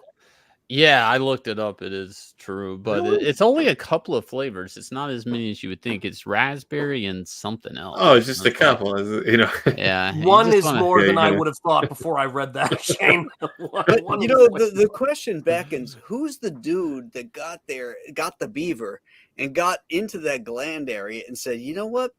This smells like raspberry." Yeah, still in jail. He had a lot of beavers. He needed to get rid of them, and just sold it. I don't know. Anyways, see, I have that. How does that work financially? I mean, wouldn't that be really expensive? I don't know. It seems like it'd be more expensive than a freaking raspberry. Seriously, Yeah. I mean, Right? you can go out in the woods and find raspberries. Yeah, you can do grow anything. them. Yeah. Yeah, but dudes are always chasing beavers, so Yeah, it made sense. Beaver Mhm. fever. I'm that way with milk. I'm like, what was the guy that figured out that we can consume milk from a cow? Like, and what type of fetish did that guy have? You know, like, right. There's a lot of that stuff. Like I look at a lobster and I'm just like, who's the first guy that said, that looks good? Yeah. So that was the thing. Lobster was a poor man's food. It was wasn't a poor man's food back Yeah. in the day. It was basically like the seafood, I guess, they were bringing in that It's you know, rats of the sea, isn't it? Rats It's of the like- sea. Yeah, yeah. It's a bug or something, right? I don't know. Anyways, That's what they fed prisoners in Maine. Was lobster. They hated it. You know, it was like, oh my god. They probably didn't get drawn butter with it, but there were no cheesy fries. I mean, yeah, everything.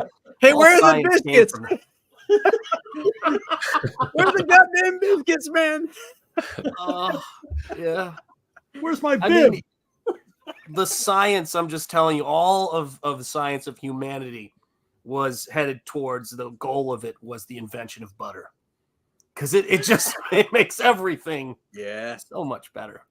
Butter's All the best. shitty food is just a delivery device for good fat. That's right. yeah, but you got that. But Jonathan, you have that butter with that beaver glands in it. That's why it tastes. That's right. Well, you guys, it's how you approach the beaver. Nobody likes beaver butter. Yeah, nobody's into it. It's called margarine. Yeah, that's what beaver butter is, margarine. Graham, that was the filthiest thing I've ever heard you I say. know. I was like, nobody likes the beaver butter. I never heard someone call Lando Lakes beaver butter. I was like, you know, like the. You have to forgive me, Shane. It is a closeout. It is a closeout. Oh man. Oh my god. Shane Davis is the only animal not be taught love because the mange.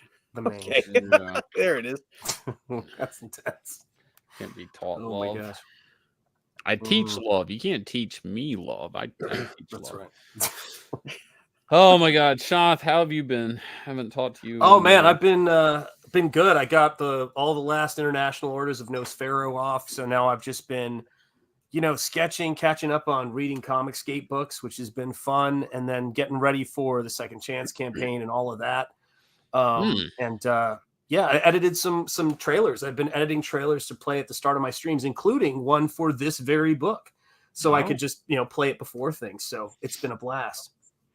Nice. Yeah, I have like a previews section. Yeah. How have you been, boss? I'm Ink and reading- ink. I'm trying to figure out, Shane Davis's uninked cover, which is done, by the way. Shane's tears fall on me as he inks. Shane's cover will have his sadness, his loneliness. Heavy as that is the head that wears the Burger King crown. Jesus. Oh, look, Shane showed up. Hi, Shane. I've been here for even before I'm here. I was in the back room for like a long time. I'm sorry, I didn't. No, see StreamYard's been weird. It hasn't been booping lately. I don't know if you guys. Yeah, I didn't get a single boop. Didn't hear anything. Yeah. No, and Yes, we you can know hear how stuff it is, too, no? like below the actual visual screen where all the heads are. Sometimes some people are below the like your tools at the bottom. You have to scroll them up. That's where you were. You were below my tool. That didn't ring right. I could have done without that. Beaver, butter, and under my You're tool. below my tool.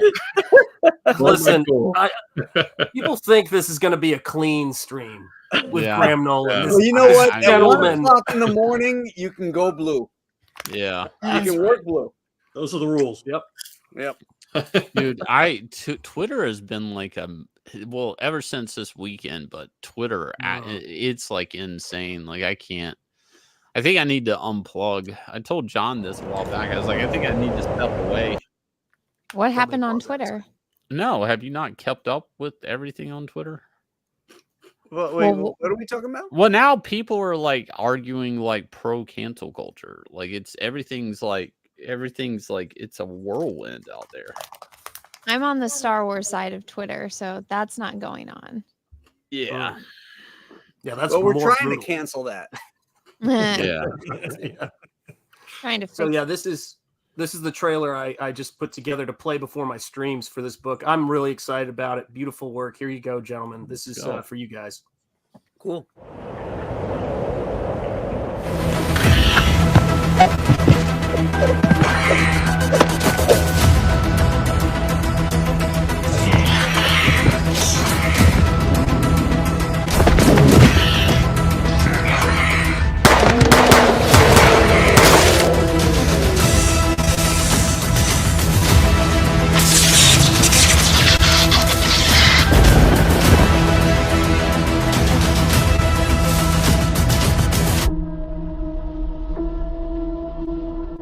There you go. That's Wow. awesome, Sean.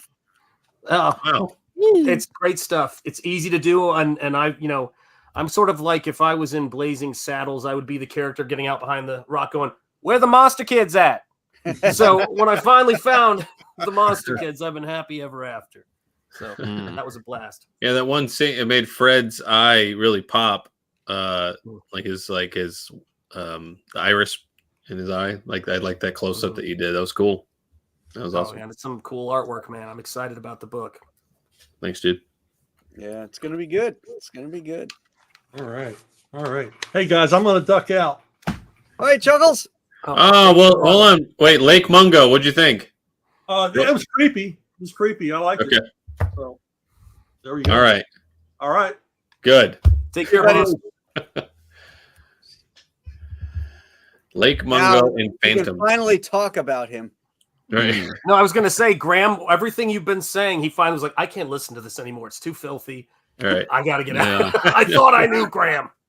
Yeah. This is the 1 a.m. Graham. That's right. Make that shirt. 1 a.m. Oh, Graham. yeah, that would be funny. Well, wait a minute. Uh-oh. Here we have. I'm going to introduce the anti-Abbott and Costello meet Frankenstein man. Oh no! Uh-oh. There he is. Bear wrestling Aaron. That's what they call me. So, Anna, you ever have any trouble camping again? You know who to call. What are you My guys man. still doing up this late? I know, right? Wait, I started drinking. hang on. Anna had trouble camping. What happened? Oh, you haven't heard about the bear. You didn't see the bear video? You know, to be fair, I never posted it on Twitter because I had no reception. So maybe I'll post it on Twitter tomorrow. Everyone can All find right. out about the bear. All right. All 40 minutes? We showed No, it I on only the- filmed on- 4 Wait, minutes. Anna, wait. What'd you do? Discover they had a mirror in the woods and walked in front of it? Fuck Like, what off. happened? Hey, Oh now. my gosh, that's terrible. No, Have you seen that video? Have you seen the video where there is the bears in the woods and somebody put up like a vanity mirror on a tree? I did. And Oh, yeah, I saw that, yeah. His Yeah. first The bear instinct freaks is out. he pounces like in a split second. Like, Yeah. I mean, of course he was shocked, but it was like bam. It was like holy crap. they put that like in Africa in just the jungle, and they had like a camera just recording all the animals' reaction to seeing their reflection. I've seen that one too. Oh. Yeah, that's real. That shit's funny. Tormented. Animals are Poor so animals. cool. And until they're not. Until they're Exactly. eating you alive. They're pretty They cool until are. they're not. They're all cute until they're gnawing on your head. Yeah. Yeah. You just have to run faster than the other people around you. Have you ever thought about the logic of you have 2 legs and you're going to outrun something on 4 legs? Just mathematics, I'm just Doesn't work. Well, No. I can outrun a centipede, and they got 1,000,000 legs. Yeah, I'll give Shane, you what do you that. got to say about Yeah, I that? I'm just saying. Yeah. Well, you got me there. You see, we love 1 a.m. Graham. This is the best. It's that beaver butter. It's 1 quick, a.m. quick. drinking ground Quit. is something else. And another thing. That's right. I need to tell you, Shane Davis, you son of a bitch. Oh boy. Oh, So where are you guys at on the book? Like, are you guys getting ready to? You still working on it? Getting ready to go to print? Where are you guys at? Oh, we're just getting started. Now that the campaign's closing, that's when Anthony will get going on the artwork for it. Awesome. Yeah. So you're going in demand tonight, right? Yes. After, Yeah, so this we'll- isn't like the ultimate closeout. It's just a sort of closeout. Don't Oh, I'm tell sorry. them that, Aaron. Go back it now. It's closing. Nobody, That's exactly right. nobody's here at 1 a.m. No one heard me. Excuse me, it's only 10 People in England p.m. are watching us now. Australians are people too. That's, are they? They're You hear just that, people? Aaron they're- doesn't like Australia. they're right. people. They're just the upside down people. You know, That's they're right. just- Koalas are just You. hitting return refund right now. Their toilets go in the opposite way. yeah. That's right. That's all. That's right. They're just Yeah, like the rest of upside us. down, right? They're just like the rest of us. Yeah. No, wait a minute. If the Earth is flat, though, where's Australia in relation to us? Off to the Ask- side. Ask John Malin. Yeah. John on that Oh one. yeah. Yeah. Look at that. Oh my gosh, you've really Oh my done well gosh. tonight. Whoa! Yeah, Wow. Yeah. We're close. We're let's see. That's what you're hanging in here for, isn't it? To get to 100. Yeah, Mhm. that's exactly. Yeah. Pouring that bourbon until we get to 100. Come on. I mean, Graham, I did say Graham. I was saving the bourbon until we hit 100, but I was like, this is taking too long. Don't, Mm. You're don't, like, I don't even care anymore. You Yeah. know that? Let's Don't just do this thing. you guys We're don't so turn Graham, close. don't turn Graham into Bon Scott, okay? Hurry up and get to 100 before he takes that one fatal drink. That's right. I'm That's on the right. highway to hell. I'm telling you guys, back that book at 100K, you're going to see more 1 a.m. Aaron. More 1 a.m. Graham. 1 more a.m. 1 a.m. Graham. Anna. That's right. So all the It's 1 only a.m. 10 crew. p.m. for me. Shh, don't Yeah, tell him. Wait, what is it? 10? Yeah. Anna, don't tell him Oh that my because when I gosh. tell them I have to go to bed, they think it's really late. That's true. Right. You've been found out, Aaron. I don't know. It's still early here. He acts all full of energy and stuff. Well, you old man, you got to go to bed. Meanwhile, it's 6 o'clock for him. Yeah, And then by yeah. 7, he's like, "Oh, I gotta go to bed." Yeah, I mean, it's kind of guys, true. post all this stuff out on X, or Twitter, whatever tickles your fancy, as they say. Get this out there. We are so close to 78 and on our way to 100K. So everybody share this stream out and share out the campaign. Let's get more people in here. Let's make it happen. We're just getting Do stabbed. it. Amen. Yeah. Tell them the Graham is working incredibly blue at this hour and they need to come I by am. and see it. Tell him 1 a.m. Graham is on the line. That's exactly right. The call is coming from inside the house. That's right. You guys ever see that movie, man. by the way? What was that called? A Stranger in the House, wasn't it? Oh, And it I had always remember the commercial. Scared the shit out of me as a kid. yeah, but the killer wasn't that the guy that was in Aliens 2 that played the robot? What's his name? He's a B actor. that Lance everybody Henriksen. knows. Yeah, Lance Hendrickson. He was the killer, wasn't he, in that? Yeah. Oh, And it wow. was it Carol Kane as a teenager, or a very young Carol Kane was like the victim? I think it Huh? was. Yeah. Mm. See, I'm not that old that I don't remember some stuff. Wow. That's right. Lance Hendrickson. So when was that? Like 1970s? It would have 60s. It was late 60s. no. I No, would have been, those no, I'd 70s. have been too young. It had to have been late 70s, like 77, maybe 76, 78, somewhere in A that. stranger in the house? Yeah. That's what I I'm thought that thinking. was- of, like, oh, I thought it was late Google 60s. search away. you might be thinking of the one with Alan Arkin and Oh, maybe. Okay. Yeah, I'm what's her not, name? Audrey Hepburn. I'm not sure. No, you're talking about the blind girl one? Yeah. I think that's what he's thinking of with that Oh, title. okay, It's a then yeah. 60s movie.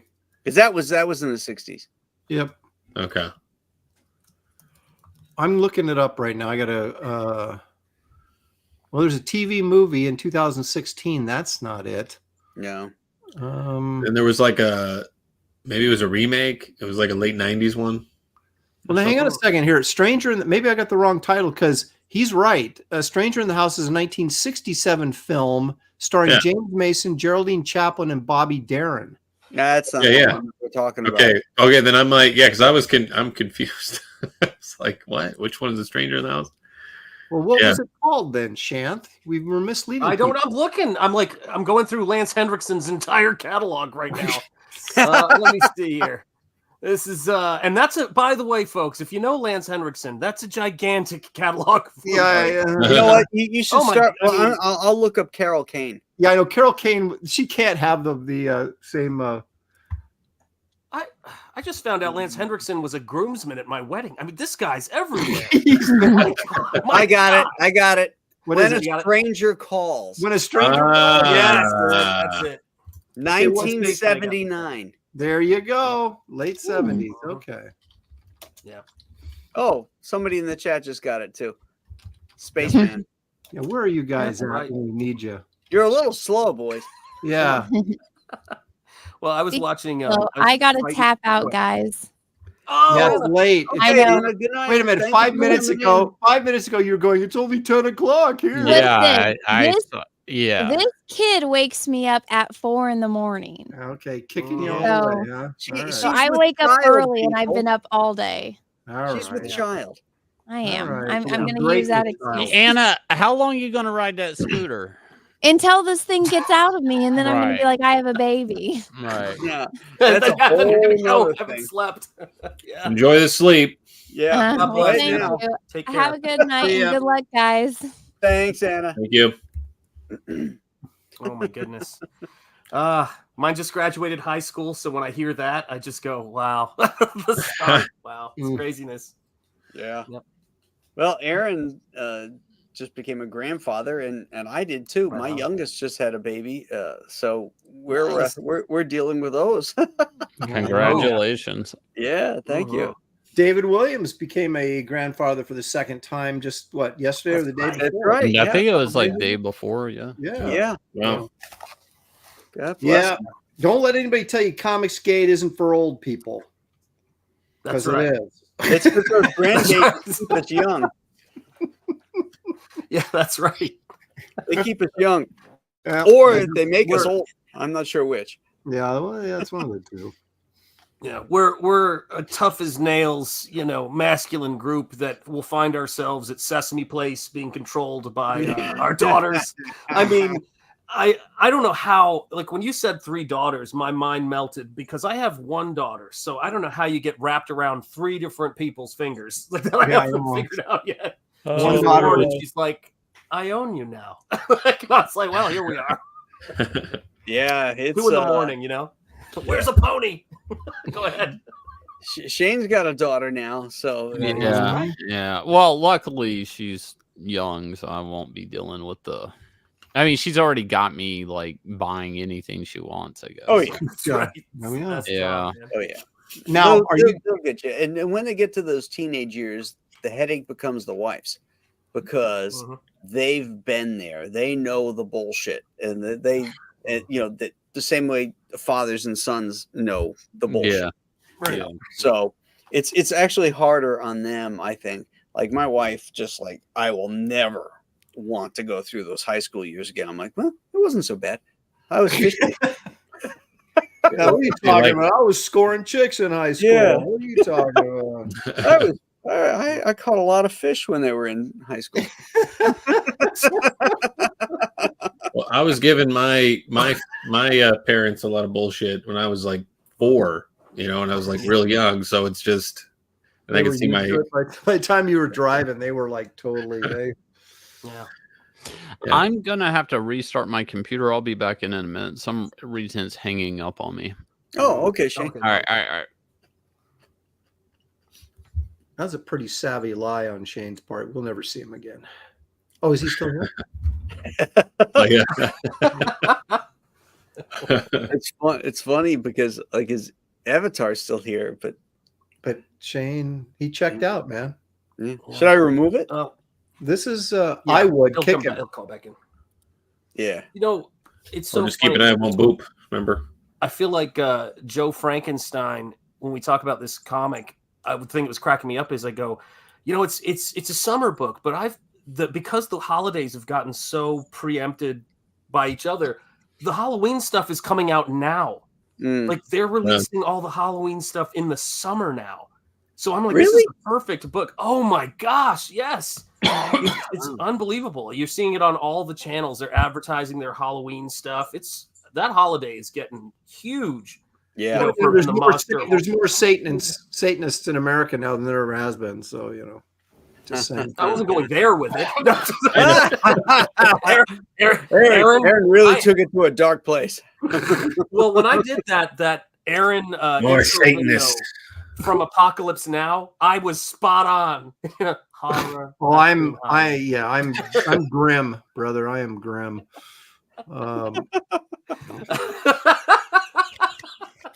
Is that like the characters in your books? Is that yeah, the very grim?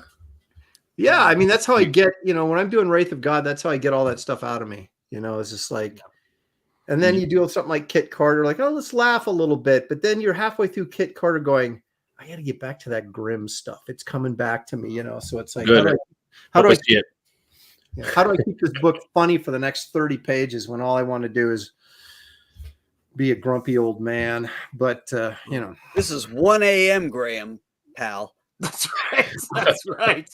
1 a.m. Graham is in the house. Yeah, and different kind of that painting's beautiful, by the way, Aaron. He's I not love the that person painting. you think Oh, he is. thank you. Beautiful. Thank Someone you. in the chat asked me, they go, what did you think of Aaron's painting? And I'm like, I love it, but I got to go look at it for the first time now. Because I'm just excited. Like, yeah, man, that's I'm a fellow awesome. painter, man. Check that Aaron, out. bring it forward. Show everybody. Yeah, come on. And please don't drop it. Shane's not here, so I don't want you to take over for him. It's all been scanned. So if I destroy it, then I still got the scan. So. Oh dear God, Aaron. I don't want to see it fall on the ground either way. Oh man. Poke a big hole in it. Oh God. It's all Look at acrylic. this, guys. Beautiful, man. Come Wow. on now. Come Oh, on now. That's great, dude. Get on that. That's Well done, beautiful. buddy. What do you have you sold that, or what are you doing? Not yet.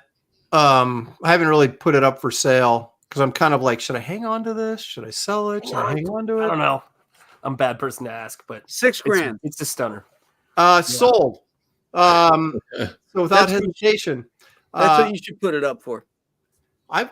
It's you know, that's more than Bisley gets. So I don't know if I Well, could, that's he's a bad businessman. That's true. All more of a- all he needs is to buy more Guinness, and that's That's like right. $8.99. Well, you I have got a wife and a family and a mortgage. That's right. Gosh darn it. Somebody You know, wants price to it appropriately. I'm getting the hard copy though to the movie poster hard copy proof tomorrow. So I'm very excited to see that. Oh, cool. The digital proof looked fine, but you can't trust the digital proofs. So I got the poster coming. So I actually have it hard copy in my hand. So I'm very excited. Very excited. Are you going to be doing any more paintings for the other stuff? Are you thinking about maybe doing like a Wraith of God or, you know? Probably not probably not for a cover, but maybe. I mean, I'm still working on my my board game. I want to do like an old like Milton Bradley, you know, the long, you know how they used to have those long narrow box the kind of board boxes? games. Yeah. Yeah.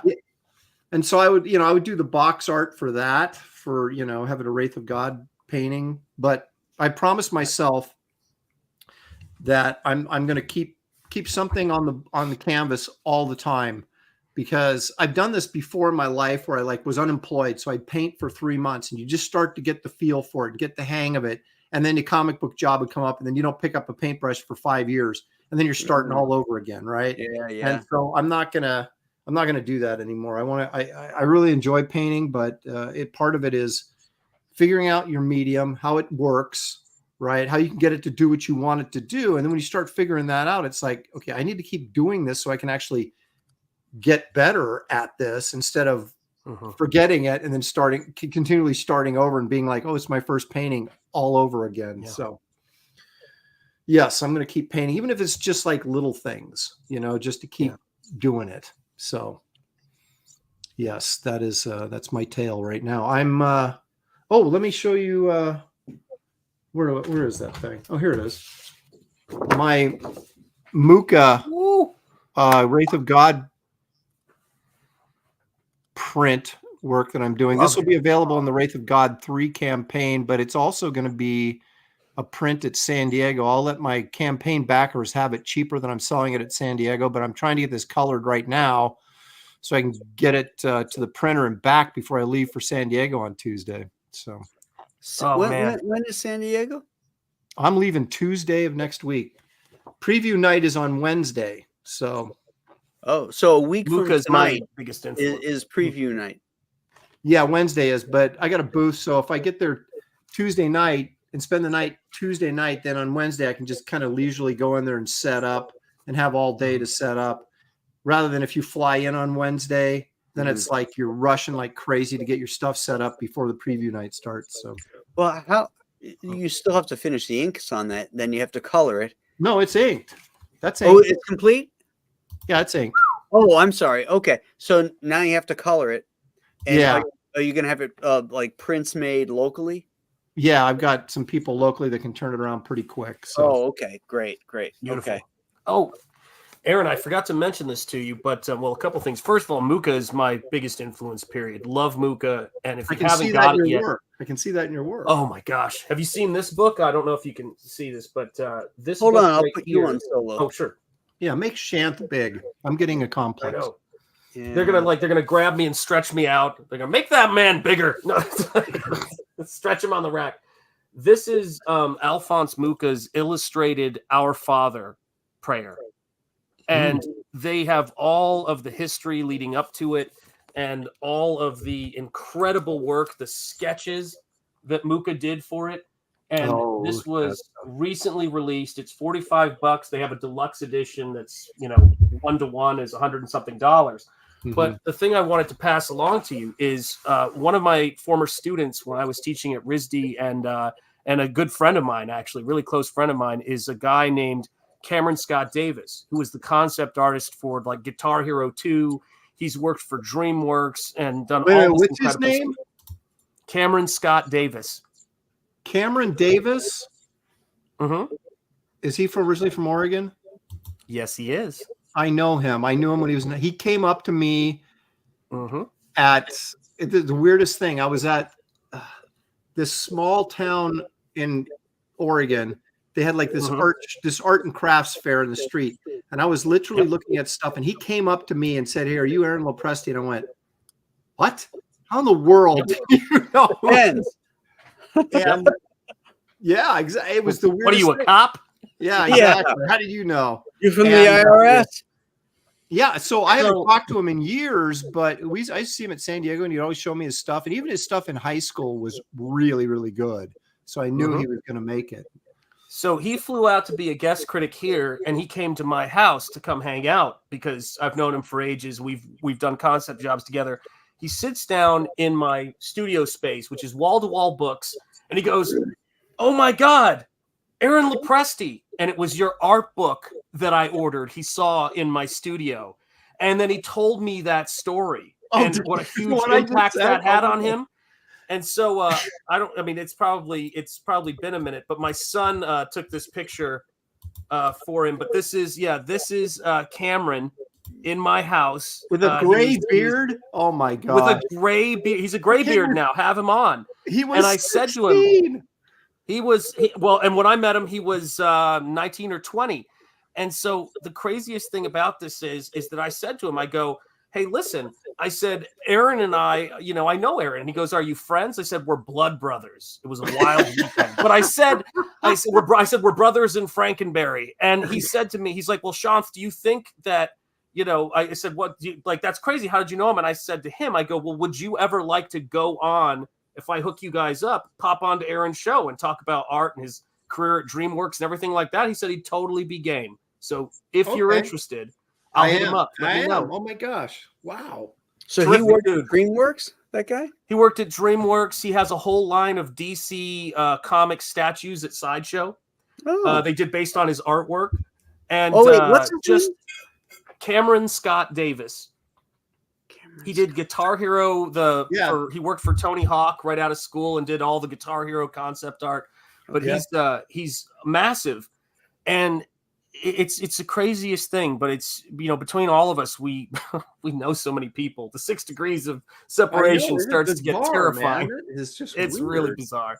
So yeah, so if you ever want to have him on your show or whatever, just to talk art and his career stuff, he'd love to hang. I'll get in touch with you about that and get his contact. Nice. That'd be great. So kind words coming from Cameron Scott Davis in your direction, just so you know. Thank you very much. You see that, Aaron? Jim Shooter spoke highly of me and Ron, but now Cameron Scott Davis is speaking highly of you, and nothing for me. Yeah, well, see, it's all balances out, doesn't it, Graham? Right? That's what I'm saying. Is that in the universe? That's because I met Cameron before I became a grumpy old man, so I was nice to him. See, that's wait till you meet Cameron now. He's gonna be like, you know what, these damn kids. Yeah, I know, and I'm like, Aaron will be like, yeah, I sure as hell know. My gosh. Oh my god. Because I think the last time I saw him, he was working on the Guitar Hero stuff. So it's been, 20 years probably or something since I've talked to him. Wow. That's what it's about. This is the thing, right? I am one of those people to where I remember everybody who's ever helped me along the way. And I never forget that, I never forget that. I'm like, I've been on this planet almost, it's 48 years now almost, but it's just not the longest time in the world. But in all that time, I do not forget the folks who helped me along the way, whether it's Brian Stelfreeze, any of these guys. Yeah. And what I respect in people is folks like Cameron remember that's why when he flew out to this coast, he took a day to come hang out with me and my kids. And he's like, they're in high school. You were expecting them when I was in college. I know. And that's what it's about, man. Good people, man. Good people. All right. Hey, you just made my night. I'm all chipper now. I'm not grumpy Aaron anymore. I'm happy. I have that effect on like people. The same person. I know. I'm content, Aaron. Now, hey, suddenly. Aaron, do you want to watch Abbott and Costello meet Frankenstein? You son of a. That's right. Angry Aaron is back. Yeah, that's right. 1 o'clock. Meanwhile, no one doesn't like Angry Aaron. Angry. Hey, you know what? I don't like Godzilla either. So. Oh my gosh! Thank God Shane isn't here. 1 o'clock. Nolan is starting to get pissed. 1 o'clock. Nolan is like, why don't you just kiss my cut to the stream? Cut the stream, motherfucker. Hang on. In your anti-Japanese rhetoric. Love any Karloff Frankenstein film. Love. Love the werewolf. Love the creature from the Black Lagoon. See, Graham, I can bring you down. I can just. There you go. Okay. Yeah. Did you guys? Almost to 98. Did you guys? What did you guys think of Brides of Dracula? The Hammer film with that young suave guy that was the vampire, and Peter Cushing was Van Helsing. The chain on his ankle. Yeah. Yeah, it's okay. It scared me to death when I was a kid. It's the only movie, one of the few horror movies I ever saw that scared me when I was a kid. But I looked at it later in life, and it's been a while, but the reviews on it were horrible. And I was like, So I remember watching it again not too long ago, and I still thought it was pretty it's great. Pretty good. Yeah. Jack Asher's lighting in that is fantastic. Peter Cushing's Van Helsing in that is he's sublime as Van Helsing. Yeah, he really good. Really owns that character. Pours holy water on his neck and then burns himself with a iron. Yeah.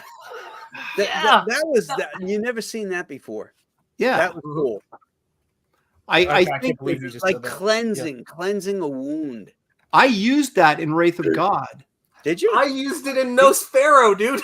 Like it's in the book. Because he got bit by the werewolf. We're using it in Joe Frankenstein 3, Anthony. Yes, all right. Here it is. That's like, do it. Get that. I know, and a spoiler alert, but at the end of Wraith of God, he gets bit by the werewolf, gets ripped open, right? And he has Esther, he says, pour holy water on me and cauterize the wound, or I'll turn into a werewolf. Because I said, hey, it worked for Cushing, it can work for me.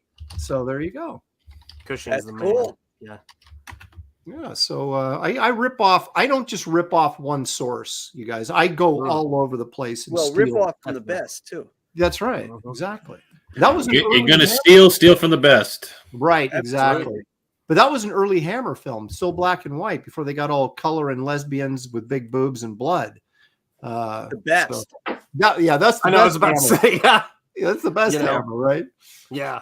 There you go. Steel Steel like That's like right. life. I love that. I think one of my favorite of the Hammer films is Dracula in AD 1972 AD.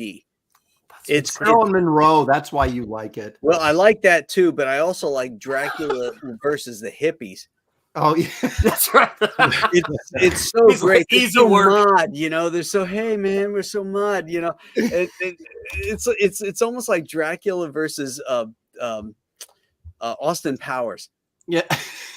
Isn't Cushing Van Helsing in that as well? I think he's a descendant. Yeah, but he's the right, because they do a flashback to one of the earlier, probably the last Hammer Dracula film that preceded it, where is that the one where I think he stabs him with the wagon wheel. Yeah, it's a wagon wheel, right? Yeah. And then so he's the descendant, and it's his granddaughter or niece or whatever that is one of the youth movement, and gets involved with the hippies and stuff. Yeah, those doggone hippies. Yeah, but there's like this kind of they're trying to rate, like, what's the word I'm looking for? They shoot, I'm drawing a blank here. Like a seance type thing. They're trying to, connect with the dead and all that kind of stuff. And they're all high as a kite, and and then they actually make Dracula come back, and then all hell breaks loose. That movie, just because it takes place in modern times, I always found really enjoyable. Well, I liked Blackula. Because same thing. Blackula, same thing, right? Kill those screen, hippies, man. Kill those hippies. I like when Blackula runs into those two pimps. Yes. And he starts castigating them about what he's done to the Brotherhood, and then he, all of a sudden, the camera shifts over to their faces. They're looking more shocked. Then it goes back over to Blackula. Now he's got all the fur on the side and everything. Yeah. It's freaking great. I love that movie. Yeah. Those movies are so much fun. They're great. Yeah, I mean, it's couldn't make them today though. You here? Well, you know what? You got to do them independent. You could, but you got to do it independent. Well, no, you what I mean is you could make it, but you'd take a raft of crap for it, because it was, what did they have? Joe Rogan had Robert Downey Jr. on his show, and he goes, "You couldn't make Tropic Thunder today," and Robert Downey Jr. said, "Well, you could make it." That's right. So you could make it, but you might get a little bit of flack for it. But yeah, that wasn't that long ago. No. Yeah, that was 2008 or something like that. 2007. Yeah, that was. Yeah, but it's like, you look at everything now. It's like pre-Obama, post-Obama. That's when the world changed. That's true. And that was 2008. Yep. So there you go. It was mostly pre-gay marriage, post-gay marriage kind of thing. Because you ever watch that show Entourage?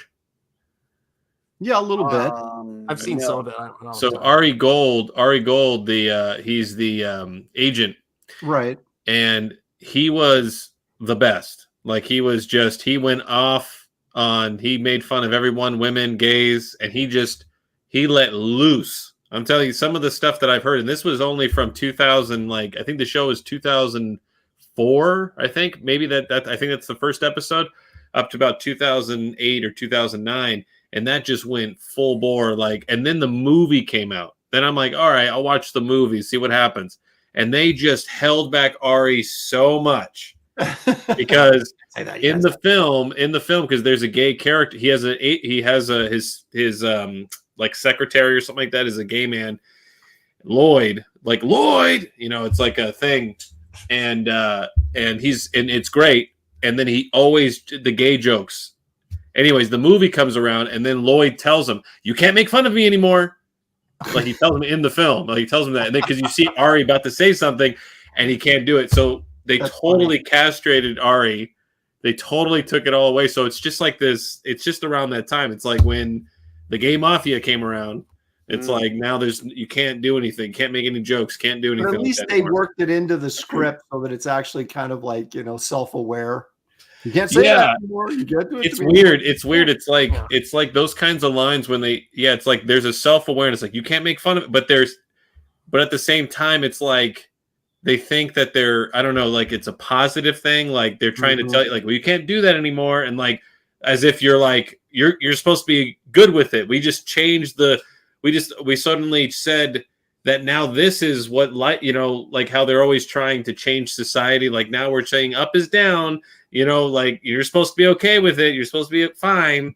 We're supposed to go along with it. Remember, like, and so they did that and they ruined that character completely, I think that's why we're here, right? That's the opportunity that we have, because the Universal monsters, how hard is it to make a great Universal monster movie? I would say apparently impossible. Yeah, because they got all of the resources, all of the ideas, they can't put it together. So what happens? Well, you get enough monster kids together out in this world. We get together and we go, we know how to make these things. We know how to make sexy women and science fiction and all of the great stuff. Like, it's not like, but we just can't, what's the word I'm looking for? I used to say to my studio mate all the time, this was our joke, is whenever we wanted to do something cool and we hesitated, I'd go, "Oh, sí, pero no tengo permiso."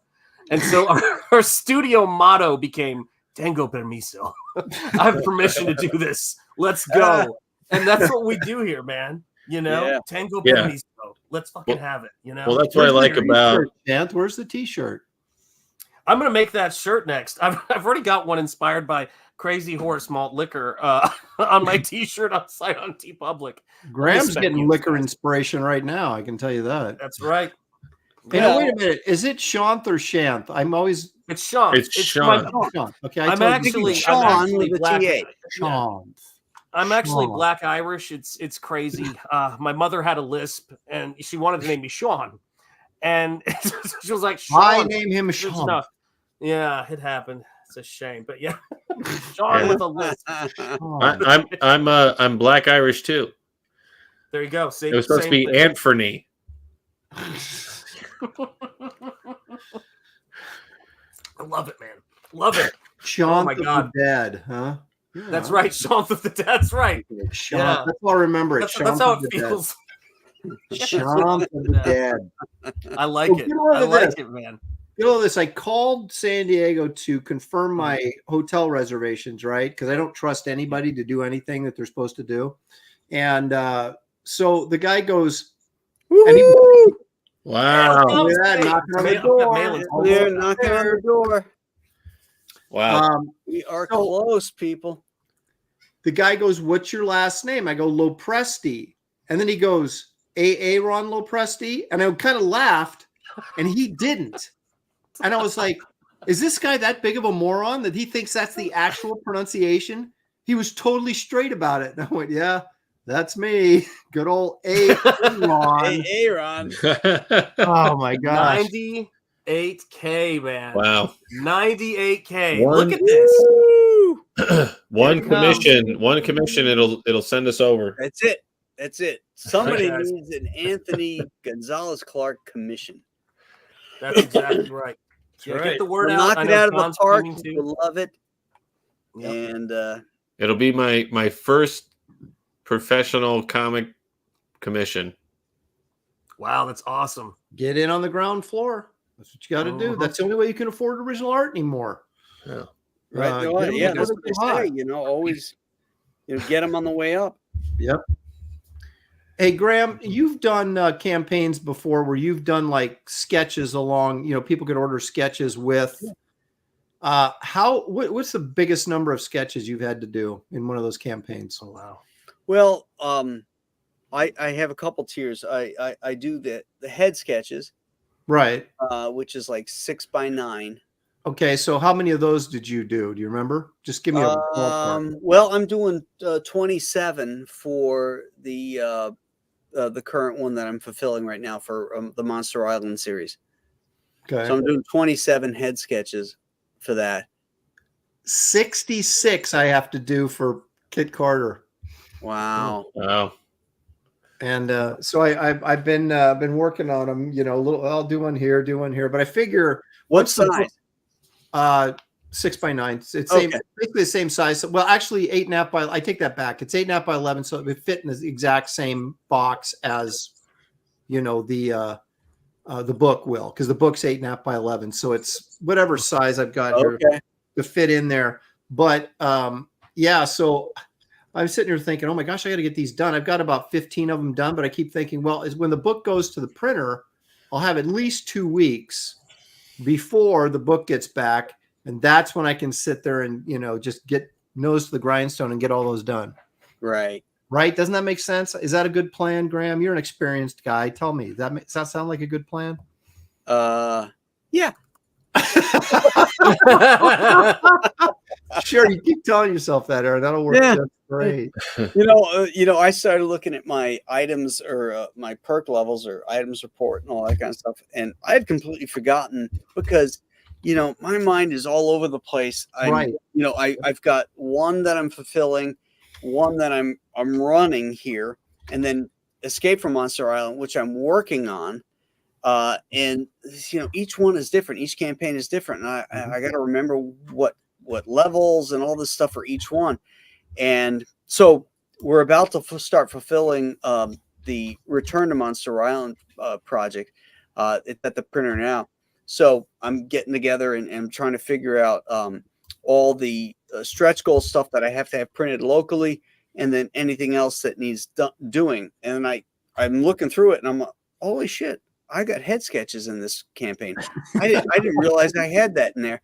So, you know, I cut my paper the other day. I started penciling them out, and, you know, so, you know, it's amazing how that stuff sneaks up on you. You think you're like, I always make a list at the end that, you know, and then you're like, oh yeah, I forgot about that. I got to do the artwork for that. Like I hit 125, which I wasn't sure I was going to get there. And that was like the last stretch goal within reason that we're going to hit. And then it was this big sticker that goes on your comic book box, this Empire Comics sticker that has all these it's supposed to have all these characters on the logo. Okay. And I'm like, holy crap, I got to draw that now. Right. Yeah. You just made yourself more work. Yeah, exactly. So I'm working on that too. So yeah. It's really interesting. It's a little crazy, but it's very satisfying and fun doing these things. You know, it keeps your mind sharp. I'll say that because you're constantly thinking about, especially when you're really starting to dovetail into fulfillment. Right. Because it's all about organization then. Having all your ducks in a row and all your shit together so that you can boom, boom, boom, out. Boom, boom, boom, out. Yep. You know, get my 93-year-old mother bagging and boarding again. Yeah, that you got to get that slacker moving. Playing cards on video card games. I'm like, get to work. So that's right. This man's a taskmaster. Hey, she comes to me, it's going, when do I have work? Give me some work. And I'm like, Judas Priest, Mom, I have to create work for you. But now it hits, because you know it all hits at once, right? Because you're like, Mom, I don't have anything for you. So I actually ordered my stretch goal trading cards already, and they've already come back. And I'm like, I'm probably gonna have to order more now because I didn't wait until all the orders were in. But anyway, just to get, so she could be bagging the cards. And then she sits down and does all the work that I give her in one setting, like 6 hours or whatever. And I'm like, Mom, you know, you can stretch this out over a couple of days. Wait, you let her sit down to do this? Well, yeah, I know, Aaron, getting soft. I mean, come on, Aaron. She's only 96. She stands up to do the dishes, so I figured I'd let her sit down to do this. It's a compromise. It's a compromise. Right. So, yeah. Right. So, I realized that talking about, you know, organization, I realized that my sketchbooks were 8.5 by 11, which is the same size as the book, right? And I figured out that the hardcovers were not going to go into the regular magazine bags. It's just going to be too thick. So I got to get a bigger bag for those. But so I ordered, I figured, okay, well, we'll get 1,000 bags and boards for the soft cover, and I'll get those to Mom, and she can start doing something, right? Well, then it dawned on me the other day. I was like, wait a minute, those sketchbooks are 8.5 by 11 too. And I got, another 750 of those. So I just ordered another 1,000 bags and boards. I give them to my mom this morning, and she's done with them already by dinner time. And I'm like, are you kidding me? Could you not have stretched this out for a couple of days? Now I got to create more work for the poor lady. It's sad, but I'm like, okay, Mom, I'll order you boards and bags that I don't even need so you can put them together. Once the books arrive and the pallet arrives, and she's unloading those 25-pound boxes, that'll keep her busy for a while. You're like right back and go, quit complaining. You wanted work, get out there. Yeah. Oh man, that's Aaron, right? He's like, you lag, you drag. Yeah. Yeah, grumpy Aaron returns. Taskmaster Aaron. Yeah. Well, Mom, get out there. I got a pallet in the driveway, and I need that in the house by noon. No lunch for you. Yeah. Oh my god. That's what I was laughing about when we on the launch day for this, and we were talking about Abbott and Costello meet Frankenstein the Wolfman and all that stuff. And I said to my wife when I got off stream, I went, you know what? It really doesn't matter what side you take because you're having a monsters conversation. You found your people. Do you know what I mean? Right. Yeah. That's a good point. I mean, God, it's the best. It's like arguing about Star Trek, right? I mean, come yes, 100%. Yeah. And my wife is a massive Star Trek fan. About that. Yeah. I'll bet she loves Star Trek too, doesn't she? Oh, you want to hear this story? We went and saw that at the Providence Performing Arts Center. They did with our kids. This was 2 or 3 years ago, I think, with William Shatner doing a Q&A afterwards. Really? Really? Yes. And our kids beat us at Original Trek Trivia card game because we raised them on Star Trek. You raised them right, apparently. Yeah, they're 18 now. They just graduated from high school because they're twins. So, but they love Star Trek. When Lauren met me, I didn't know a lot about Star Trek, and she said to me, she's a big Next Gen fan, and she goes, 2 things you need to know about me. My family is the most important thing in the world to me, and Star Trek's real. Fair enough. And I said, just look, I'm fine. Just get in the van, like that. Just get in the van and shut up. Okay, well, here's an issue. I think we need to bring this up because Graham gives me grief for thinking that Abbott and Costello Meet Frankenstein is not a good movie. Okay, that's my opinion. Yet he sits up there and rags on Star Trek 2, which is the best Star Trek movie by a long shot. It's not even close. And he sits there and tells me how it isn't. And, so I don't see that you're any better than I am, Graham. Yeah. Well, that's because you're blind. You clearly don't understand the topic. As Khan would say, you see, he's done worse than kill you, Eric. And he wishes to go on hurting you. As Khan would say. I'm like going, so he's from that part of India that's Latin. I like it. Yeah. I like where your head's at, Ricardo. Yeah, but you know what? He's a lot more Indian than the guy. Oh, Benedict. Yeah, Benedict. And for the record, guys, there's not an Indian alive who saw Ricardo Montalban with that shirt open and was upset about being confused. Right. We were like, we all look like Ricardo Montalban. We all got those. What are you talking about? Isn't that amazing, though? In Hollywood, at least it used to be this way. I don't know if it is so much anymore, but you'd get an ethnic-looking guy, and they could play. They'd be an Indian. They'd be, a Mexican. They could be, just Anthony Quinn. He's been an Arab. He's been Italian. He's from my town. Do you know that? Really? You will think I'm lying, but Anthony Quinn's wife is from our town. She's involved in the arts because of all of his paintings. And when I got my first full-time teaching job, my wife was at his wife's house holding his Academy Award and talking to her in her living room. Wow, So, that's pretty cool. Yeah. So Anthony Quinn is one of my heroes. I mean, he's just legendary. I can't believe this. I don't know if this is going to move. Now, what town is that? Or could it? Bristol, Rhode Island. Yeah. So close, this. man. Wow. So close. We are 15 really, minutes away really from getting pay close, dirt, guys. baby. With Yep. 1 hour left. That's right. That's right. Wow.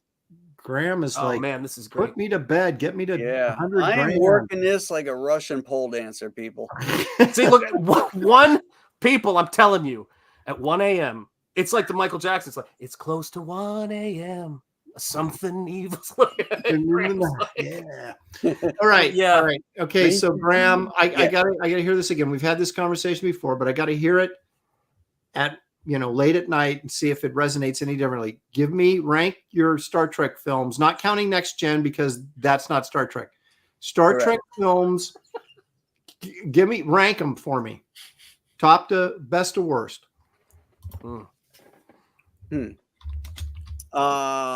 Okay, the six films, the 6 Star Trek right, films. right. So when you say best to worst, are you saying most enjoyable or Yeah, let's take the analytics out of it and just say which ones I like the best or that you like the best. Okay. I'm gonna start with Into the Darkness. Kidding. So wrong. I'm kidding. Kick this guy, will you? Is he on your book? Is he working on your book? If he isn't, kick him. I'm gonna start with the motion picture. Oh God! All right. Which one? Then the director's cut. I'm serious. The director's cut. Robert Wise, right? The 5K director's cut. There we go. I got you. I agree with that. Oh my gosh! All right. Then it's Star Trek 4. Okay. The whales. Wait a minute. Oh my gosh! I'm writing this down so I'll never forget it. Then Star Trek 2. Wrath of Khan. Oh, Lord. Okay. Then Star Trek 3. Okay. Then Undiscovered Country. 6. And then that's 5. And then the last one is the Shatner one. Final Frontier. Final Frontier. Yeah, but that's the 5th one. Yeah. But that's the worst. That's the only one we agree on is that's the worst one. That's the worst one, yeah. Wait, which one's the worst one? What'd you say? The one Shatner wrote and directed. Final Frontier. Final Frontier. Yeah. Oh. It could have been good, but from what I read about that, there was a lot of budgetary cuts. There was some interference by the studio and all of that, but the concept seemed pretty solid and pretty cool, and there was some cool scenes in it. I got to give Shatner that. Yeah, I'll give you that, but there was enough crap in it that ruined it. I was so disappointed because anytime I'd go to see a Star Trek film, I had very high expectations that I was going to be entertained and by this crew that I've grown to know and love. And so when they dropped the ball, for me, you have to drop it pretty far. And that freaking film was a disaster. But you're right. It had a decent concept in, the whole thing of this godlike being and, the Spock's brother, which I didn't like that at all. Because I didn't like that either. I didn't like that. 30 years and not know he has a brother, Bullshit, yeah. You could have easily made that something else, Yeah. That came out of nowhere. Yeah. Well, also, Undiscovered Country, that was supposed to be Savick. Yes. Yep. Savick was supposed to be the traitor. Why did they get rid of her? Well, there was a whole subplot there that she was pregnant with Spock's kid. Ooh. Yeah. That would have been nasty. But wait a minute. Hang on a second. So they had Kirstie Alley in 2, and she was like hot Savick. And then they had that Robin something or other played Saavik in the third movie, and she was not hot Saavik. Right. And she didn't really have that big of a part. And then she just disappeared. So, right. Do you know any inside information? Like maybe they didn't like the actress, or I mean, well, there was really in the preceding films, there was really no place for her in the story, but they planned to bring her back for Undiscovered Country. But why? Yeah, okay, Roddenberry was upset about it. He didn't want her to be made evil. That was the big sticking point. And I think Nicholas Meyer, when he was writing that and said, he goes, one of the great regrets of my life, because I didn't know how old Gene was and that he was, going through things. He got in a huge fight with Gene Roddenberry because he wanted to make her the traitor. It was like the culmination of that character. And he goes, I really regret that I got in a fight with Gene Roddenberry because he really cared about these characters in this world. And I feel dreadful about that. But that was Nicholas Meyer's intent. Yeah. Isn't it interesting that a lot of times, like with the Star Wars movies, they say these guys that are ruining Star Wars, they're not really fans of Star Wars, right? You need to get someone in there that really is a fan of Star Wars to do it right. But then on the other hand, if you look at Nicholas Meyer, who didn't even know what Star Trek was, basically produced, arguably, because I know Graham has a slightly different opinion than I do about Star Trek 2, but two of the best Star Trek films are Star Trek 2 and Star Trek 6.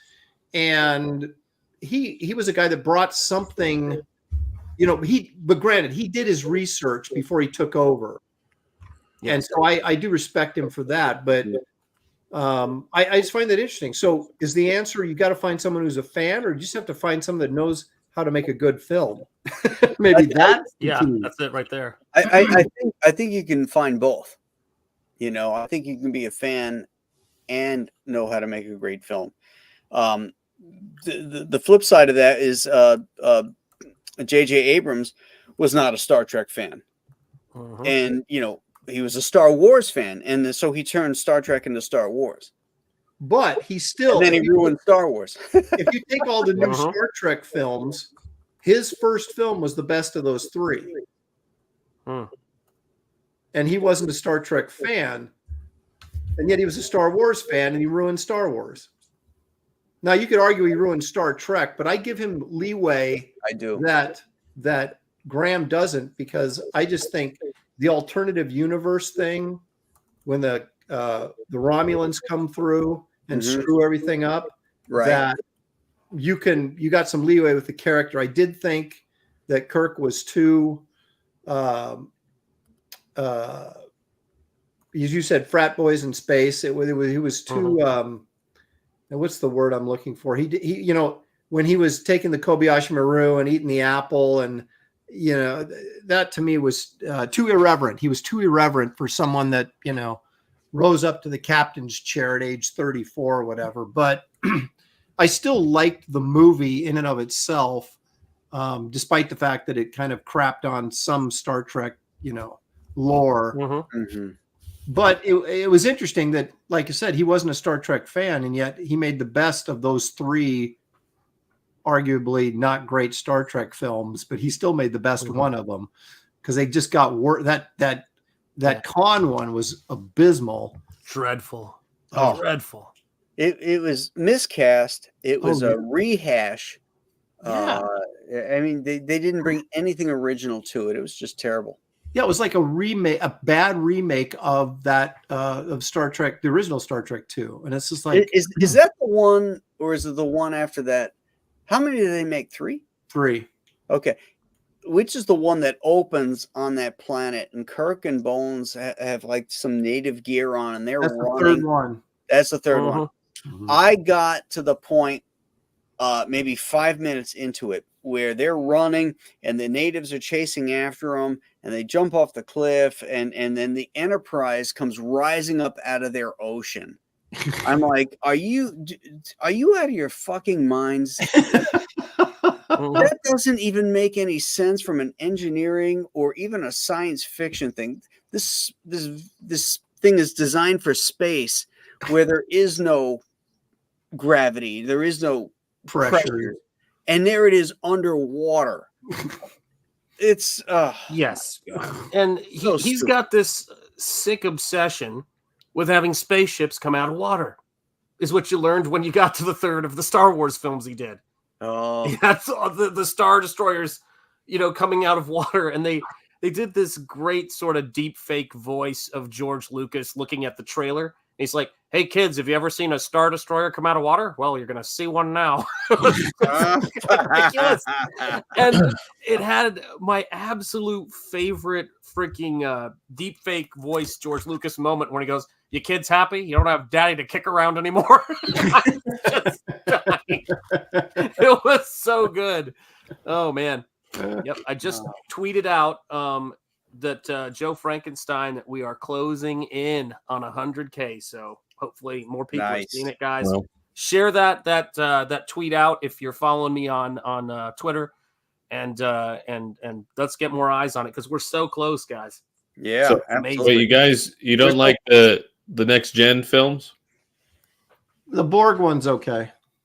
Yeah. I was gonna say that's pretty much like the First Contact was. I think that's the one I always like. If I were to rewatch anything, I was like, it would be that one. Yeah. And then I think Next Generation, and then everything else after that, I think it was like Insurrection. I think I saw that in the theater, and I didn't care for it. Yeah. I didn't care for that one. Yeah, I saw First Contact at a midnight showing. I think it was on my wife's 20th birthday. We took her out to see it. Yeah. So it was.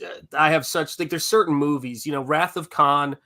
Having my kids get to see William Shatner live, being Star Trek fans. I mean, that's such a special movie to us. And of course, Undiscovered Country, I saw in the theater with my friends growing up in Tennessee. And it was the movie, the same thing with the Voyage Home. So these movies are just a big part of happy memories for me with people that I really care about. And, that's what makes it great. Well, it's like what movies, like when I was young, when I was introduced to the movie theater, going to the movies that came out for me were Army of Darkness. That was the first movie that I saw in the theater.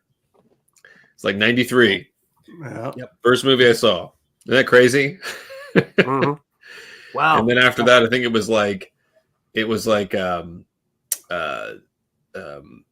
Jurassic Park. Then that came out. And then what else it was like some of the first ones I saw. And then there's like some other Disney films that came around that time. It was like Aladdin or, but like that's why like Star Trek or Star Wars didn't have a big impact on me like growing up or anything like that. Cause I was, and then it was like Aliens 2 and then Terminator movies. That's all those Predator. That's what all those those are the franchises I was into.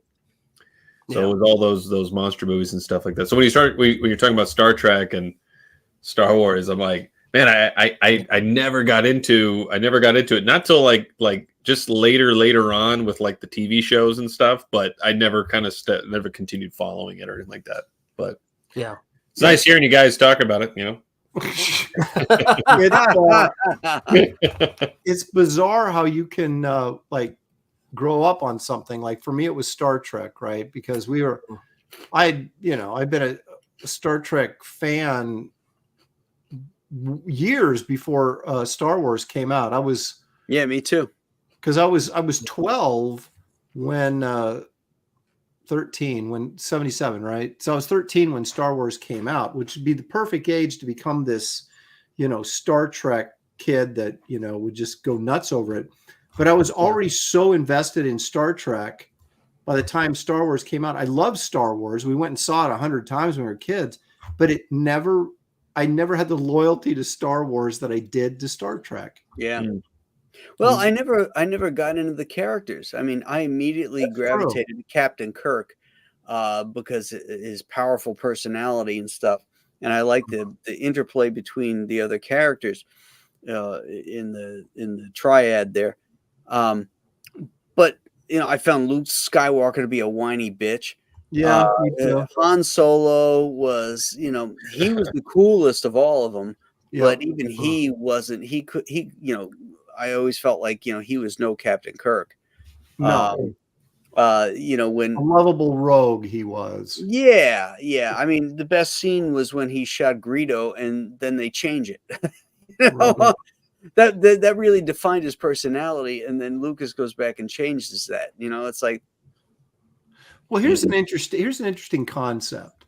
See what you guys think of this. I've always thought that when obviously adventure films like that are directed at male audience, right? Whether Sure. young or old, but definitely directed at a male audience. And so if you go to see something like Star Wars, and when you first see it and you're a kid, you can identify with Luke Skywalker because you're a kid. He's kind of a young guy. You can see yourself in that. But then as you grow older, he becomes this annoying, whiny brat that you can no longer relate to. Now you take Indiana Jones, you take an adult hero that a kid can aspire to be, and they still love that character even when they become an adult, because that character is still an adult and is still this, kind of a heroic figure that you can even relate to as an adult. So I've always felt that if you're going to do because you could argue that Raiders is a kid's movie to a certain extent, right? Because it's PG. I mean, there's some violence and stuff in it, but it's something that you would go see as a 13-year-old and you'd be fine. sure. And you don't outgrow it. Whereas Star Wars, I think that's my biggest problem. I just outgrew it. And I never outgrew Star Trek because you have adult people that you idolized, heroic figures you idolized as a kid, and they're still there as an adult. Now you can better relate to them. You grow to love them more as you get older. Whereas the like Goonies or something like that, you saw it when you were 12 and thought it was great. Now it's like babysitting with someone putting a gun to your head. It's just like, God, I can't stand that film. I think when it comes to Star Wars, and I love Star Wars. Star Wars. Ethan and I are pretty much the same generation, and that's the thing for me that I think about is it's not a science fiction movie at all. It's a fairy tale. It's a story of a young, immature kid knight going off and getting, learning things. He doesn't even have a sword at the beginning. So Star Trek is way more sophisticated in it, very much. While it appeals to kids, it's got some of the Flash Gordon, the stripe up the leg, just like Han Solo had for that matter, the Larry Buster Crab stuff.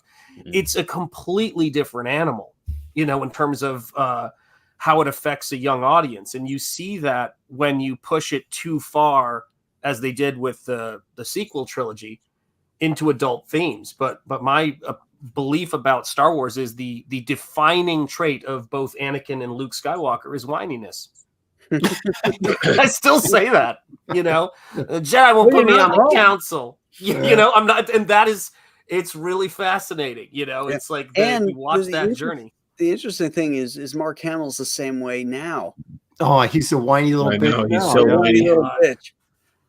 I saw Shatner in the last couple of years, and the greatest moment ever is someone from the crowd. This young lady from the crowd takes the mic and she goes, "I have a question for you, Mr. Shatner. Boxers or briefs?" And his response, deadpan into the crowd, he goes, "Depends."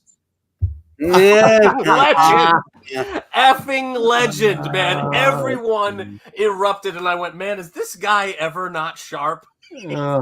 Terrifying. My God, he was amazing. God, what a legend. We got to see my son and I when he was an adult, but he was in high school, I think. But there was a guy made a documentary on Jaws called "The Shark Is Still Working." Have you guys seen that? No. Yes. It's excellent. And the guy that did the directed the film, produced and directed the film, was at the theater that they showed it at in like Southeast Portland. And we went and saw this thing, and it was really fascinating because I've never been in a situation like you're talking about where someone who made the film was actually there and you could ask him questions. And it was really fascinating to talk to this guy, and how he got Spielberg to actually participate, and, how annoyed Spielberg was for the longest time because everybody would always tell him that Jaws is their favorite movie, after all the other movies he's made. And you're kind of like, well, what about this and what about that? Now Jaws is still your best film, kind of thing. But he's finally come to a kind of a terms with it. I guess Spielberg has, according to this guy. But anyway, it was just, we sat there in the audience and we're just like my son Josh and I were like, we were the guys raising our hands constantly, going, "What about this? What about this? Tell us about this." And they finally. I got to see Blazing Saddles at Radio City Music Hall with Andrew Bergman, really one of the screenwriters. And he came out and he discussed, and told anecdotes and stuff about the filming of the writing and the filming of the movie. And I was with Chuck Dixon. We were up at DC and for a couple days or something, and we decided we'd go check out a movie. We saw this thing was listed, and we're let's go see that, and we can listen to Andrew Bergman. It was really cool. Yeah, it is. It is nice to get that sort of inside information. I got the opportunity. When I was at film school at SC, Ray Bradbury and Chuck Jones were doing a thing at UCLA. So we drove over, and there was no Q&A though, but it was interesting because they would show a Chuck Jones cartoon, and then Bradbury was interviewing Chuck Jones on stage. And then we'd watch another cartoon, and then they'd talk more. Then they'd watch another cartoon, they'd talk more. It was incredible. But like I said, I didn't get to meet Chuck Jones or Ray Bradbury, but at least I was there and got to see it. It was really cool. Right. Wow. That kind of stuff doesn't come by very often. And I'm really guilty of missing opportunities, because for the 3 years I lived in LA, there was a lot of stuff I could have done. Right. I didn't do because I was like too busy, with school, and never made the time to do it. Living your life. Yeah. And even when we were in Florida for almost 3 years with CrossGen, and just a couple, like an hour or two up the road from us was where they filmed Creature from the Black Lagoon. Oh, yeah. And I kept telling Josh, we're going to go up there. We're going to go up there. And we never made it before we moved. And that's one of my big regrets. Go up there and get eaten alive by mosquitoes on the set of Creature from the Black Lagoon. Right. Best creature design. For my money, one of the greatest creature design. What I know. Gosh, I forget the sculptor's name, but Millicent Patrick's design, sculpted by, and I can never remember his name. Not what's his name? Who took all the credit for everything? But Chris, I'm totally blanking on his last name. Who did all of the sculpting work? But that is one of the most breathtaking films. That creature in the movie, Julie Adams. Fantastic. Julie Adams had an incredible design. Yeah, she did. God did very well that day. It's amazing, But yeah, just a great flick. Yeah. Absolutely. Do you guys like all the creature films? No, the other two suck. It's kind of where I come down a little bit. Well, they're not as good, but I haven't seen. I just recently watched Return and Walks Among Us, and Return. With the Google-eyed thing, the creature grabs the girl and takes off, and then you got the radio guy,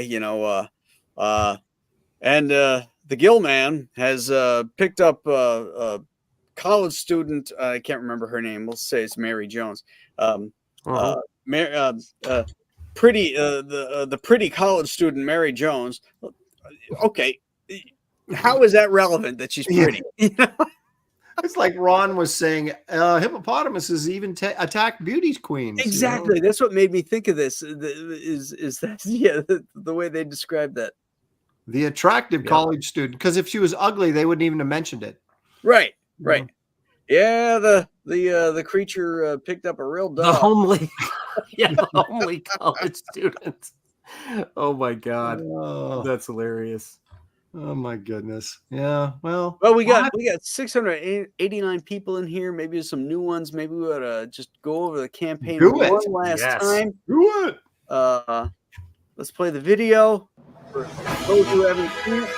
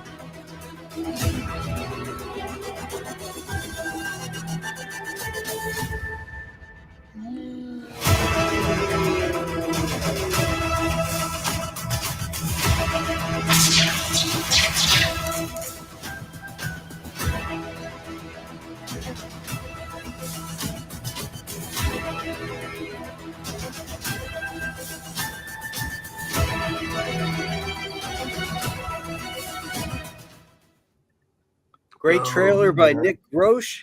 Yep. Excellent. Good old Nick. Yeah, the story's high adventure, folks. Lots of action, as per me and Chuck's style. We've got some great different perk levels here, add-ons, and we're running out of time. That's right. Yeah. And it's breathtaking, man. And I tell anybody late to it. I got the first 3 books. I just had to back again to get that glow in the dark. Sorry, I don't mean to interrupt, but I just had to grab the glow in the dark. Go ahead. Sorry, Graham. You're a backer. You can interrupt. Fair enough. Fair enough. But yeah, there's some really, really cool stuff here. If you haven't read the first 2, not to worry. The Nolan Monster Pack or the AGC Monster Pack will get you caught up. The only difference is that this has all Anthony covers, and this one has all my covers. But that'll get you completely caught up on everything Joe Frankenstein. And yeah, so this has been a great campaign. Very pleased. We got the great Anthony Gonzalez Clark, who's here with us, doing the artwork in the interior, and you guys are going to love it. That's all I can say. Back today. We got to refresh. We got to refresh then. Oh yeah. My bad.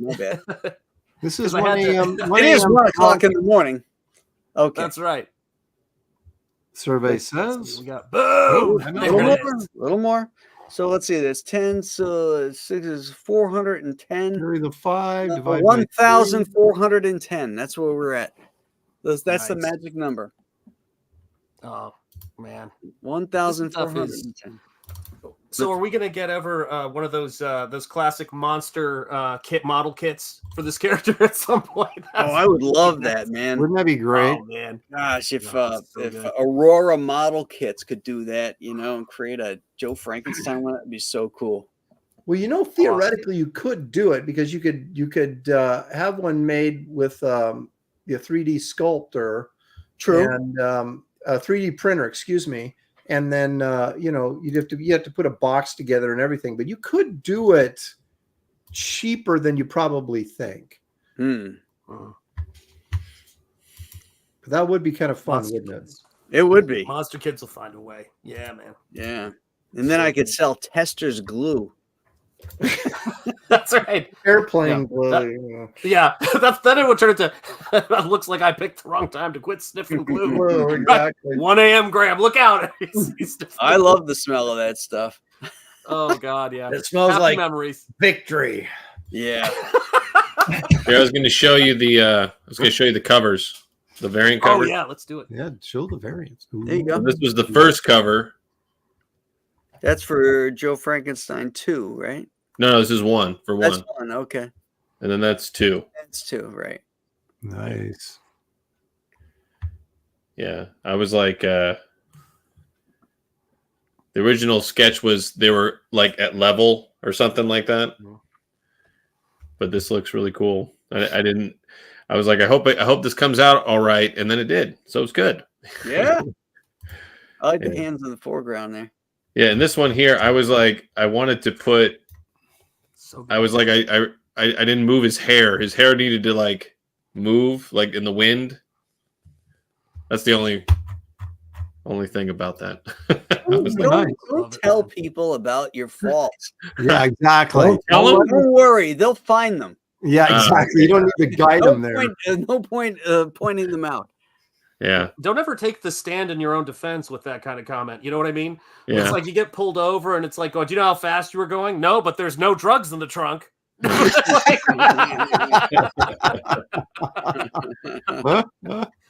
Now, Graham, what's the deal on Frankenstein? So you can use Frankenstein. You just can't do the bolts in the neck or make him look like Karloff. Is that kind of the deal? Yeah, pretty much. Yeah. So what if you accidentally? Wait a minute. I'm doing Kirk. It's too late at night. Well, what if you accidentally made him look like Karloff? Then you'd accidentally get sued. But then I would call my attorney. What's that guy's name with all the books? That's right. Cogley. Conley. Conley. Oh my God! See, This is what happens late at night on the Enterprise. That's right. This is 2:00 Graham. And what 12 midnight Aaron? 11:30. 11:30 Aaron. But right. at 60 years old, 11:30 Aaron is pretty freaking late. we need to get a sexy voice announcer to go. It's Graham after hours. Yeah. I want to get Adrienne Barbeau to do it like she did in The Fog. Oh yeah, You know? she's the radio voice. This is Stevie and 2:00 Graham. So good, man. So good. Yeah. Do it. I love that movie. God, I love that movie. The Fog? Yeah. Why Did you do ever I see that, feel like- Anthony?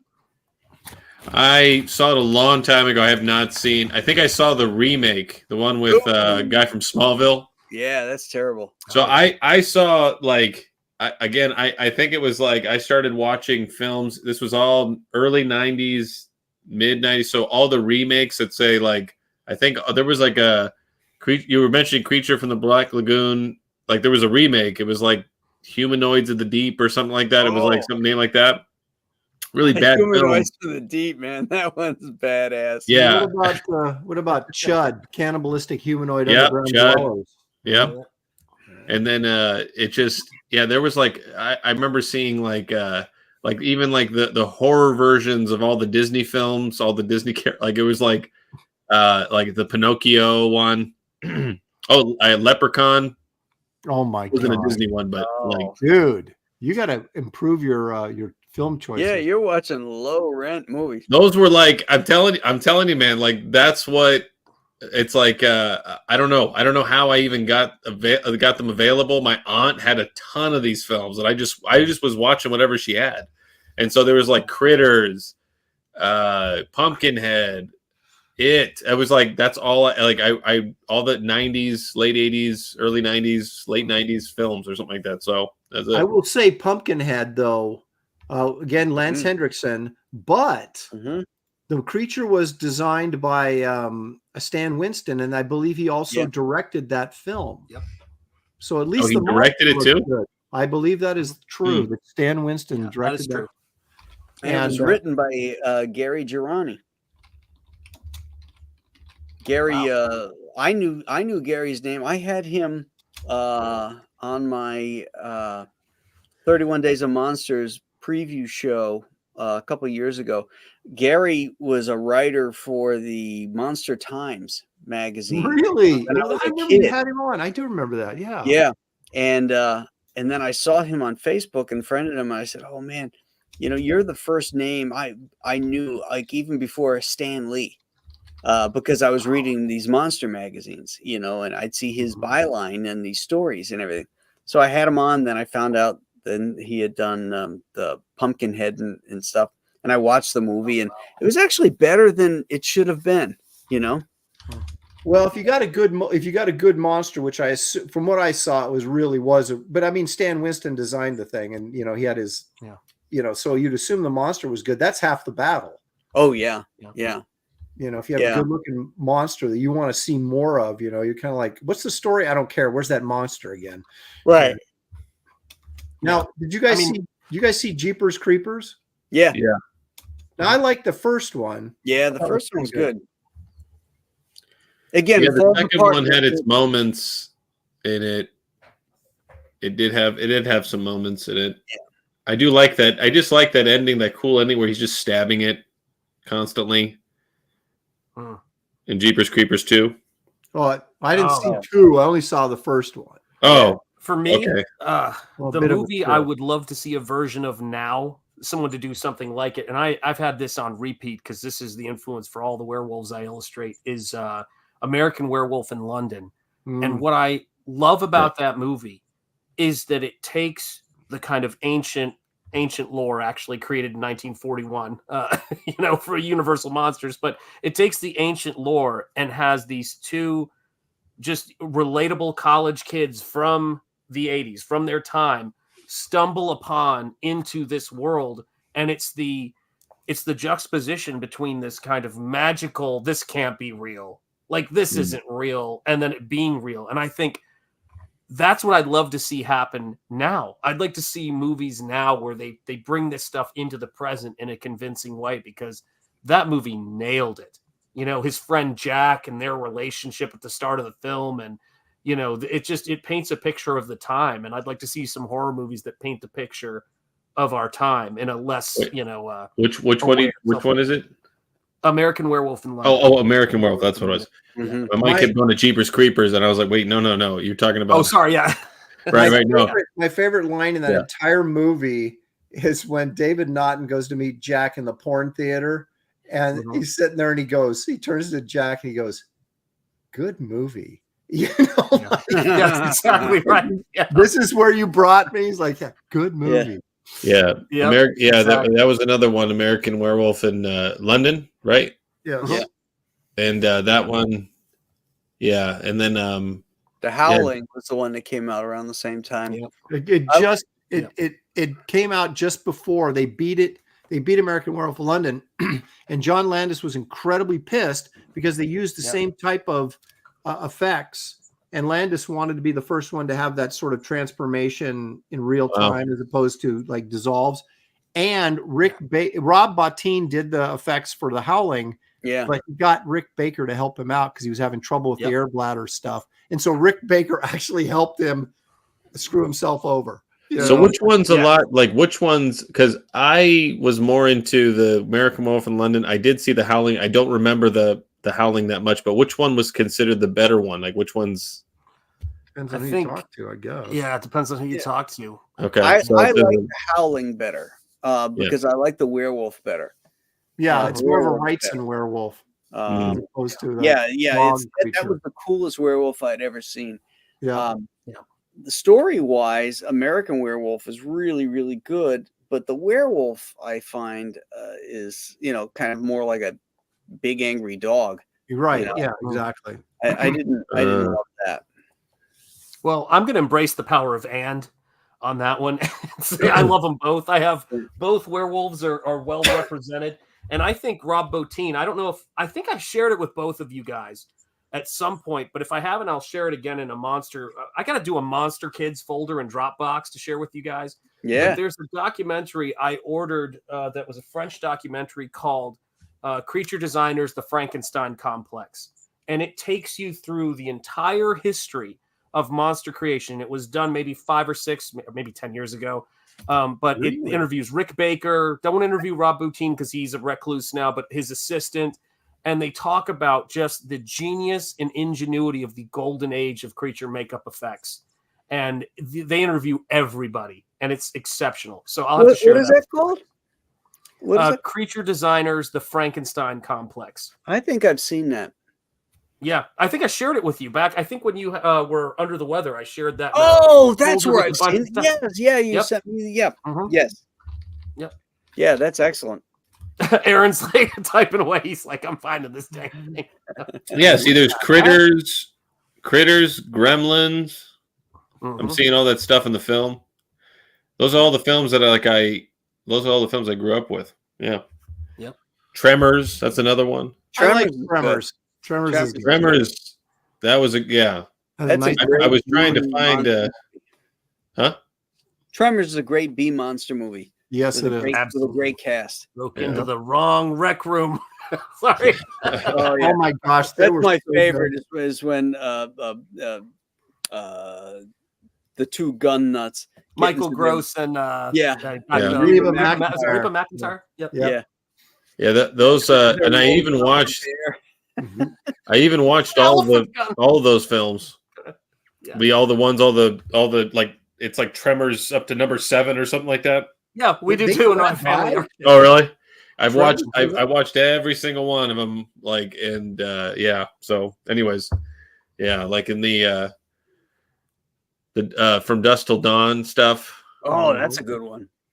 Well, it's good because Selma Hayek's in it. $5, guys. Oh boy! From 99. Wow! Hey, look at that. Do we have a hero in the chat? Do we have a hero? Back the glow in the dark cover if you haven't yet. I've backed this campaign twice. Is there another person in this chat? We need a hero. 99. We need a We need a hero. Oh God, I love it. We're gonna do this. I have no We're doubt doing it. about it. We're gonna do this. Yep. Absolutely right. Absolutely right. Look at that, guys. CG is Amazing. way too cool to let Yep. this thing dangle in front of Six Figures young lady. That's right. That is right. It is Oh my gosh. unacceptable. I'm gonna just say that right now. It's unacceptable. Completely unacceptable. This has got to end right now. No, it has to keep going. Well, I mean, this attitude. We've got to. Yes. Yeah. It's a moral imperative. It's a Mhm. moral It's a imperative, moral guys. imperative. I like that. Yeah. I mean, it's the craziest thing too, because we are seeing right now, which is why it feels like there's something in the air. I think that for the longest time, we've been kind of hovering this last year around 1978 is what I would describe what it feels like to me. And I think that we're right on the cusp of a resurgence of the cultural positivism, if you want to say, of the 80s, the let's go. And that stuff came out of the indie scene that was going on. Comicsgate is a part of a very similar indie scene, and it's monster kids coming together to bring this stuff out and share it. Mhm. None of us, I believe, were around in the 1930s. Someone introduced us to those monsters. Somebody said, you got to see these monsters. And we're passing them along here. So that's what excites me about Comicsgate more than anything. Is all the stuff we're creating and all of the stuff that we're, reinvigorating here. And Joe Frankenstein is a perfect example of that. Well, thank you. Thank you. Yeah, I remember I read while I was working on that stuff with Spin Rack, and I needed to know the story. I never read Joe Frankenstein, and I was creating assets for it. And so you gave me the hardcover, the PDF file, and and I read it, and I was like, oh my God. I said, this is great. Like, this is a good story. This is a lot of fun. And I remember asking, I don't know if I did ask about drawing something for it, or I don't know, or I said something about it. And then because I was doing the same thing, I was reading Law Dog, and I hadn't read Law Dog, and I was working on stuff for Law Dog. And that too was like the same thing. I was like, man, this is a good character. Like, these are good characters. And that Chuck created with Law Dog, but I really, really liked Joe Frankenstein. I was really, really into that. Mm-hmm. And here I am doing number 3. It was awesome. Exactly right. There it is. Believe it. I did not see that coming when you offered me. Got to do it. I did not see that coming. That's great. That's great. And That's we're how it happy to have goes. you. So yeah, I remember reading that. It's just like either laughing my ass off or just like really enjoying that story. So it was just like, yeah. Well, it's fun when you take something that everybody knows and you turn it on its ear. Yeah. Yeah, you did it well with that. You guys did a really good job with that. It was really cool. I just sent a super chat into John's stream saying that we are $5 away from 99K. So we are get some more eyes on it. Yeah, we're on Joe Frankenstein. We're right $5 away from 99K. Is that right? No, $45. 45. Are we 45 or 45? Oh, is that right? Let me just double check. Oh God, yeah. 45. Yeah. So we're almost there. Well, they'll correct my math and hopefully make it the case. The thought that counts, Sean. That's right. That's right. Well, listen, I mean, I can't make any excuses. I'm Asian. It's like, I don't know the maths. People don't even believe you when you say that. You can act smart. Walk into any emergency room, they'll just let you have a patient. It's just make it. It's like that movie Catch Me If You Can, right? With Spielberg. Yeah, He's like, exactly. do you concur? I concur. Yeah. I concur. My God, man. It's craziness. Yeah, we are so close, guys. We are. We can do this. We can do this. Yeah. Love it. We got 13 minutes to go here. Oh no, come on. Yeah, guys. just get a couple of those specialty covers. Let me show that while we're at it here, so you can see it. This is unusual. I had never added anything like this to any of my campaigns before. Where did it go? There we go. The limited edition collector's cover. I'm a collector just like everybody else, and rarity is really what drives up its value. That and demand. But if you only have 500 copies of something ever printed, that's going to be pretty rare. And you have your choice. You can get it signed or unsigned. So I'm happy to sign it for you, and it's no extra charge to do that. Then you'll have it, and hopefully it'll go up in value. I mean, you know what I was looking for? You guys did this to me. I'm going to blame you guys for making me do this bizarre Google search, but I was looking for companies that did 8.5 by 11 or 9 by 12 foldable door posters. Because even though I know people don't like their posters folded, I'm like, we got to do the door poster, Frankenstein's monster, or something to put in our book. Jack Davis giant. Yes. Poster. Has to be done, and I think for that kind of thing, it could be fun. It's not intended to be rolled, because they would, I think that thing, didn't they have it? Did they sell it rolled, or did they have it in a magazine? I know they did some that were in magazines. The Jack Davis? Sure. No, that had to have been folded. I can't imagine that they. Oh yeah, had to be that in a poster tube. Yeah, they probably stuck it in like a manila envelope with no protection. They probably did. Yeah. What do you want for 99 cents, you brat? Here you go. Another nerd wants to know if the panel has thought about having your comics translated into other languages. Wow. English. Well, actually, Alien Alamo is being translated in German. Oh, nice. It's being published in Germany right now. Oh, really? Who are you doing that cool. through? It's through Hydra. I think it's Hydra. Did they reach out to you, or did you go find them? And they reached out to me. Really interesting. That's cool. Hail Hydra. Yeah. Hail Hydra. Hail Hydra. Well, I mean, I'm convinced that the Germans are responsible for. Well, there's a few things, but one of the things I was thinking about most recently was the slang term "dank" for things being cool. Because I'm convinced in the internet world that someone simply said thank you. Someone simply said donk, and someone said, I like that word, and it means cool. Oh, so when I was on Instagram, so when somebody put, because I'm a fourth Austrian, so I grew up hearing German in my house all the time.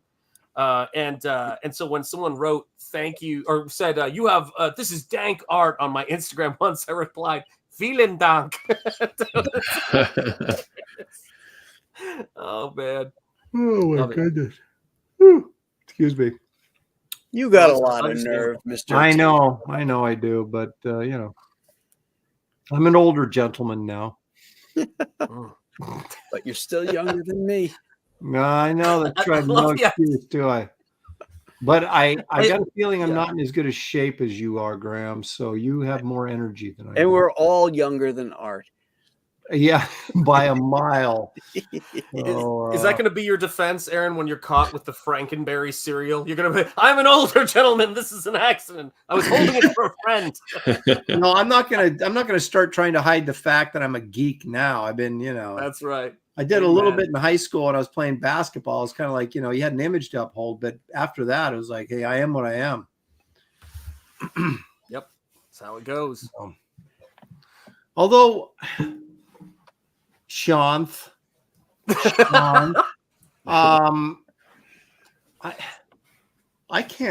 don't like the new formula Frankenberry and Count Chocula. I like the old style. Sure. But you're still eating it. Listen, you guys actually eat that shit? I do. Let me tell you something, guys. I collect the box. I grew up in Chattanooga, Tennessee. Okay, so I have smoked a cigarette with Copenhagen or Skoal in at the exact same time, dipping. So my taste buds may or may not be worth anything at all. What they're not as good as they used to be. Yeah, I come from a long line of poison tasters. It's all right. Whoa. Wow. I bow to you. Wow. Congratulations, Graham. Wow. $65 to go, guys, right? Is that right? No, Yep, that's right. That's no, right. it's 700. No, I'm sorry, it's 900 and to get to 100K, Yeah. you got $965. 965. Okay. Yeah. There you go, All right. man. A hair under 1,000, as they say. Yeah. But we're Wow. seven minutes away from midnight here. What did we start at the start of the stream? What did you guys start at? I wasn't even here yet. You were in the 80s, weren't you? Almost 6 hours ago. No, I was in the 90s. I was I want to say wait, maybe I was in the 80s. I think you were 88 You or were. something. That's nuts. I thought you were 88. So this is Yeah, kind of, I might have been 88 or 89. yeah. So All right, I'm going back this in is a time pretty here. good. This is a pretty good night for you. Yeah. You Oh, really definitely. 10 grand. That's a good closeout right there. Yeah. I think I was we were at 93,745 is the first time you shared it on this stream. So I think it says 93. that sounds about right because 700. I think I was about 7,000 away, something Okay. like that. Yeah, so that sounds right. I think I was at 93. So Yeah. Wow, closing that gap. That's Yeah. awesome. yeah, That is amazing. Wow. we got to do it, guys. We got to do it. Mhm. It's just it's now it's just a matter of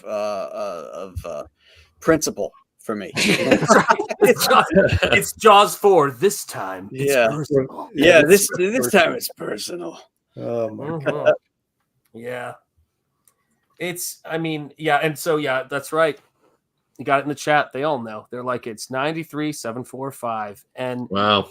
yeah, this is it's so great to be in Comicsgate and be in this space, because the stuff that you were talking about, being able to be a nerd and be out in the space is the stuff that when I went to art school and when I was around those people, they made you feel like you couldn't do.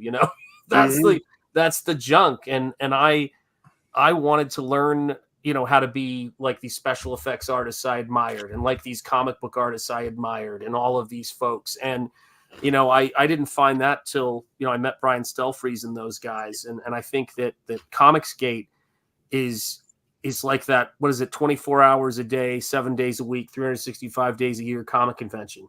It's incredible. All of the best stuff about it. Right. Incredible. It is. There's a lot of support, a lot of love for not just each other, but for the art form. Yeah. Nature abhors a void, and Marvel and DC have left an incredible void for people to step into and produce the kind of comics that people like us want to read. Yeah.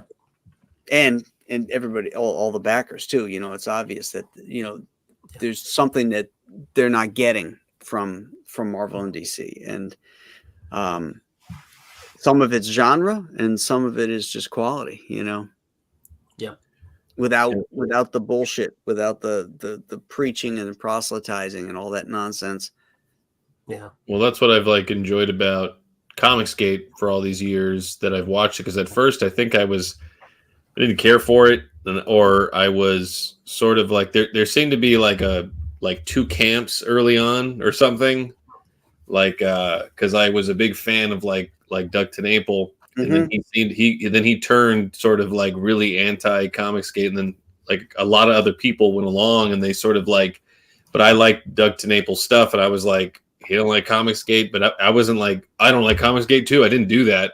I still listened to Ethan and all that stuff. I still would, because it was like the only place I get comic commentary, from all you guys and stuff. And so it wasn't like, I was like, I don't know. So whatever the beef was, I never looked into it. But anyways, then when I continuously listened, because I needed commentary, I needed comic book, I needed that. I needed to learn more. And once I understood, it's like it doesn't seem to ever bend the knee to anything. It just seems to be like it's about the comics, it's about making stories, it's about not so it's like way different from like, let's say like with like Daily Wire, which it makes all their properties about the politics, or it's about the preaching, it's about all that stuff. And instead of just sort of just enjoying the art, enjoying the stories, and just creating stuff like that, like Ben Shapiro coming out with a rap song and or something like that. It's the craziest thing about Comicsgate is that and for me at least, I mean, I think actually some of the first work I ever did, on some of those early Comicsgate, Kings things, is it inspired me first to do 2 independent art books, because I wasn't really back doing comics at that point, because I had a big fan base on Instagram. And what I liked about Comicsgate is it seemed to me that the real comic book fans, which are the people who just want to talk comics, were here. I heard all of these myths about what comics were like from people who I know damn well weren't there. My favorite myth being that comic book fans are exclusive and will not accept people. Comic beggars can't be choosers. And if you met another person who loved comics, you were excited to see them. Only slightly more laughable than that is that we rejected girls. So that if a girl walked into the comic shop, we were like, no, get out of here. We were more like, she's mine. It was never, and these are the ludicrous stories they told us. And so people go, well, as a POC, God, I hate that expression. I hope it dies in my lifetime. Yeah. By the way, if anybody ever refers to me as that, that's it. That's them's fighting words. But I go, our POC, yeah. This is the kind of comment I would hear when I was drawing as a kid. From people in Chattanooga. They'd go, hey man, did you draw that? That was the kind of conversation that I had. Can you draw me Wolverine? Nobody cared about that stuff. People would get into arguments over what was better, DC or Marvel. That was as political as it got when I was You're there. a good drawer. Exactly. My favorite thing is I can't draw a straight line, and I'm like, that's why God made rulers. That's why I'm doing this and you're not. You draw well for a POC. Yeah, that's exactly. Yeah, no, that's what I got when I came up here. Oh my Lord. Yeah, but it was really cool to be in Comicsgate, because this is where people wanted to have those deep dive conversations into, wait, which Robert Wise are we talking about? The Robert Wise director's cut of Star Trek: The Motion Picture? Or where do we look, guys? I don't mean to get political up in here, but I just had to ask, where do we come down on Glenn Strange's Frankenstein? That's the kind of reality, right? Aaron immediately. Aaron's the soup Nazi of this place. Dude, there's one Frankenstein. There's one Frankenstein. It's Boris Karloff. That's the end of the story. There you have it. Story. There you go. There you go. He was the only character of Frankenstein, but the second best looking one was Glenn Strange. Well, is there more than the two? I mean, Bela Lugosi was horrible. Okay. Lon Chaney Jr. Oh, Lon Chaney Jr. Bela Lugosi did give us one of the most quintessential Frankenstein's moments of all time, which I didn't know this was the plot point. You guys probably did. That when the brain transplant happened in Bela Lugosi's Frankenstein, it was supposed to have robbed him of his vision. And they never really explained that enough in the story. And that's why he was walking around with his hands out, feeling around. That became this iconic Frankenstein thing. So if it wasn't for that movie, we wouldn't have that image everybody has. And zombies then. Do we really need that, though? Do we need with Frankenstein? I don't know. If I'm trying to send my kids to bed. It's in Frankenstein Meets the Wolfman. It's in the original script, but they cut it out. They filmed it with the dialogue and everything, and that's one of those like must wish lists, is that we could find the soundtrack, the original soundtrack, in some vault in Russia or Ukraine or something, from when they used to send that stuff out. It'd be so cool to be able to put that back in there and hear it, Oh God! Because when he charges him up at the end, where Dr. Manning charges the monster up to full strength, you can see when he gets his eyesight back. Bela is great with that really evil look where he looks off to the side and he gets that smile. It's like, whoa, dude. Wait, is the campaign over? Is it just? It is. Well, yeah, it's Oh, just it is. It's 302.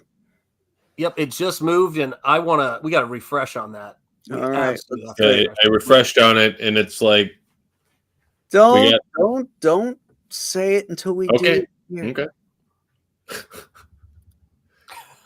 Survey set. Oh, There we go. Oh, so close. wow. Brilliant. So it's now officially in demand. So Okay. you'll still get to 100K. Oh, it's happening. Yeah, I'll wake up to 100K. I'm sure. Yeah. All right. Oh You man. guys are awesome. You guys are awesome, and I love Well, talking monsters. Yeah, but I got to go to bed now. I would All think right, my Yeah, friend. Yeah, 6 Graham. hours. Yeah, 6 hours. I got the grandbaby coming at 8. So Oh my gosh, dude, you better get to bed. Outstanding. yeah. All right, brother. Thank you so much for Well, having me on. I appreciate it. Sean, Thanks for coming Anthony, by. and Thanks Aaron. for hanging out. Thanks for hanging out, guys. My Anytime, pleasure brother. as always, Graham. Anytime. Good You job. guys are the best. All right. Take care, guys. Okay. See you soon. Have a great night. Bye. Thank you. Night, Bye-bye. night. Bye. All right. Where are we? How do I get out of here? Oh, there we go.